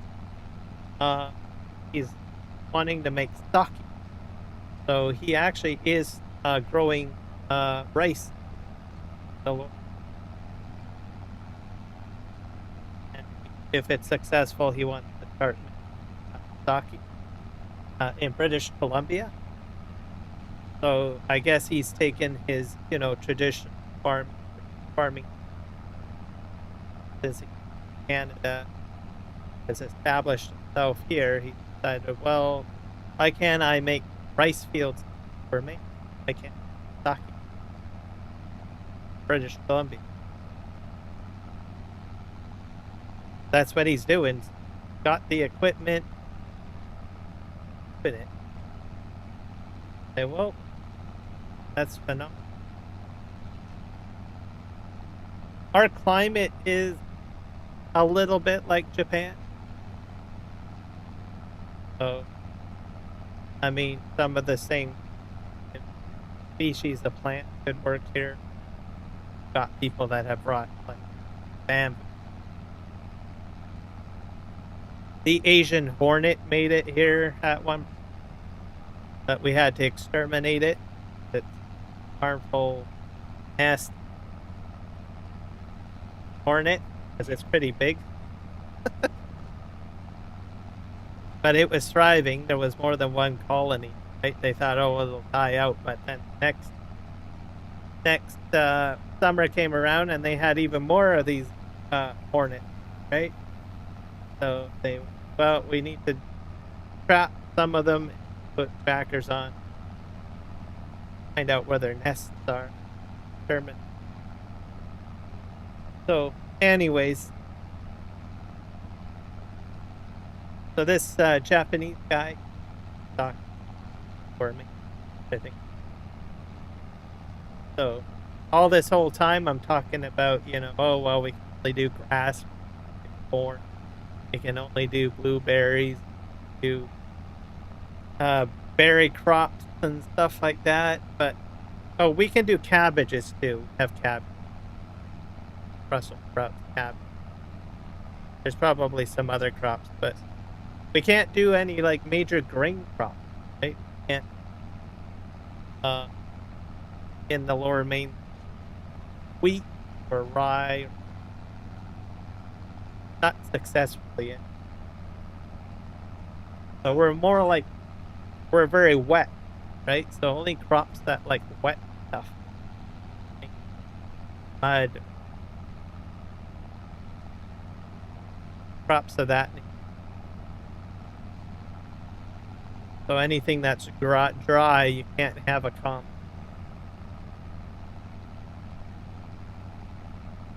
So we have a lot of dairy production. Sure. Hay and silage. So anyways, adding rice to the pork. Really great. And it'll complement the wine industry. We got a huge local businesses that normally traditionally operate as a winery. They could go in and start moving it. Well, let's try something else out. Why don't we expand our alcohol selection, sake, right?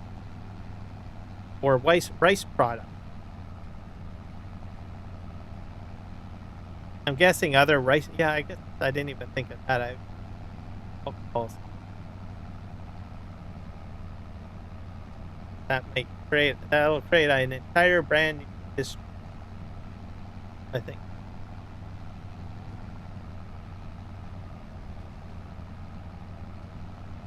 All because this one Japanese guy decided to move here, was a farmer. Said, well, I still want to do sake. Do it. Here, doing it. That's all I can say. So I saw him on the news. This all it came out like last week. So it's still fairly. It sounds like it's still in the testing phases, right? But he's invested in.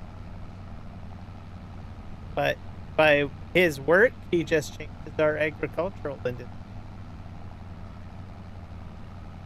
Shows, well, look, we can do it. Suck.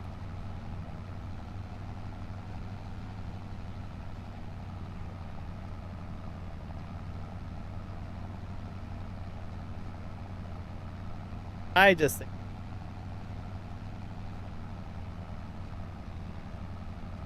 there's probably other things we can probably do too.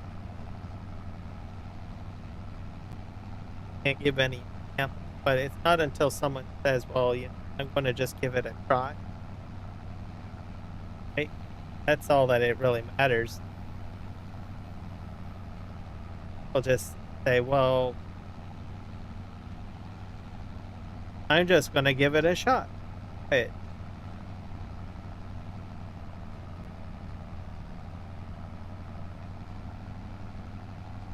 But a lot of that is how our country was built up.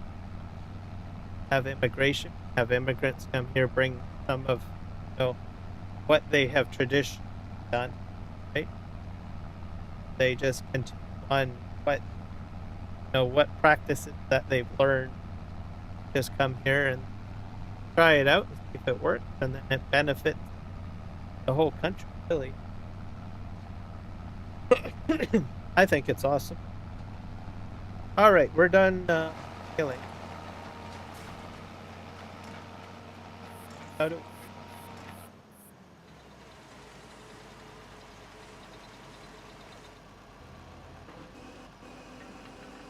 got another bale in? But oh,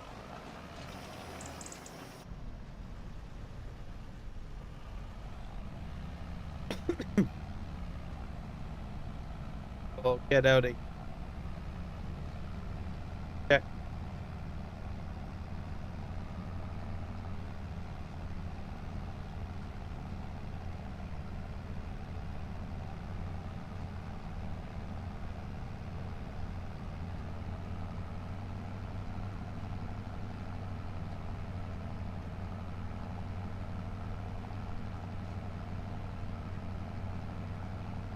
The other interesting thing, this is a report from the United States.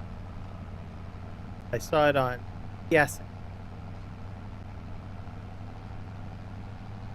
Basically, it's an artificial cell. They call it like a programmable cell. This lady or scientist was saying, well, this will revolutionize everything because with the programmable cell, you could make different fuels. So it could replace fossil fuel creation because you program to make the chemicals that you would need.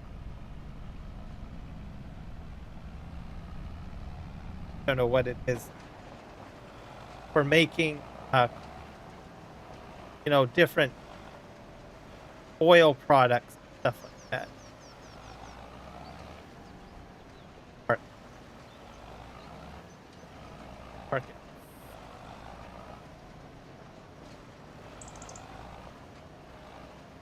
So I saw that. Obviously, it could go into other products as well, other than oil, chemicals. It was more focused on chemical oils and stuff. But create a brand new, basically growing your oil or your solvents or your chemicals all through the cellular structure program cells. How she explained. And then you wouldn't have to do the traditional like extraction of oil out of anything like that. I'm pretty sure it has other attributes because it's a cell, artificial, like a human cell, but artificial. Probably other things. She didn't seem to focus on all of that other stuff though. I'm guessing because it's a bit controversial, right? Where does it hit the ethicalness of it all, right?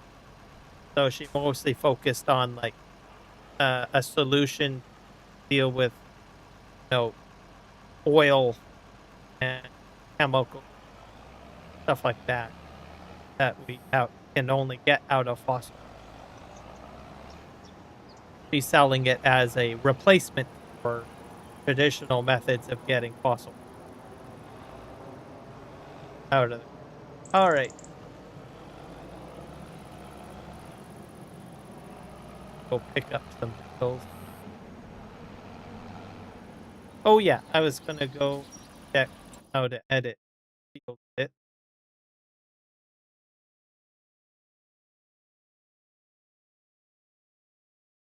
So that should be pretty cool. We'll probably hear more of that as it becomes like it's in what do you call it? Testing trial. Give it a year or two, you'll probably hear more of it on. I don't think it's just the United States doing it. I think there's other countries too in Europe. Because I have heard of this kind of thing, so it's not really a new thing.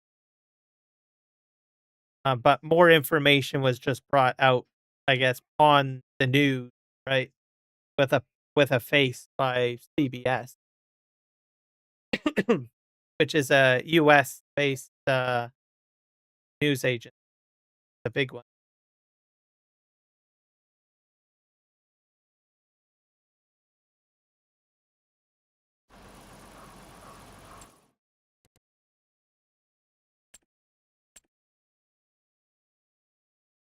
Okay, get it.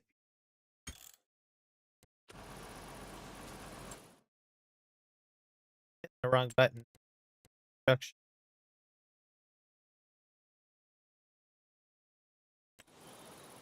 I need to see if I can edit my field. I'm not actually going to do anything. Okay, this area. Oh, I can't.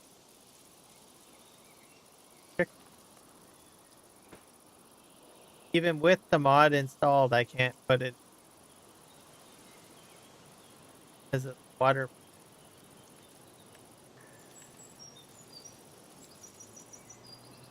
Raise. I can do this though.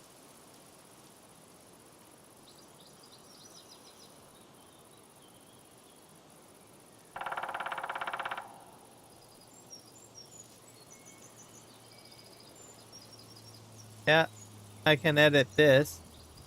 But if I raise that up,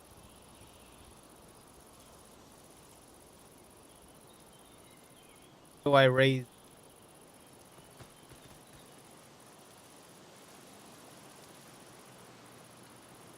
I'll try to flatten that out now.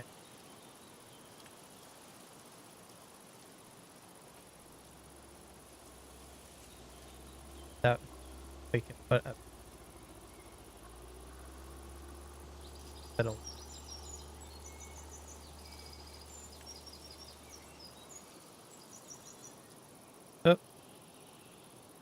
Oh, says not enough money. A little bit. Something.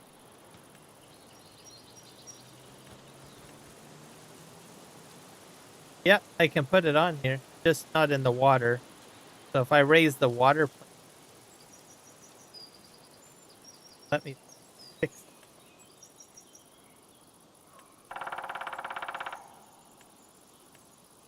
looks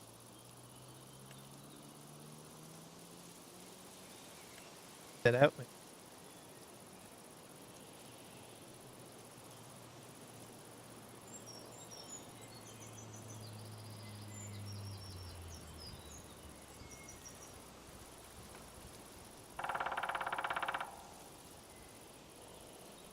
Water plane is still there. Hoping the plant will grow.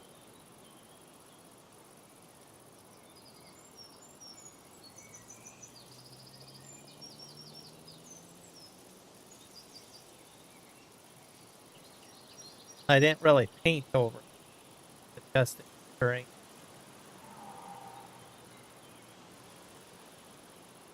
What about a rice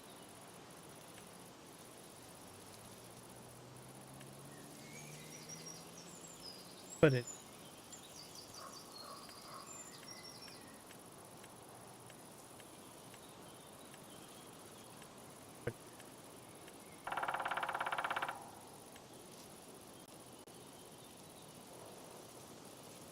Yeah, I guess sorta. Other object. I'm going to assume probably I could probably put the waters there. I probably test. I will look at it again. So at least it looks like I've gotten a little bit further. I could not raise 4. Odd is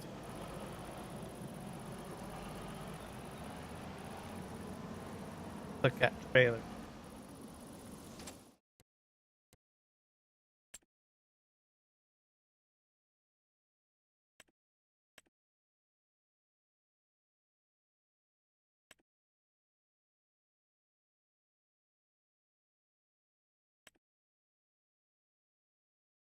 To try this out, it'll be a lot slower.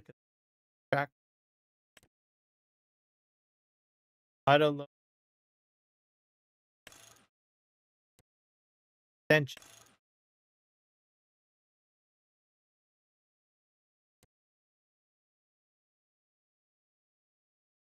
About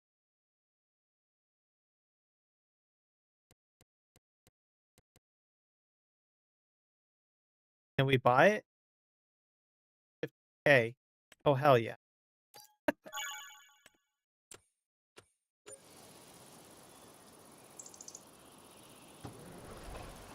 Do I want to use this tractor? Well, I guess I could feel a lot more fast when I get into town. Gonna do this old school tractor style. No transport truck.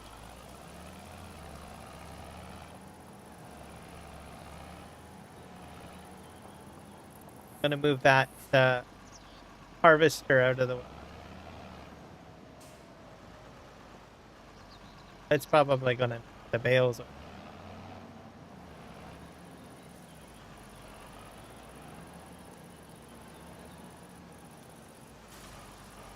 But it's gotta look.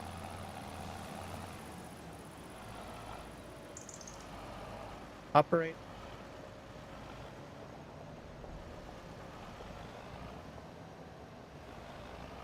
I guess it's just a simple on-off switch.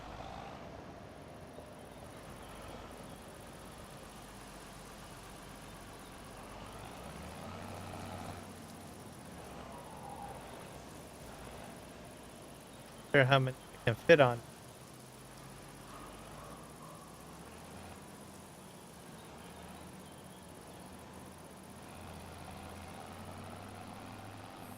Whoop. All right, let's go to town. I don't know where I'm selling.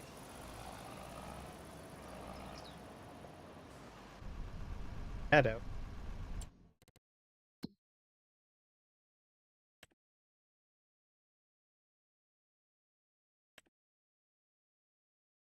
Elevator. Well, I guess it doesn't really tell me where I can sell the bales. Really? Just tag it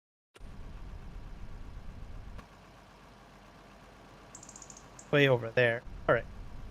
Have to go into town normal. Gonna go and get ready. Great, but thank you very much. I will probably be joining later. And I'll be sending my audience over to you as well. I've already got you scheduled, so I got you penciled. And thank you for the memberships as well. Fantastic.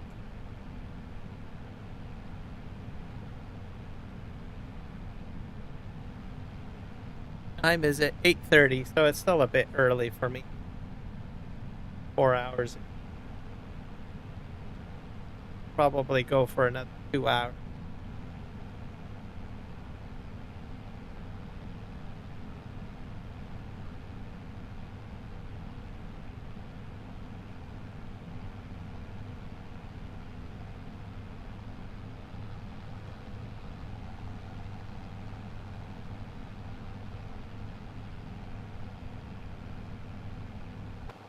And then this is just Manitoba countryside with the sun out. Well, it's overcast. And we've got dust. This is all my property over here.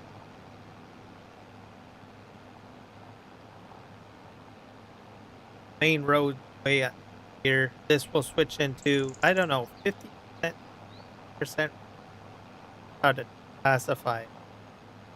On here, I don't get affected by real much. But the stretch of road that's like 50-50, notice some like slippage, stuff like that.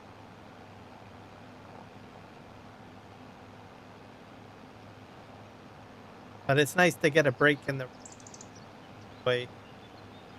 Better weather or the side different.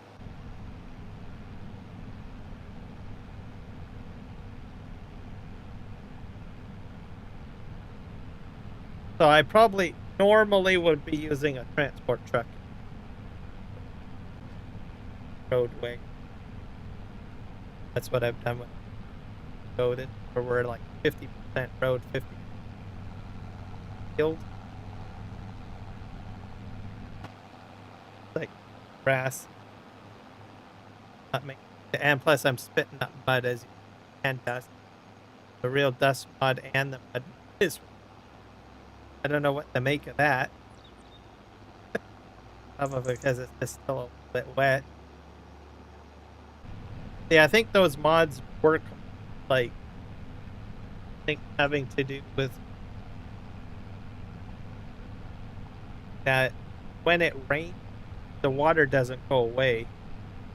So I have a feeling that there's some sort of water table algorithm in farming.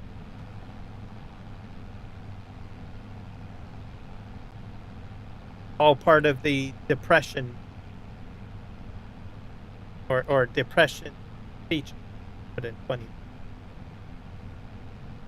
I don't know.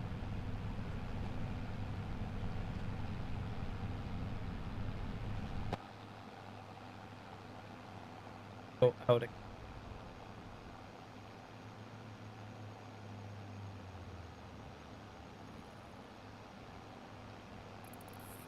And this map, I think it's still getting worked on. I've had to put it one up. Seems to be update friendly. I didn't have to create it, which is a good thing.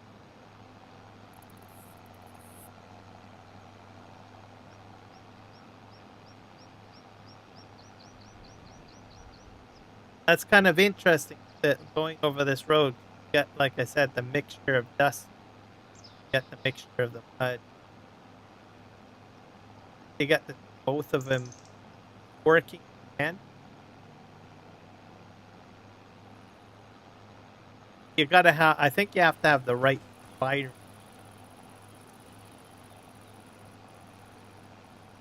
because this is like I said, road probably. This is solid on road, so I'm gonna get just dust. Oops, this road of trailer start getting dust. Now I don't know how this is gonna work. I don't know if they rain up this.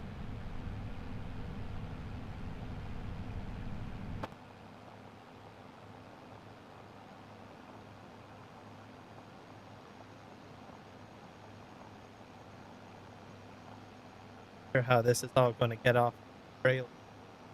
This is the universal auto load strip built, or a variation of it. I don't usually use these types of trailers. Take out a trailer and I'll use auto load. Load bales button.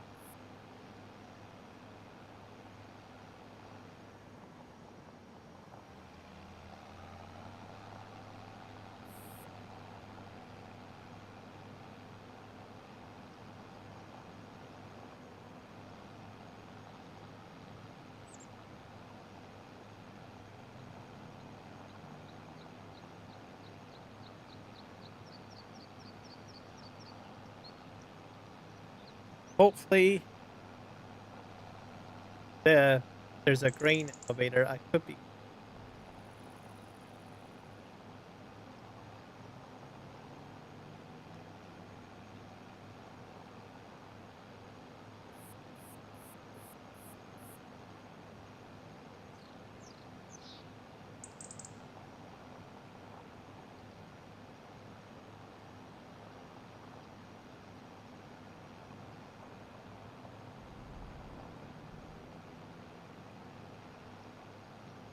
we're going to switch to solid pavement. Much that's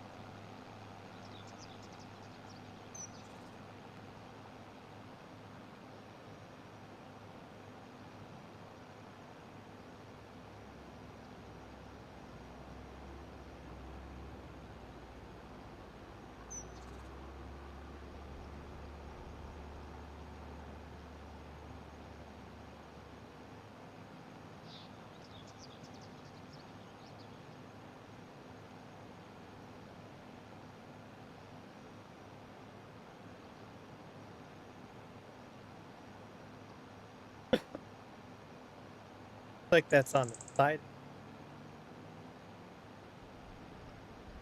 Optimistic, maybe.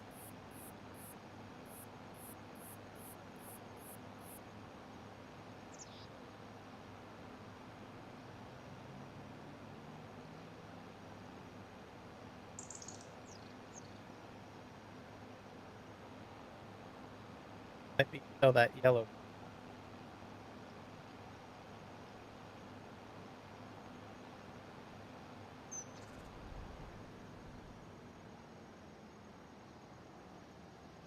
On the side of the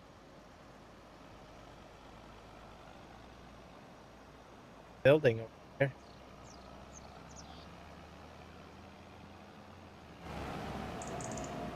This is for grain. Work out.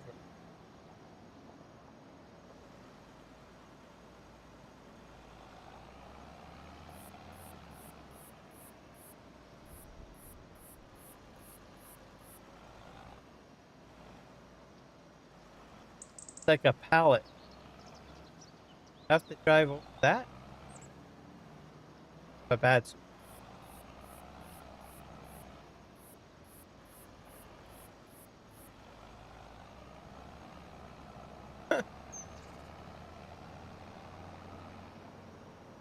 Bad.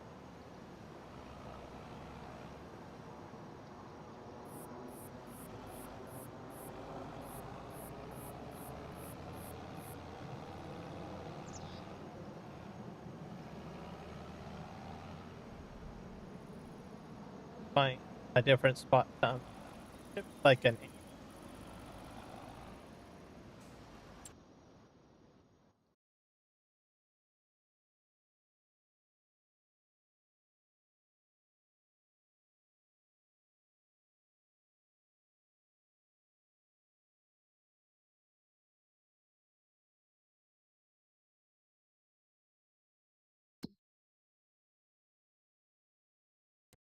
price.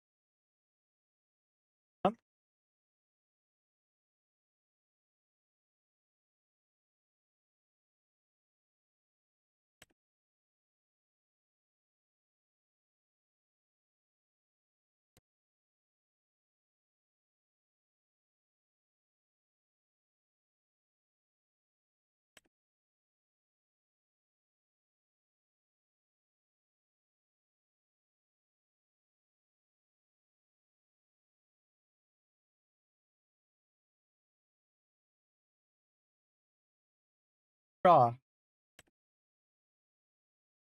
Dealer with the highest price.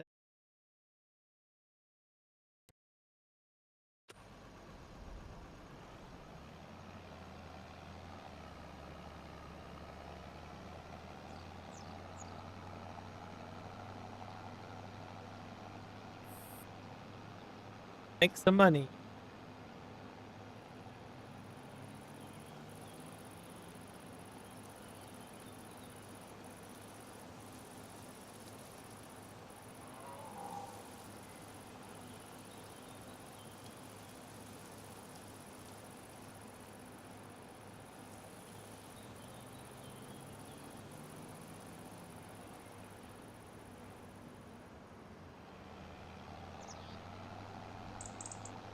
Oh, we have a racetrack.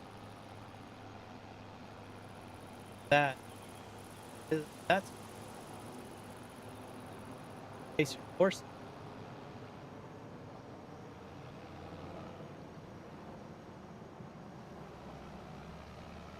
stable areas for horses.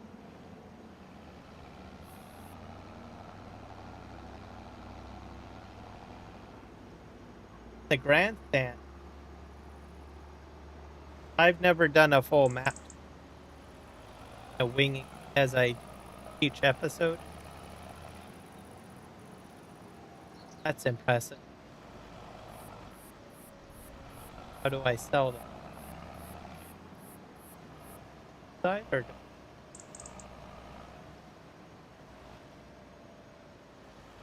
definitely different building?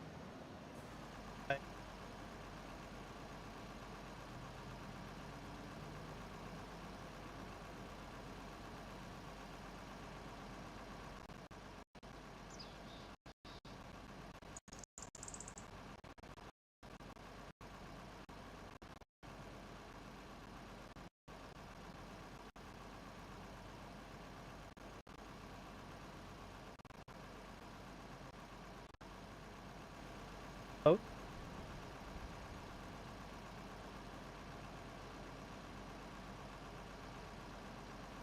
might have to look it up. Here's a button.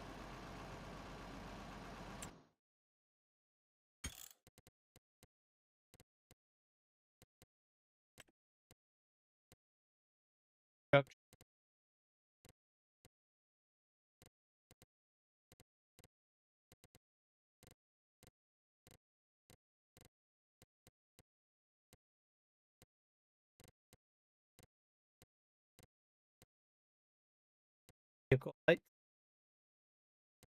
That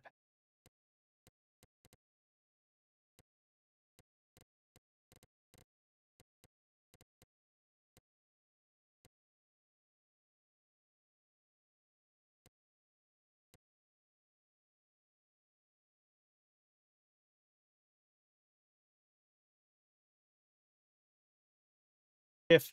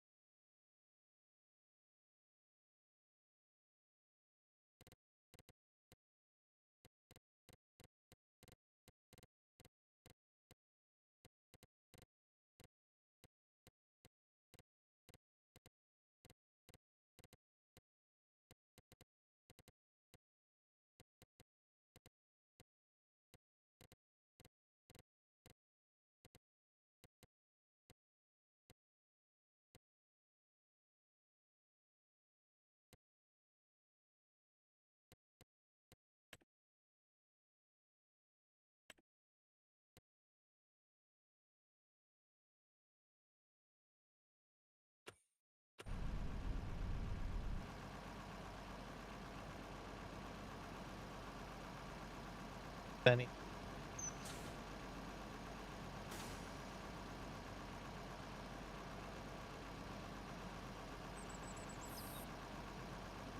just pressing button.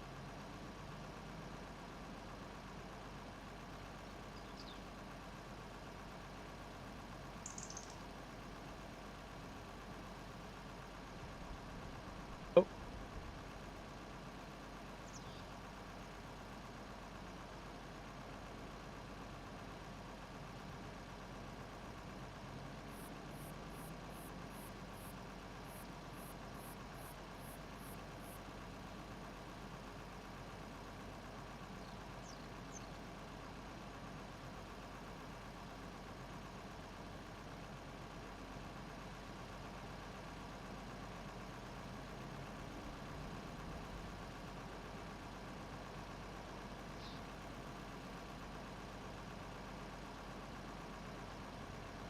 none of those. Come forward. Yeah, so many buttons.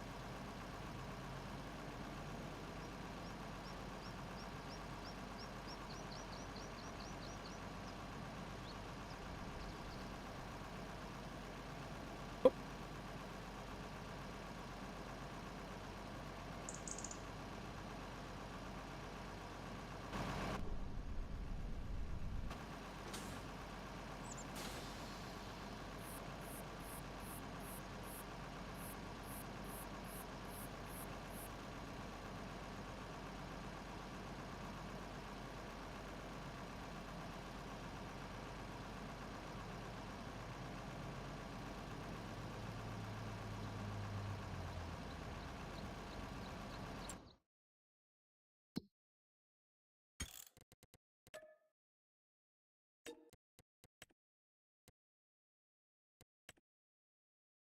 nice. Cool. Craft.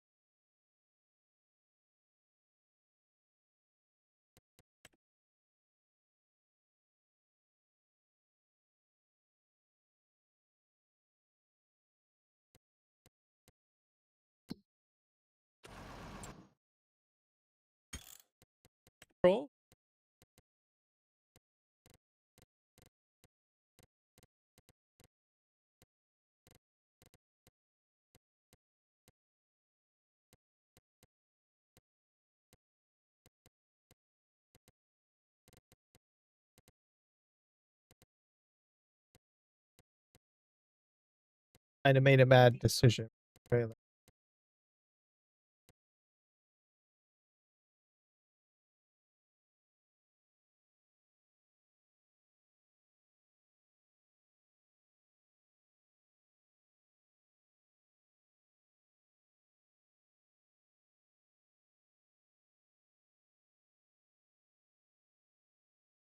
Could hit you. But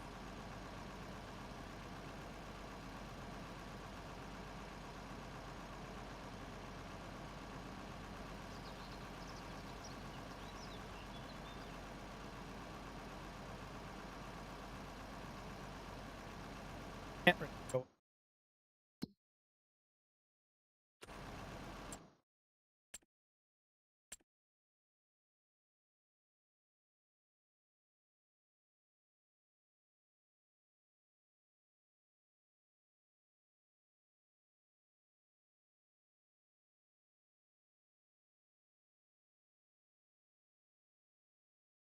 This one flat.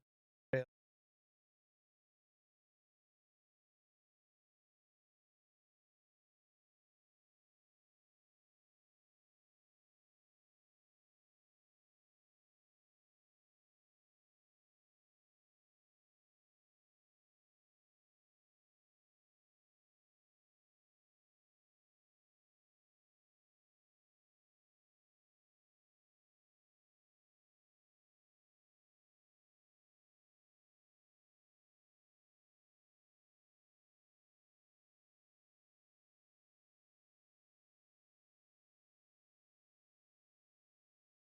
Production.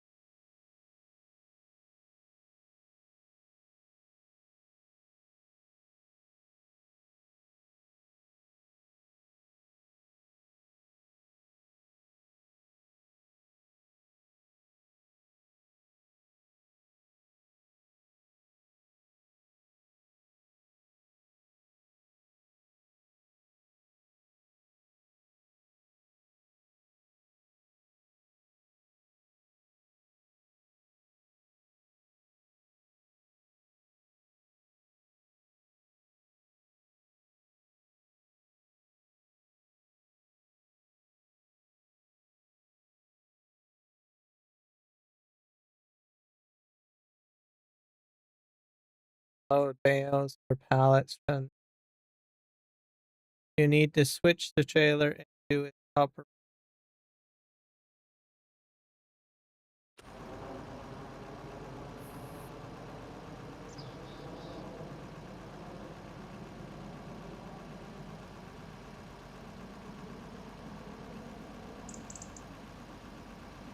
You have to watch it.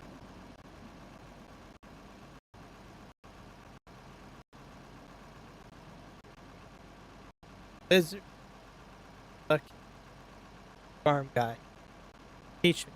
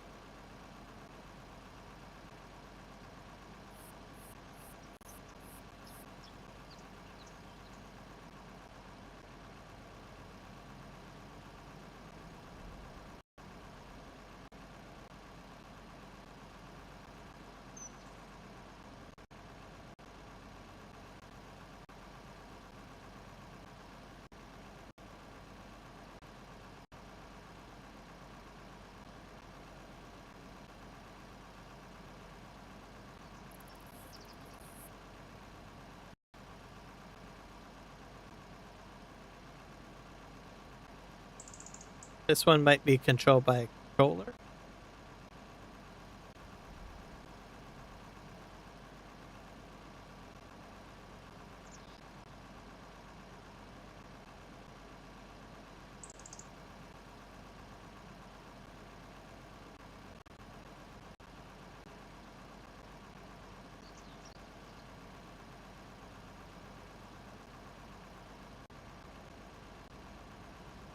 Gotta wait until I get on this loading.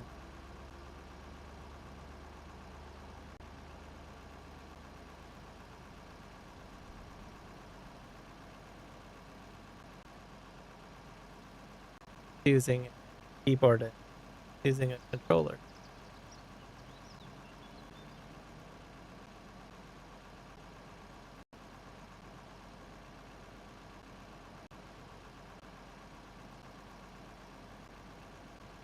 Have to use my steering column.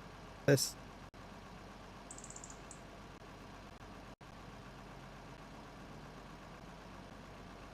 not showing the keyboard shortcuts for it.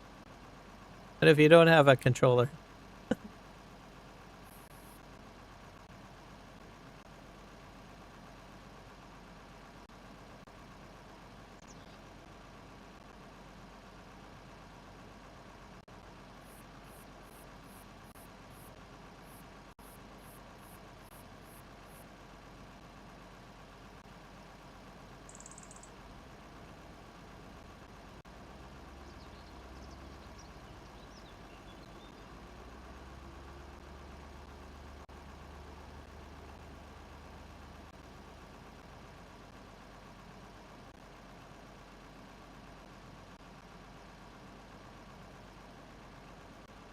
let's try it out, I guess.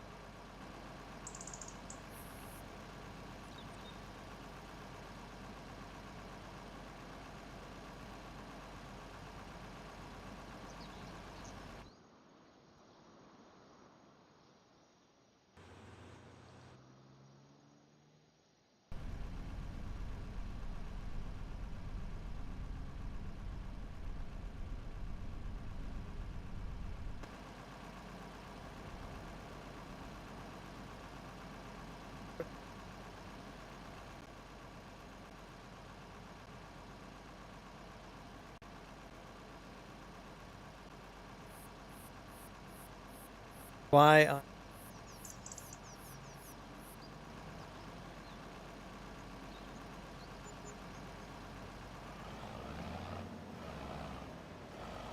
hit one?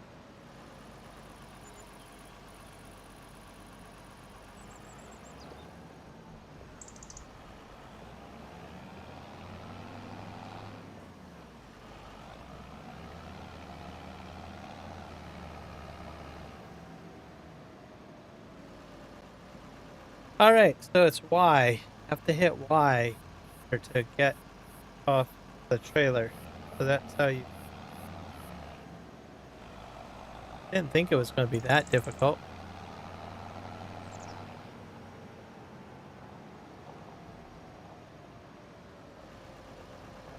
Holy crow. Oh, congratulations. What did you put on Itch.io? You should be able to paste the link in here as I make you a moderator.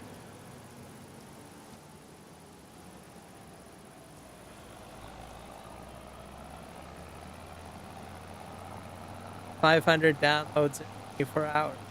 Yeah. Well, if it's a good mod. Holy cow, look at that. We got ball time. Ball. Yeah, but that is really cool. You're up to 500 downloads already in 24 hours. That's going to keep on growing, dude.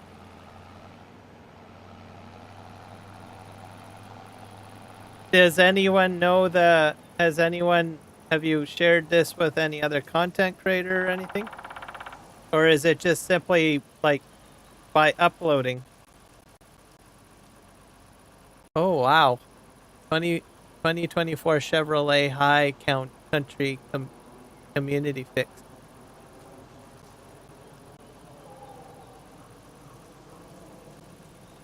That's a beastly truckster. Do you have any other mods? I'm not a big person on truck. It's tractor stuff. I did not know you did mods, but everyone that likes pickup trucks should check that out. That is freaking awesome. It's a 2024 Chevrolet High Country truck.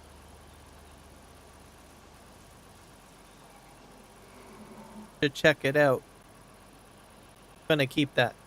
Probably put it on my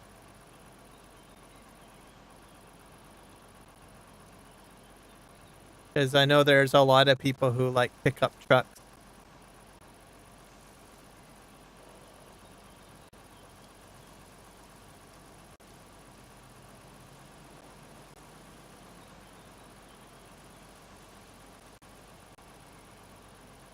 Twenty 24 Chevrolet.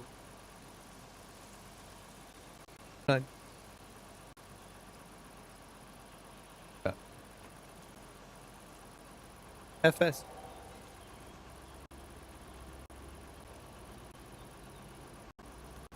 I put a link up for it on my Discord. Ooh, that might catch people's. There's a lot of people that like pickup trucks. It looks very well done. I'm impressed by the looks of it.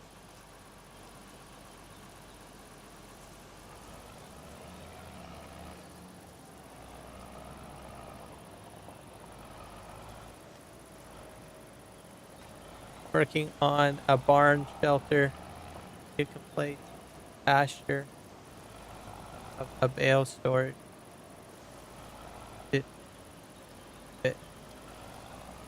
Oh, where I'm going. There. Yep. Okay. I just put pasture, grazing pasture side, but there is nothing outside of the one calf shelter from LGR. Okay.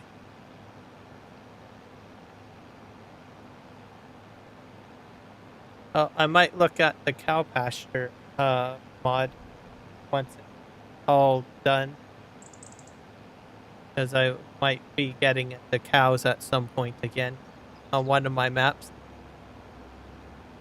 XML and Blinder last few months. Hooked.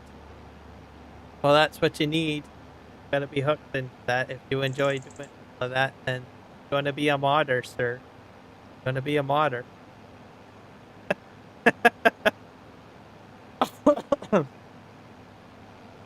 That's pretty much where it starts. I've looked at some of that stuff, like, kind of way over my head. Some of it I can. I'm glad that you enjoy it, because then I don't have to enjoy it, is how I'm saying. Very much a whip. Well, keep on going at it, and then if you put anything up that's error-free or whatnot, let me know. You can put it as a link into the chat for people to check out. And I will probably use some of your mods.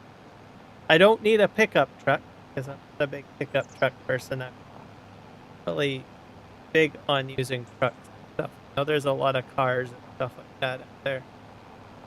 Anything that's practical, cow pasture probably sounds probably when you get that uploaded.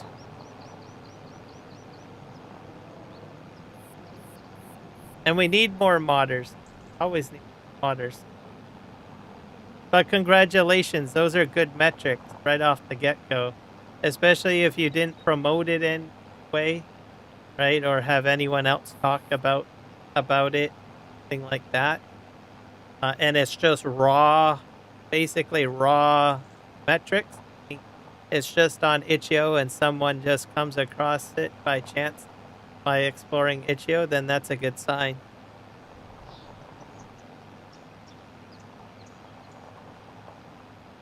That way you're getting it directly from the one source.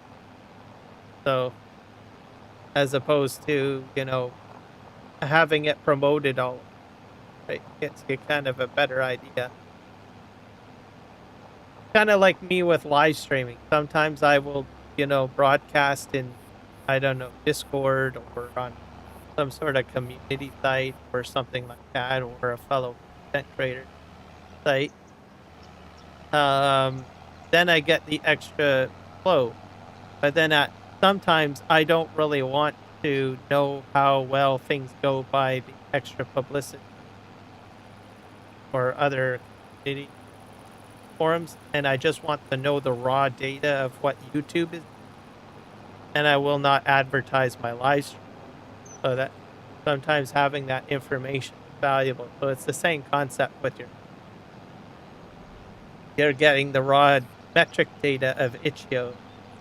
See what itch.io can. More information you get, the better off you are. Right? Then you can decide how you want to do things. Right? Some days I like with my channel, I'll advertise either way, right? Community or not. This gives me a better, more information to understand how everything works. If you improve or change. But I think that truck's going to do really well overall. It looks pretty impressive. I think if this was a racing mod, I would probably get that truck. Like if I wanted to do 4x4 something, this was a 4x4 game, I would probably definitely get that.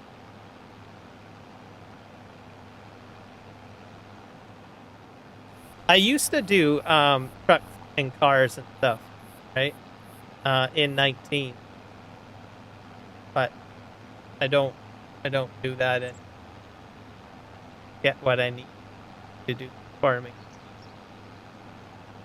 But thinking back to my farming simulator 19 days, I probably would get that truck.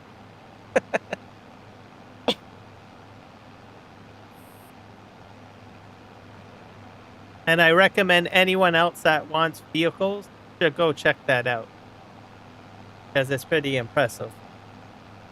Nice and shiny and brand spanking new.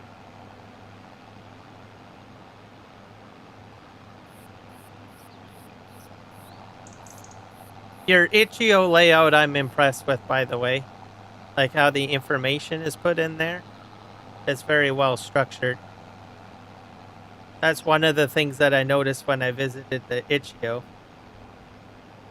Sometimes people just put like, you know, raw information in block paragraphs. But I don't know, it has a bit of a flow.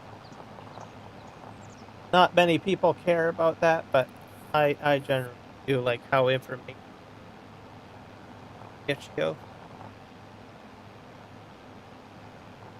Kind of geeking out over itch.io. But when you get your cow pasture done or with the bale storage, probably look at that. Simply because I usually use the base game stuff, but not overly impressed with the base game stuff. Oh, you're very welcome. And I feel encouraged knowing that there are people getting into modding, trying out things with. So it means we get fresh perspective and fresh blood out there, which I think we need.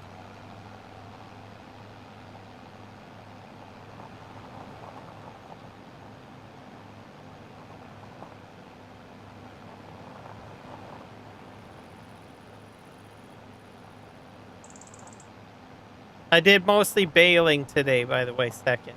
Don't have a lot to report particular. But I am done, though. I've got everything baled. I just gotta pick up and sell stuff. Thank God.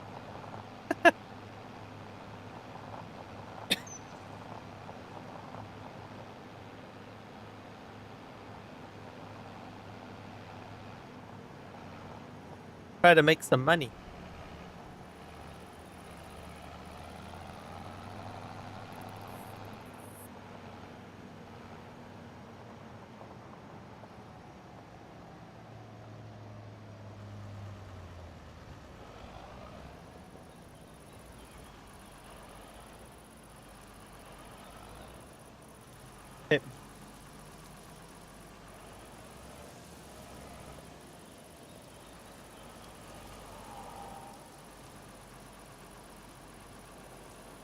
Other.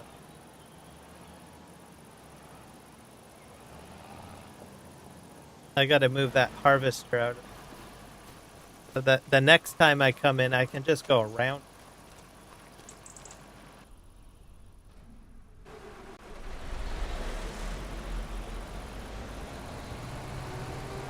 Or just here.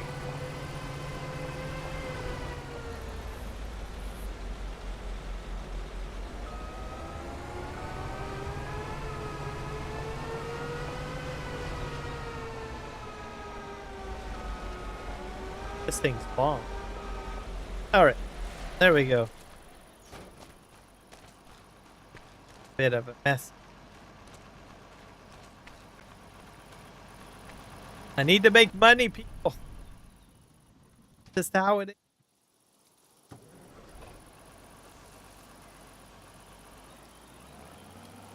So what kind of mods do you want to make? Curious.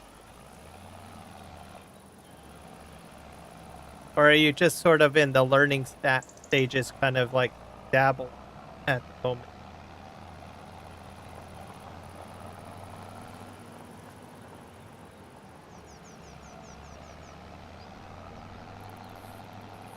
Because I know some people you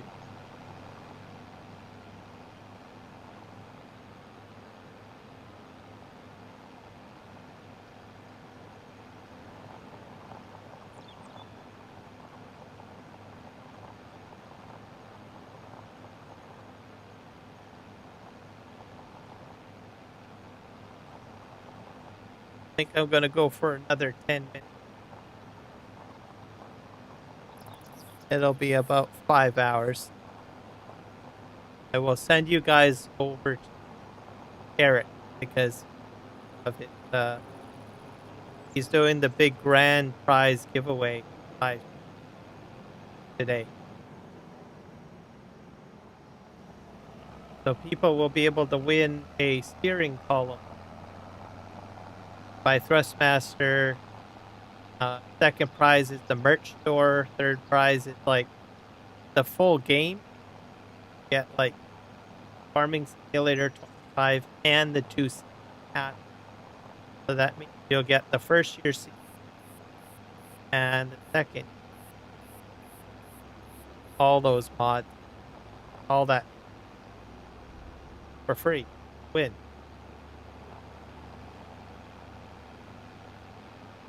Learning.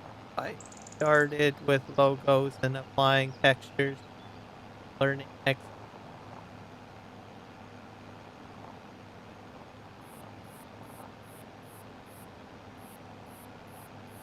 Scripting. No script. Well, I'm not an expert, but what I know is that's sort of the generic approach to doing it. Because I've known a few people that have gotten into modding, and that's sort of the approach that they took. Started off with, you know, basic editing of existing mods and doing the logo stuff. Maybe a few advanced stuff, right? Like changing configuration, adding additions on and stuff, which is, I guess, the XML editing approach to things. And then eventually, yeah, they do jump into Blender. And then commonly people say, oh, I don't know Lua script. So I'm probably not going to touch scripting for a bit. It sounds about right from what I hear from other people.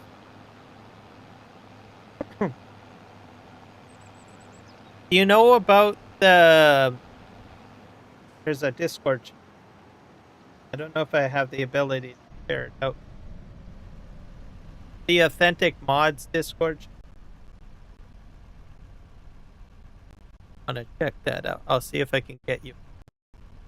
Because there's a huge resource in there, literally. Like, it's basically to help people promote, you know, their mods, and there's also people that help people out that want to get into modding and stuff. So that's sort of what it is. Let me see if I can get you a link. if I can do it. Invite permissions required. I don't have permission.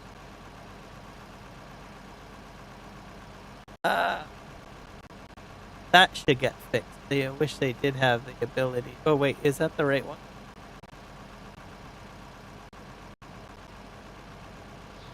Nope. Alright, well, I'm gonna try to get you the...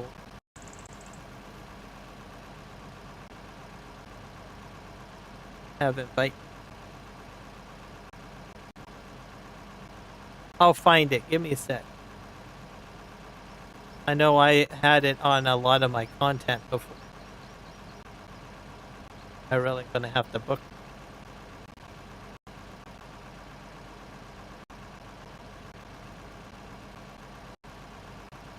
Because it's basically a complete Discord for promoting mods, and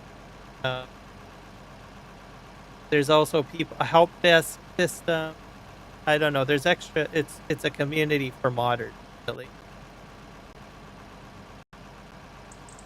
So you might run into people that might be able to give you insight stuff. I'm gonna get you the link. I gotta find it. They locked up the ability to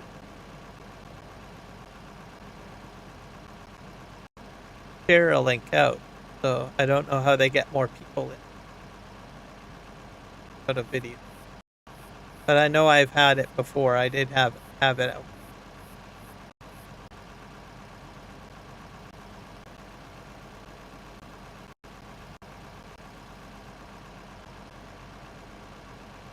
Let me think. I probably got to go back about a year. Maybe to some of my FS25 streams. Go to my playlist. If I'm fortunate.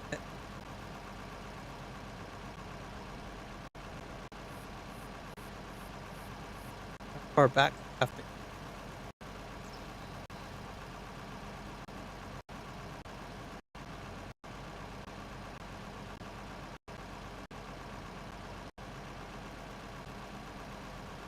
You know what I can probably.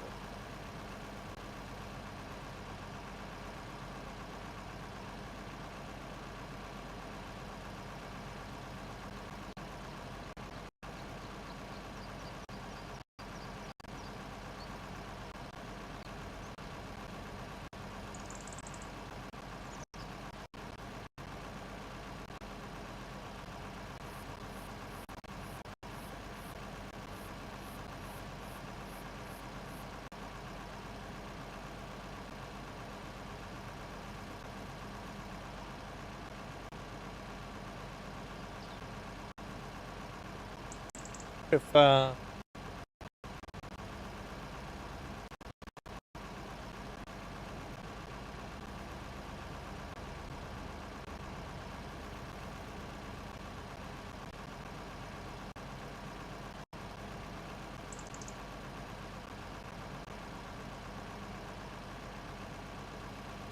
private or invite.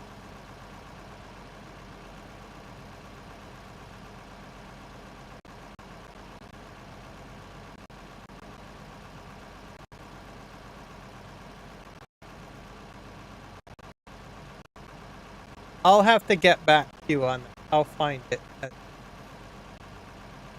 Take me a while. If I find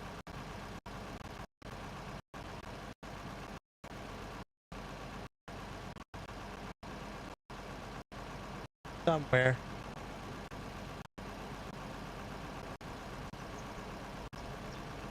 I was promoting it on my live stream, but that was quite a while ago.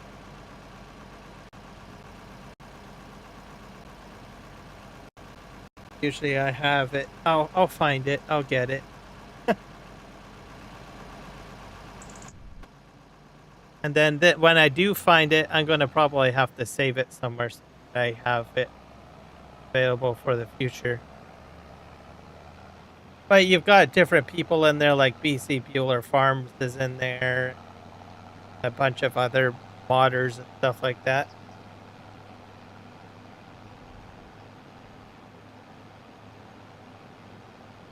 Who else is in there? Yeah, BC Bueller Farms, Cunningham Modding, D-Doer, Mantrid, Burma's modding. And then there's content creators in there too, like Clutch Simulation, Argsy Gaming, FSG Modding. So these are all probably names heard of. Oop.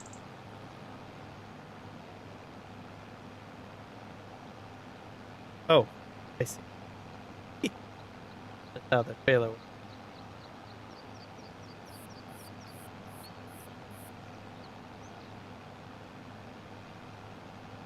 And I was an honorary, I think it was honorary member, because it was a time when there was a lot of weird stuff, mods. Yeah, all the greats are in there. Kedirk is in there. There's a bunch of names that I don't know, but they're all great. Heavy Metal Gaming. And the list goes on.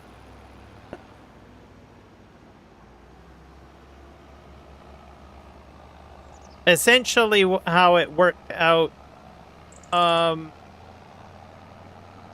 think I think it was like an honorary person, because it was just slightly a very small suggestion at the time, because we had problems where people were stealing mods and uploading them up to King's, stuff like that. And then we had situations where people playing the game would download from King's mod, and it was a stolen mod, and it wasn't properly scripted. So then a bunch of modders were getting complaints from players saying your mod doesn't work. And then they're replying back, well, I never uploaded the mod. So you can see what had happened. So it was a big issue at the beginning of Farming Simulator 22, and it was a problem. So myself and one other person suggested, well, why don't you have like a separate repository that isn't uploaded, right? And so what they did was they created a Discord, and it basically there was subcategories. There's a bunch of channels with subcategories similar to the Mod Hub. So if you wanted like what else? A baler. There's a baler category, and modders could put links into the Discord for that. Right? And then myself, if I wanted to make sure that I was getting a mod that wasn't stolen or bugged up, right? I could go down the categories and download the mods directly from a safe site that wasn't on King's, right? And all of those other garbage sites that just basically ruin your computer, right? So that's how it started. Then they decided to add more stuff in there for helping modders. Like a bit of a help desk in there. You could ask questions, stuff like that. And it just became a bit of a modding community. So like there's a link for game help, modding help. Then there's a help desk system in there. So there's that. There's also a website up now too. Probably get you the website if I can just find that, because it was announced, I think, last month. Hoping the link is still there.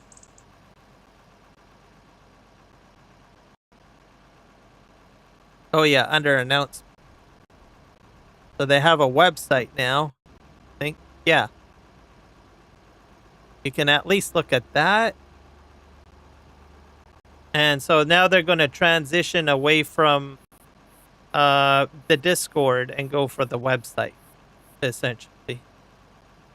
They've got FS25 mods, I think, still on the Discord somewhere, I think.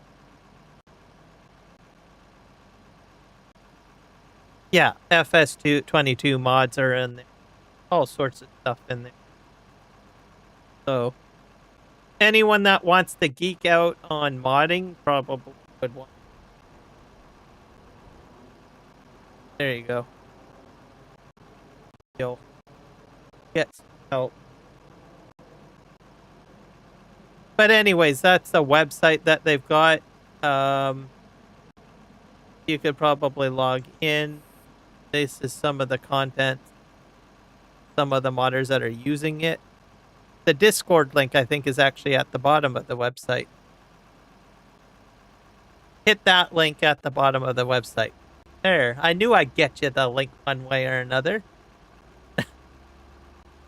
You can tell that the website is very clean. There's no advertisement or junk. So, and very nicely laid out. So there you go. You got a bit of a history lesson and about the group and have an understanding of the community. And when you get into the Discord, you'll understand what I'm talking about. You'll see all the bloody channels and all of the resources at your fingertips. So there you go. Congratulations. You have the key to the kingdom. For modding.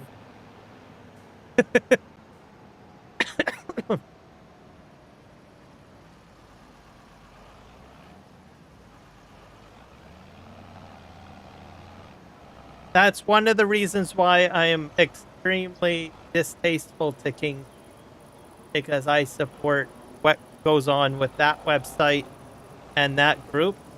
And like I said, all of the greats are in there that make mods.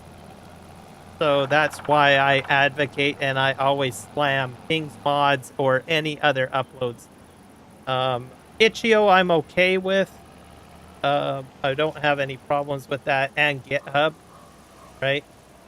But something like anything that's just riddled with advertising, I will just slam it right down. So, and I will not shy away from it. If anyone says otherwise, I say, well, look at all these great content creators and modders, right, that are in that group. And they think the same way as I do.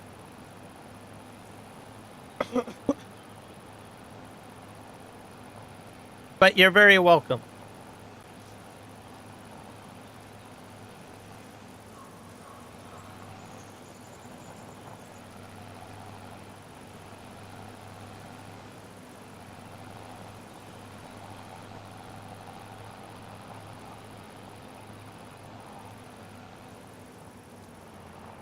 But one thing that I'm definitely happy about you is that you went right to Itch.io instead of King's, something like that.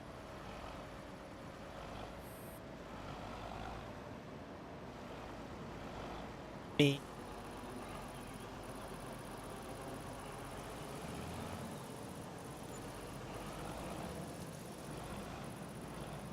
Probably a little forgiving on media share. That's another one.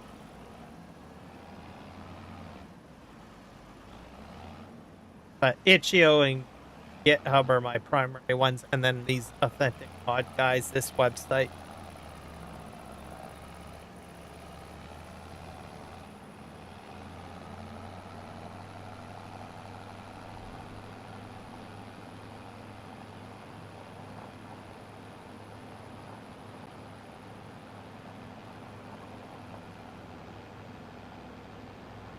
And if I find someone like a new modder or whatnot, I'll mention it. Like, I didn't know you were getting it modding.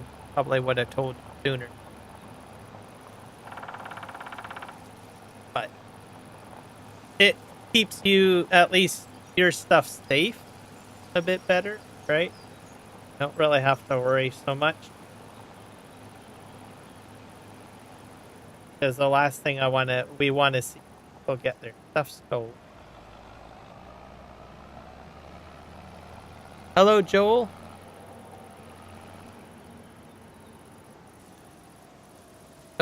Oh yeah, my window was completely control.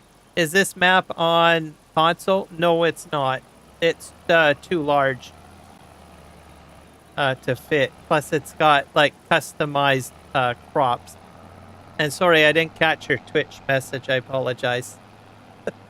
But I do see it there now. I just got so distracted with my conversation geeking out with Second Chance here.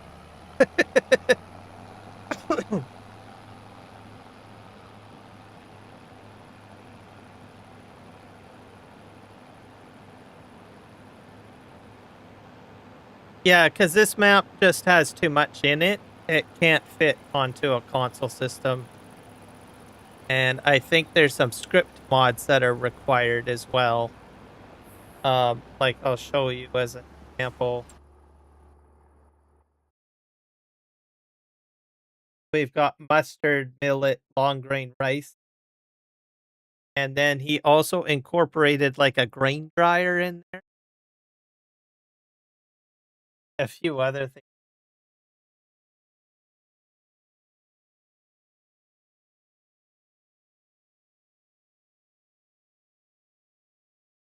For the map,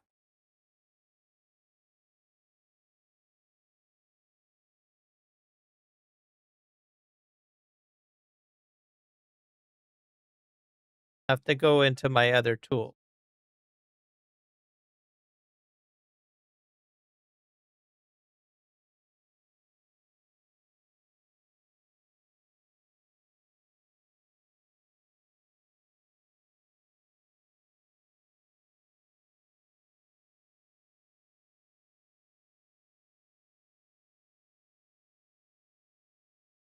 There are some 4X maps, but that are on the mod hub.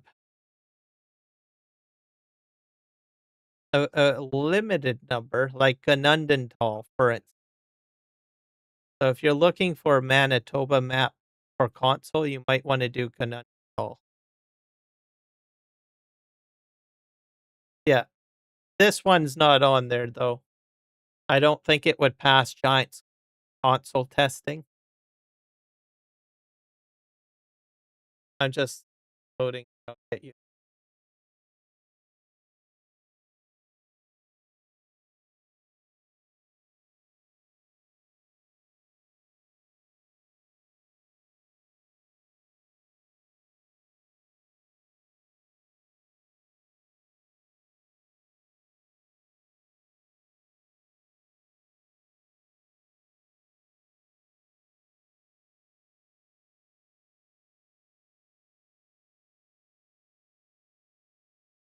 It's 877 megabyte size.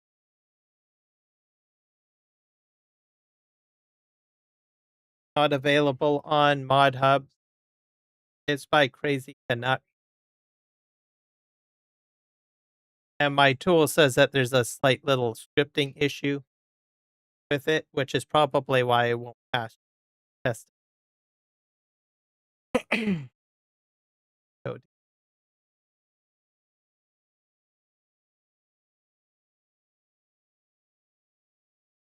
It might eventually end up on the Mod Hub. It's just at the discretion, I guess, of Crazy Canuck if he wants to upload it.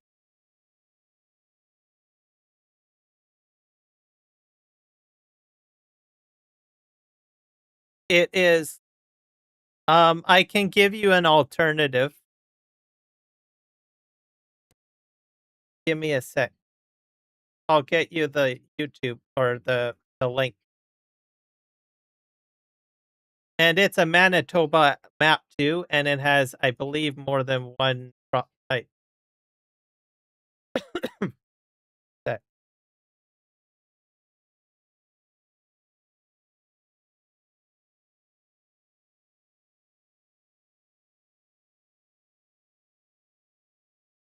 you might have already seen it. I don't. It's half the size, 388 megabytes. The This one is also a Canadian map. The 4X. It's available That's probably up your alley. Also, it has custom crops, pretty much the same ones that I'm doing. Got alfalfa, clover, rye, trick, kale, millet, spelt, mustard, lavender, poppy, flax, buckwheat, lentils. The list goes on. 50 collectibles, 6 production, 48 paintable ground types. So it's got custom again. So that's what I would recommend if you want to play a map that is similar to what I'm playing. That's available because it's in Manitoba as well.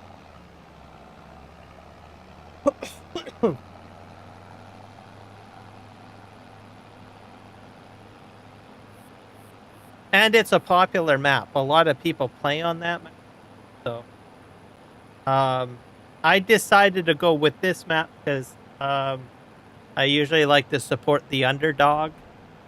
I don't think I ever Eric the crazy Canuck video. I think this might have been briefly. What the heck? Nobody else live stream. Might as well help a map developer out so that they don't quit and stop building maps. Especially if the map is half decent, right? And you never know. He might be watching my live stream right now and he might say, you know what? That Joel guy, I'm going to go ahead and try to get my map onto the mod hub. Maybe. I don't know. I don't know if the guy watches my live stream or not. He has tough competition though, because right now it's Ganundental, which is the map that I gave you. That's pretty popular, right? And then you've got that Sudbury, Ontario map, right? Those are the two maps that really get the gusto from content creators at the moment. But you never know. Me live streaming this map might give it a little bit more focus. Maybe you might say, you know what? Did I miss my trick? Nope.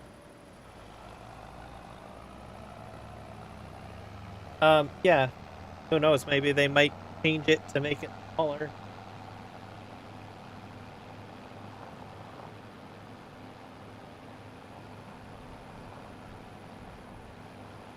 I did seriously consider doing Ganundental.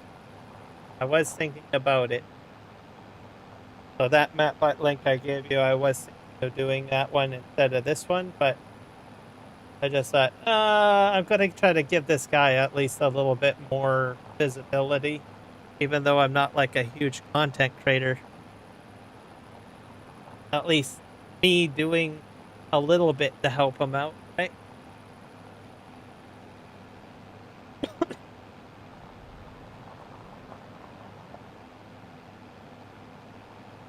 That's just how I am. I just like taking the underdog map. I know everybody talks about, every other map, right? You probably have seen people trying to convince me to play other map stuff, right?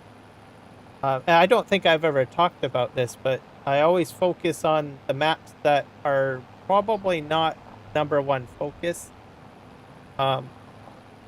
Usually focus on maps that aren't really seen that much, played that much, just to sort of help that map person out a little bit, so that they have a little bit of visibility somewhere on the interwebs. Because modders and map makers, they don't always have the ability to live stream what they're making, right? They might have a really great map or a great mod, but they just don't have a platform to, launch off, essentially, or get anyone's attention. They could have like a gold nugget and no one will pay attention to it, right? So there's content creators like myself right? Who says, okay, well, I see what you've got. It looks reasonable, right? It's enjoyable. You don't have a lot of traffic. I'll help you out a little. I'll just play on your map so that other people can see that it's available. And then, like I said, maybe they'll make it into might go the extra effort to take it out of the PC environment and throw it to a console environment, right? Because I think a lot of people I think in the modding and the map community, pretty frustrated trying to meet those requirements to make it work on a console system.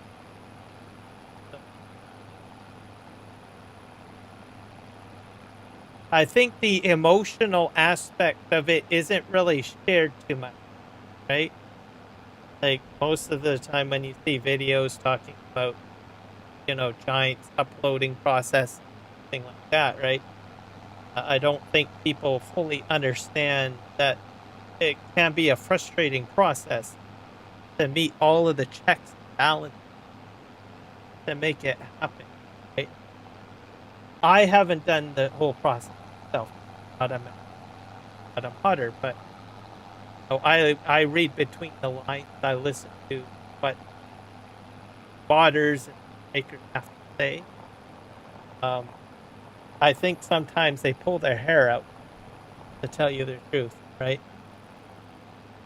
So you take like DJ Goham, he'll do a news video and he'll say, well, it's what Giant's testing right now, but it has been sent back to so-and-so, right? You get that sent back to so-and-so kind of thing going on.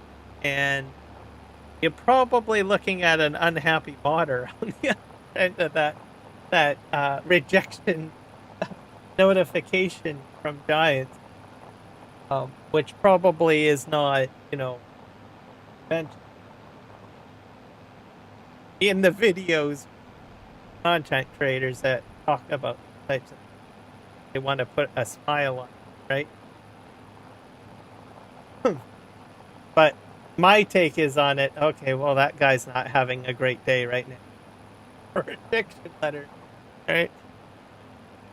But they don't lose heart. They go back at it, rehash over the notes that Giant provides them, and make the alteration fixes that they need, and then they send it back to Giant for testing. And it's, even though the way that I word it makes the Giants look like the villain, realistically, Giants is got a very steep list of criterion that has to be met, right? And they do that to ensure that quality mods are actually put on the platform and that they meet compliancy. And on top of that, they have to comply with what Sony, Microsoft, with regards to the console system and their rules and regulations.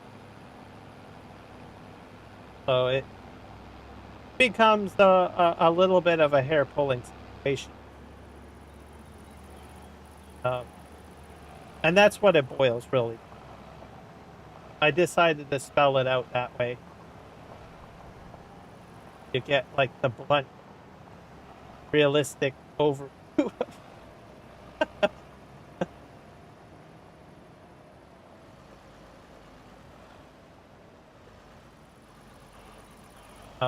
I word it that way because I know that a lot of the time, as content creators, will put like a cherry on top on how we word things, right?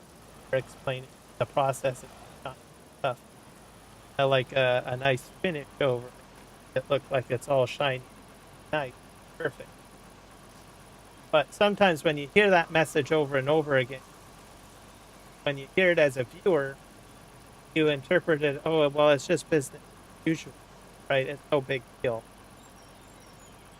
And it kind of negates the emotion aspect of the frustration the player could be having. Why are we having issues with operating?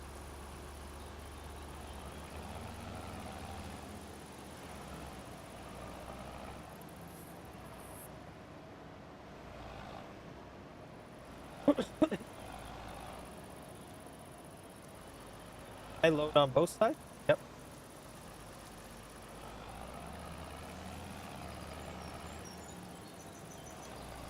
I did try to make a map hunt. Sorta. I sorta. I didn't get anywhere, to tell you the truth. Well, I might retry it again, but there is a content creator from somewhere in Europe. I'm not going to say which country it is because I definitely got an accent from,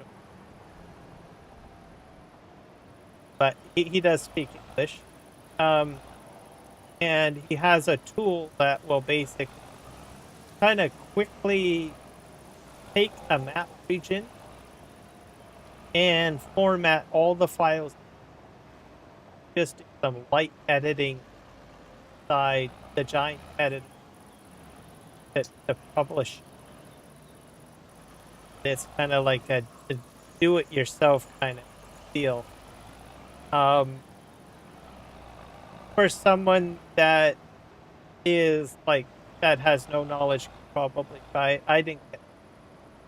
I think I was, yeah. But as far as I did go, I thought it was pretty impressive. But someone that is trying to get into mapping and giant editor far better, probably because it to try to get a map generated, but then they can use all of their extra knowledge with how to put placeables in, XML, and all of that stuff to and Lua may add their own flavor into the or whatever programming in the edit.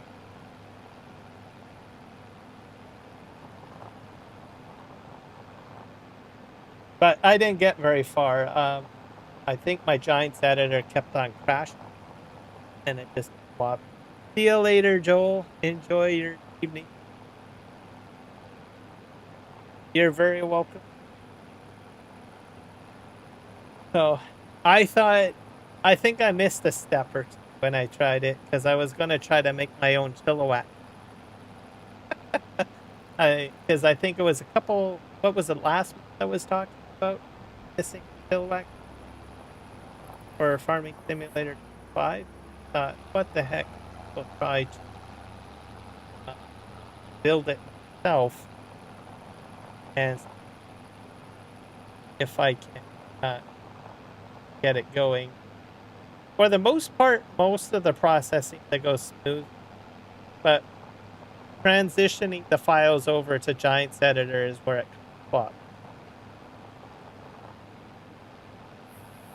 I'll re-look at it.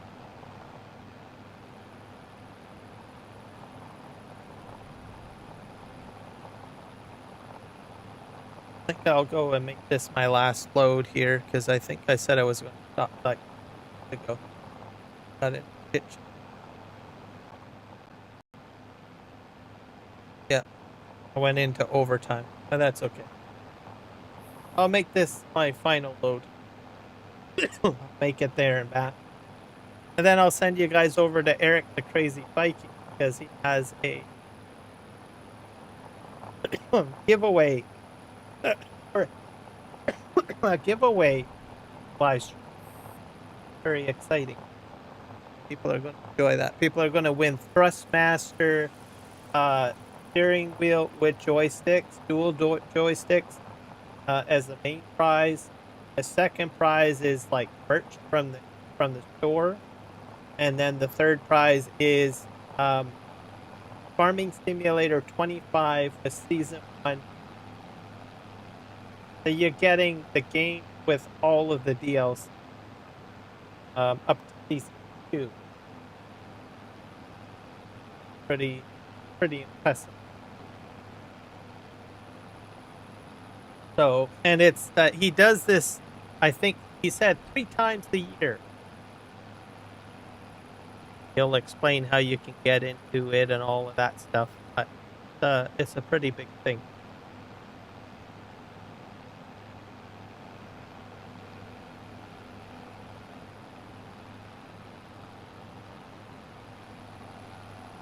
Oh, found. We're up to 116,000. So it'll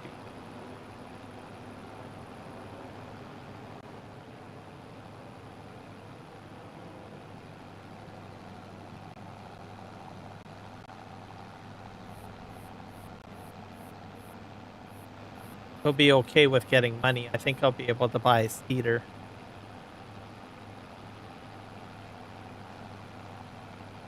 Oh.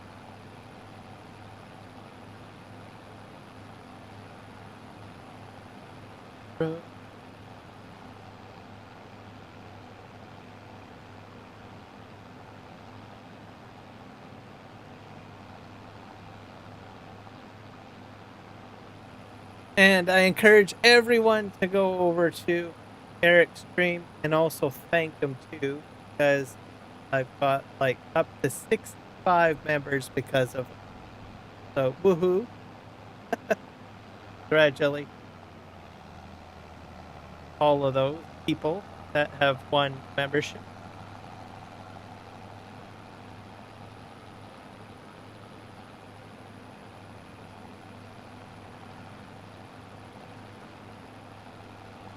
And then my next stream will be third back Australia, doing some probably field work. I got more harvesting. A pretty muddy road there.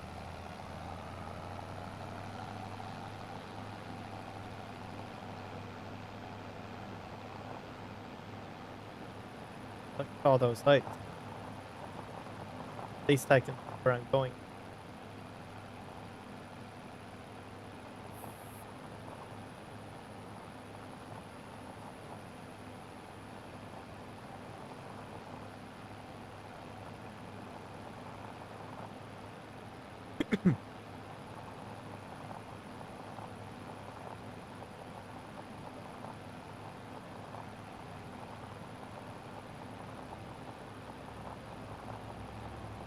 And it's finally getting cooler. Temperature's dropping 26. Sun.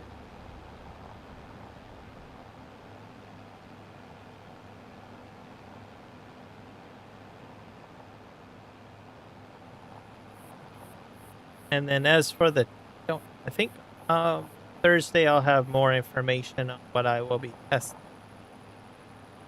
Saturday, I will let you guys know my test stream will be earlier.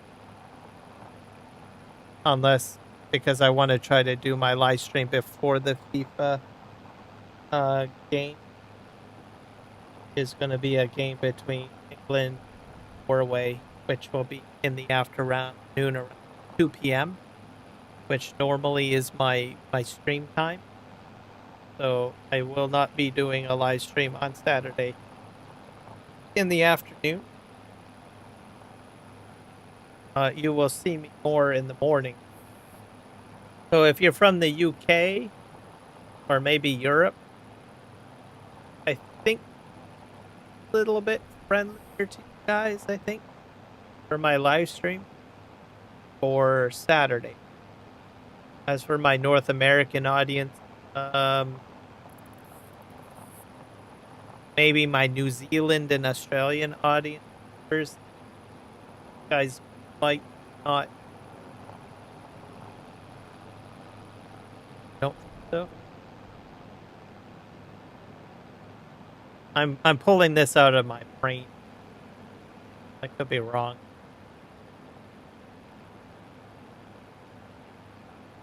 Probably going to do an early morning. Yeah.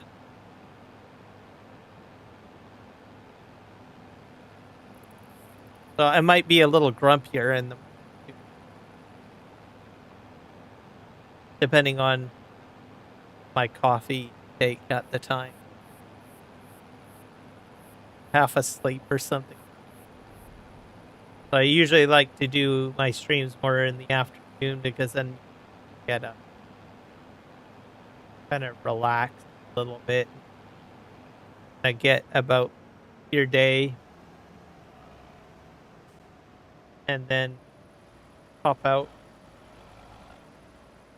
say hello. All right, so this is pretty cool. I like that they put all this stuff like whoop, the wrong way. Looks like they got like cabins at an office or some sort of shed. I missed turn. I gotta go this. But this takes me to the fairgrounds on the, I guess.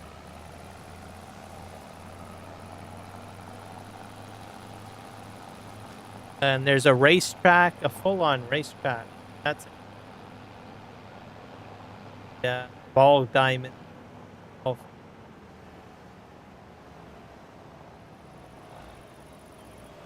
Cool. For baseball.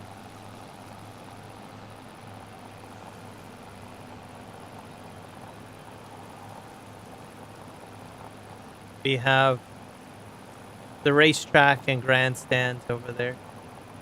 If I get into horses, maybe I'll have a horse race. Oh, so I guess.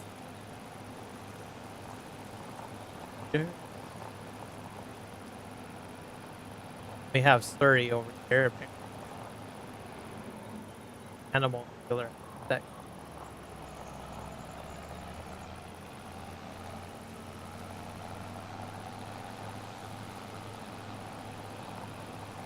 There's steam coming up that. Anyway, going over.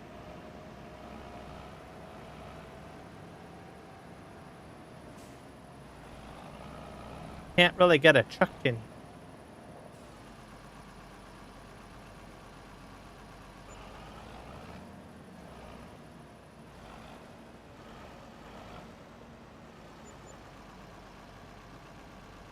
That's for dumping.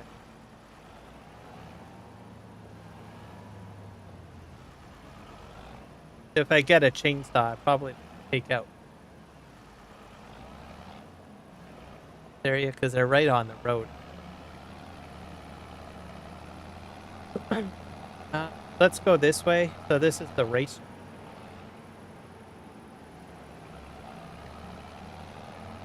I didn't even know that was here until like.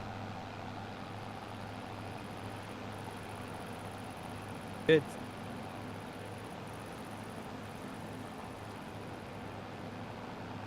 That's the market there. Probably put his whole bales there.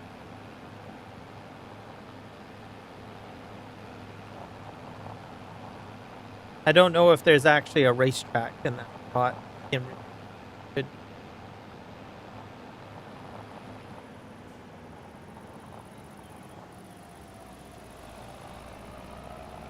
Head back. The farm. We'll get you guys over to Eric.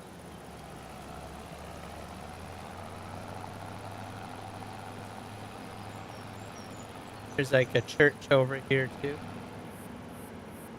Cool. Houses, neighborhood.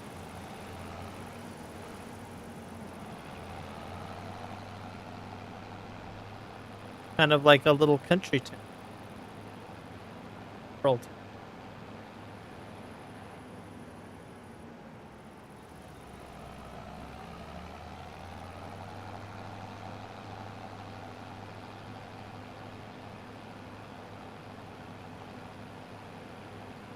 Which isn't, it's not called that anymore. It's Steep Kansas Southern. Because they purchased the Kansas Southern line. That goes from, I think, Ontario all the way down to Mexico. That's why they bought the rail link. probably a fairly good investment because under Kuzma we were selling like automobile parts. So you send stuff from Canada all the way down south, back up, etc., and make stops in the United States and unload and grab stuff there, and then head south, north, left, right. So, and both railway companies were fighting over it, by the way. So CN Rail was trying to get Kansas Southern, and CP Rail was trying to get Kansas Southern. But CP won, so they got it.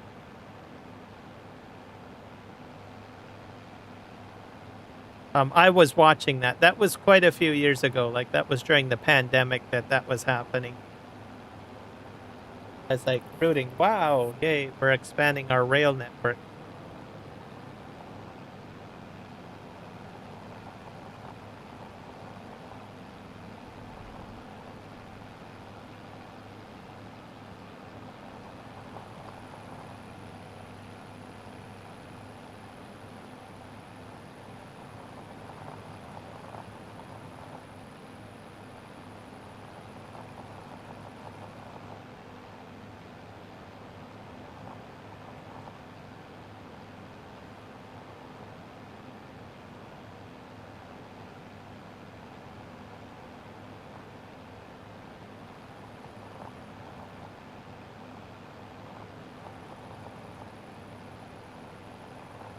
So I think we'll probably have like one more live stream requiring me to do something to do with bales. So I've got a bunch of bales to still pick up off the field. I've got all those bales to sell. And then we're finally going to get into something. Probably field work. So I'm going to have to buy some equipment. Probably plow, or maybe I want to do direct drills. I have to buy direct drills or planter actually, because I'm going. We'll have to look at the shop when I get back to the farm. Just look at that for a wee bit.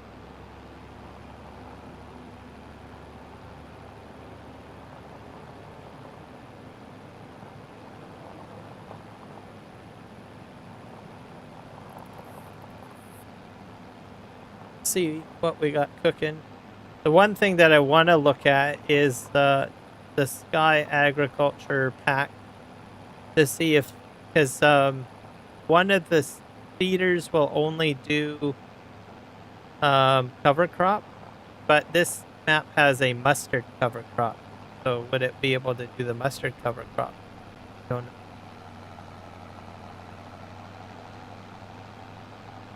Which is kind of weird. Or thought about doing a cover crop with mustard.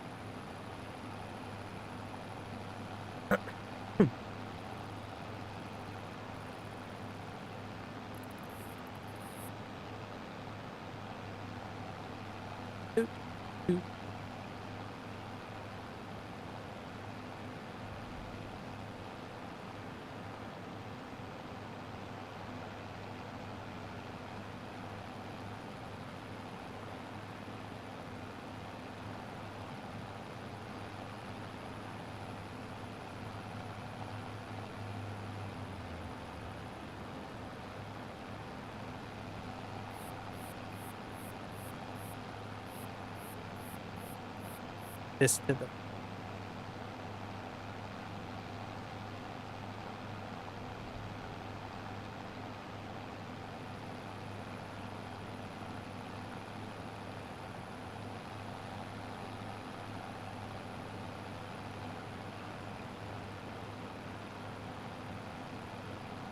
and this guy's running out of gas. I gotta remember to refill him up.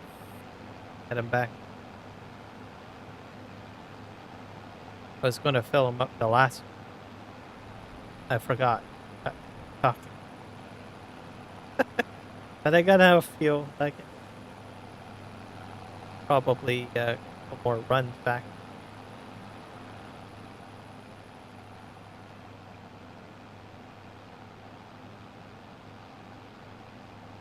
And I don't think I have a gas pump. at the farm.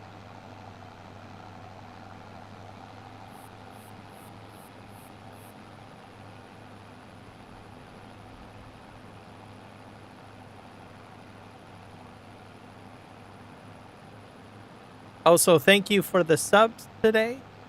To mention that to 957. Hopefully, we can get up to 1,000.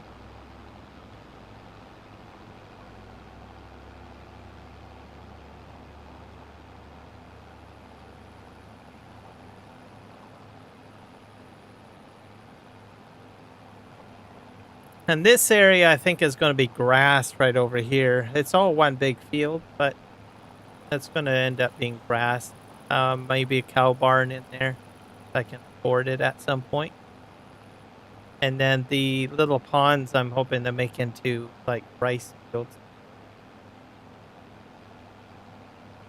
We'll see how successful I can get at. And then I'm going to put maybe a line sort of around these ponds out to the end. And then that side towards the farm is going to be like grain crops, and the other side will be grass. That way it's a little bit more Courseplay friendly.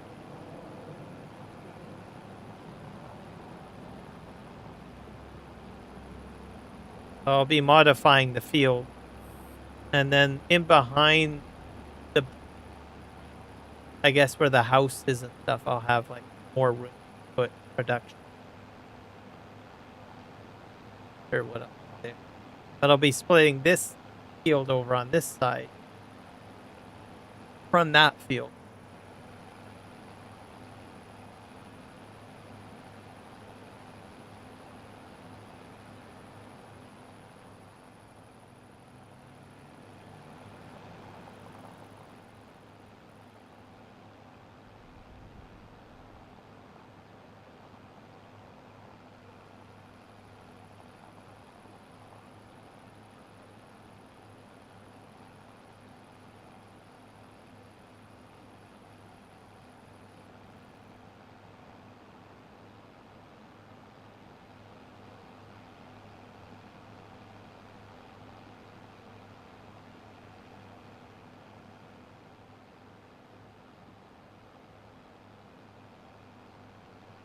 I'll just leave this right.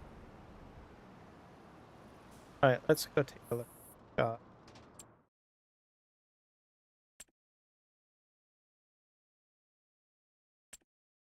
Agri equipment, right?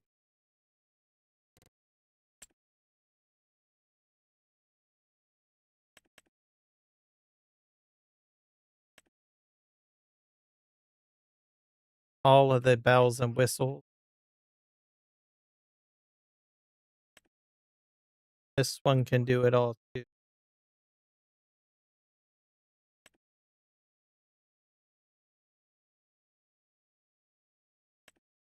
This does it all.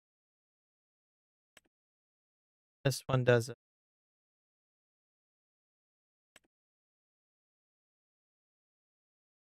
That's a planter.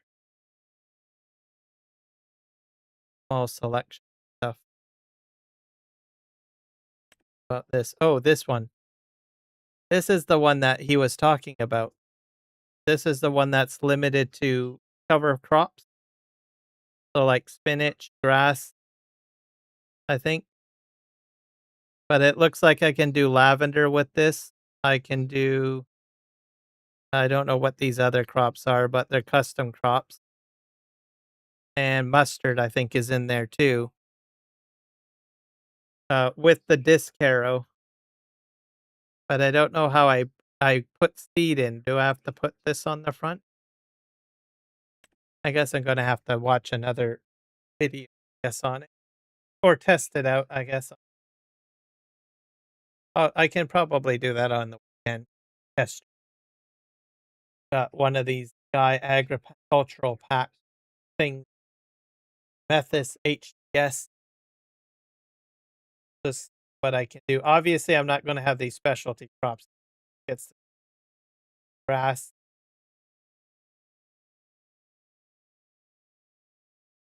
All right. Well, that works out. I think that's 12 meters, but I can't remember how it distributes seed. Guessing you put something in front.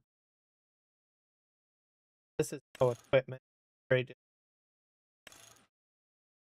Theater unit. Oh,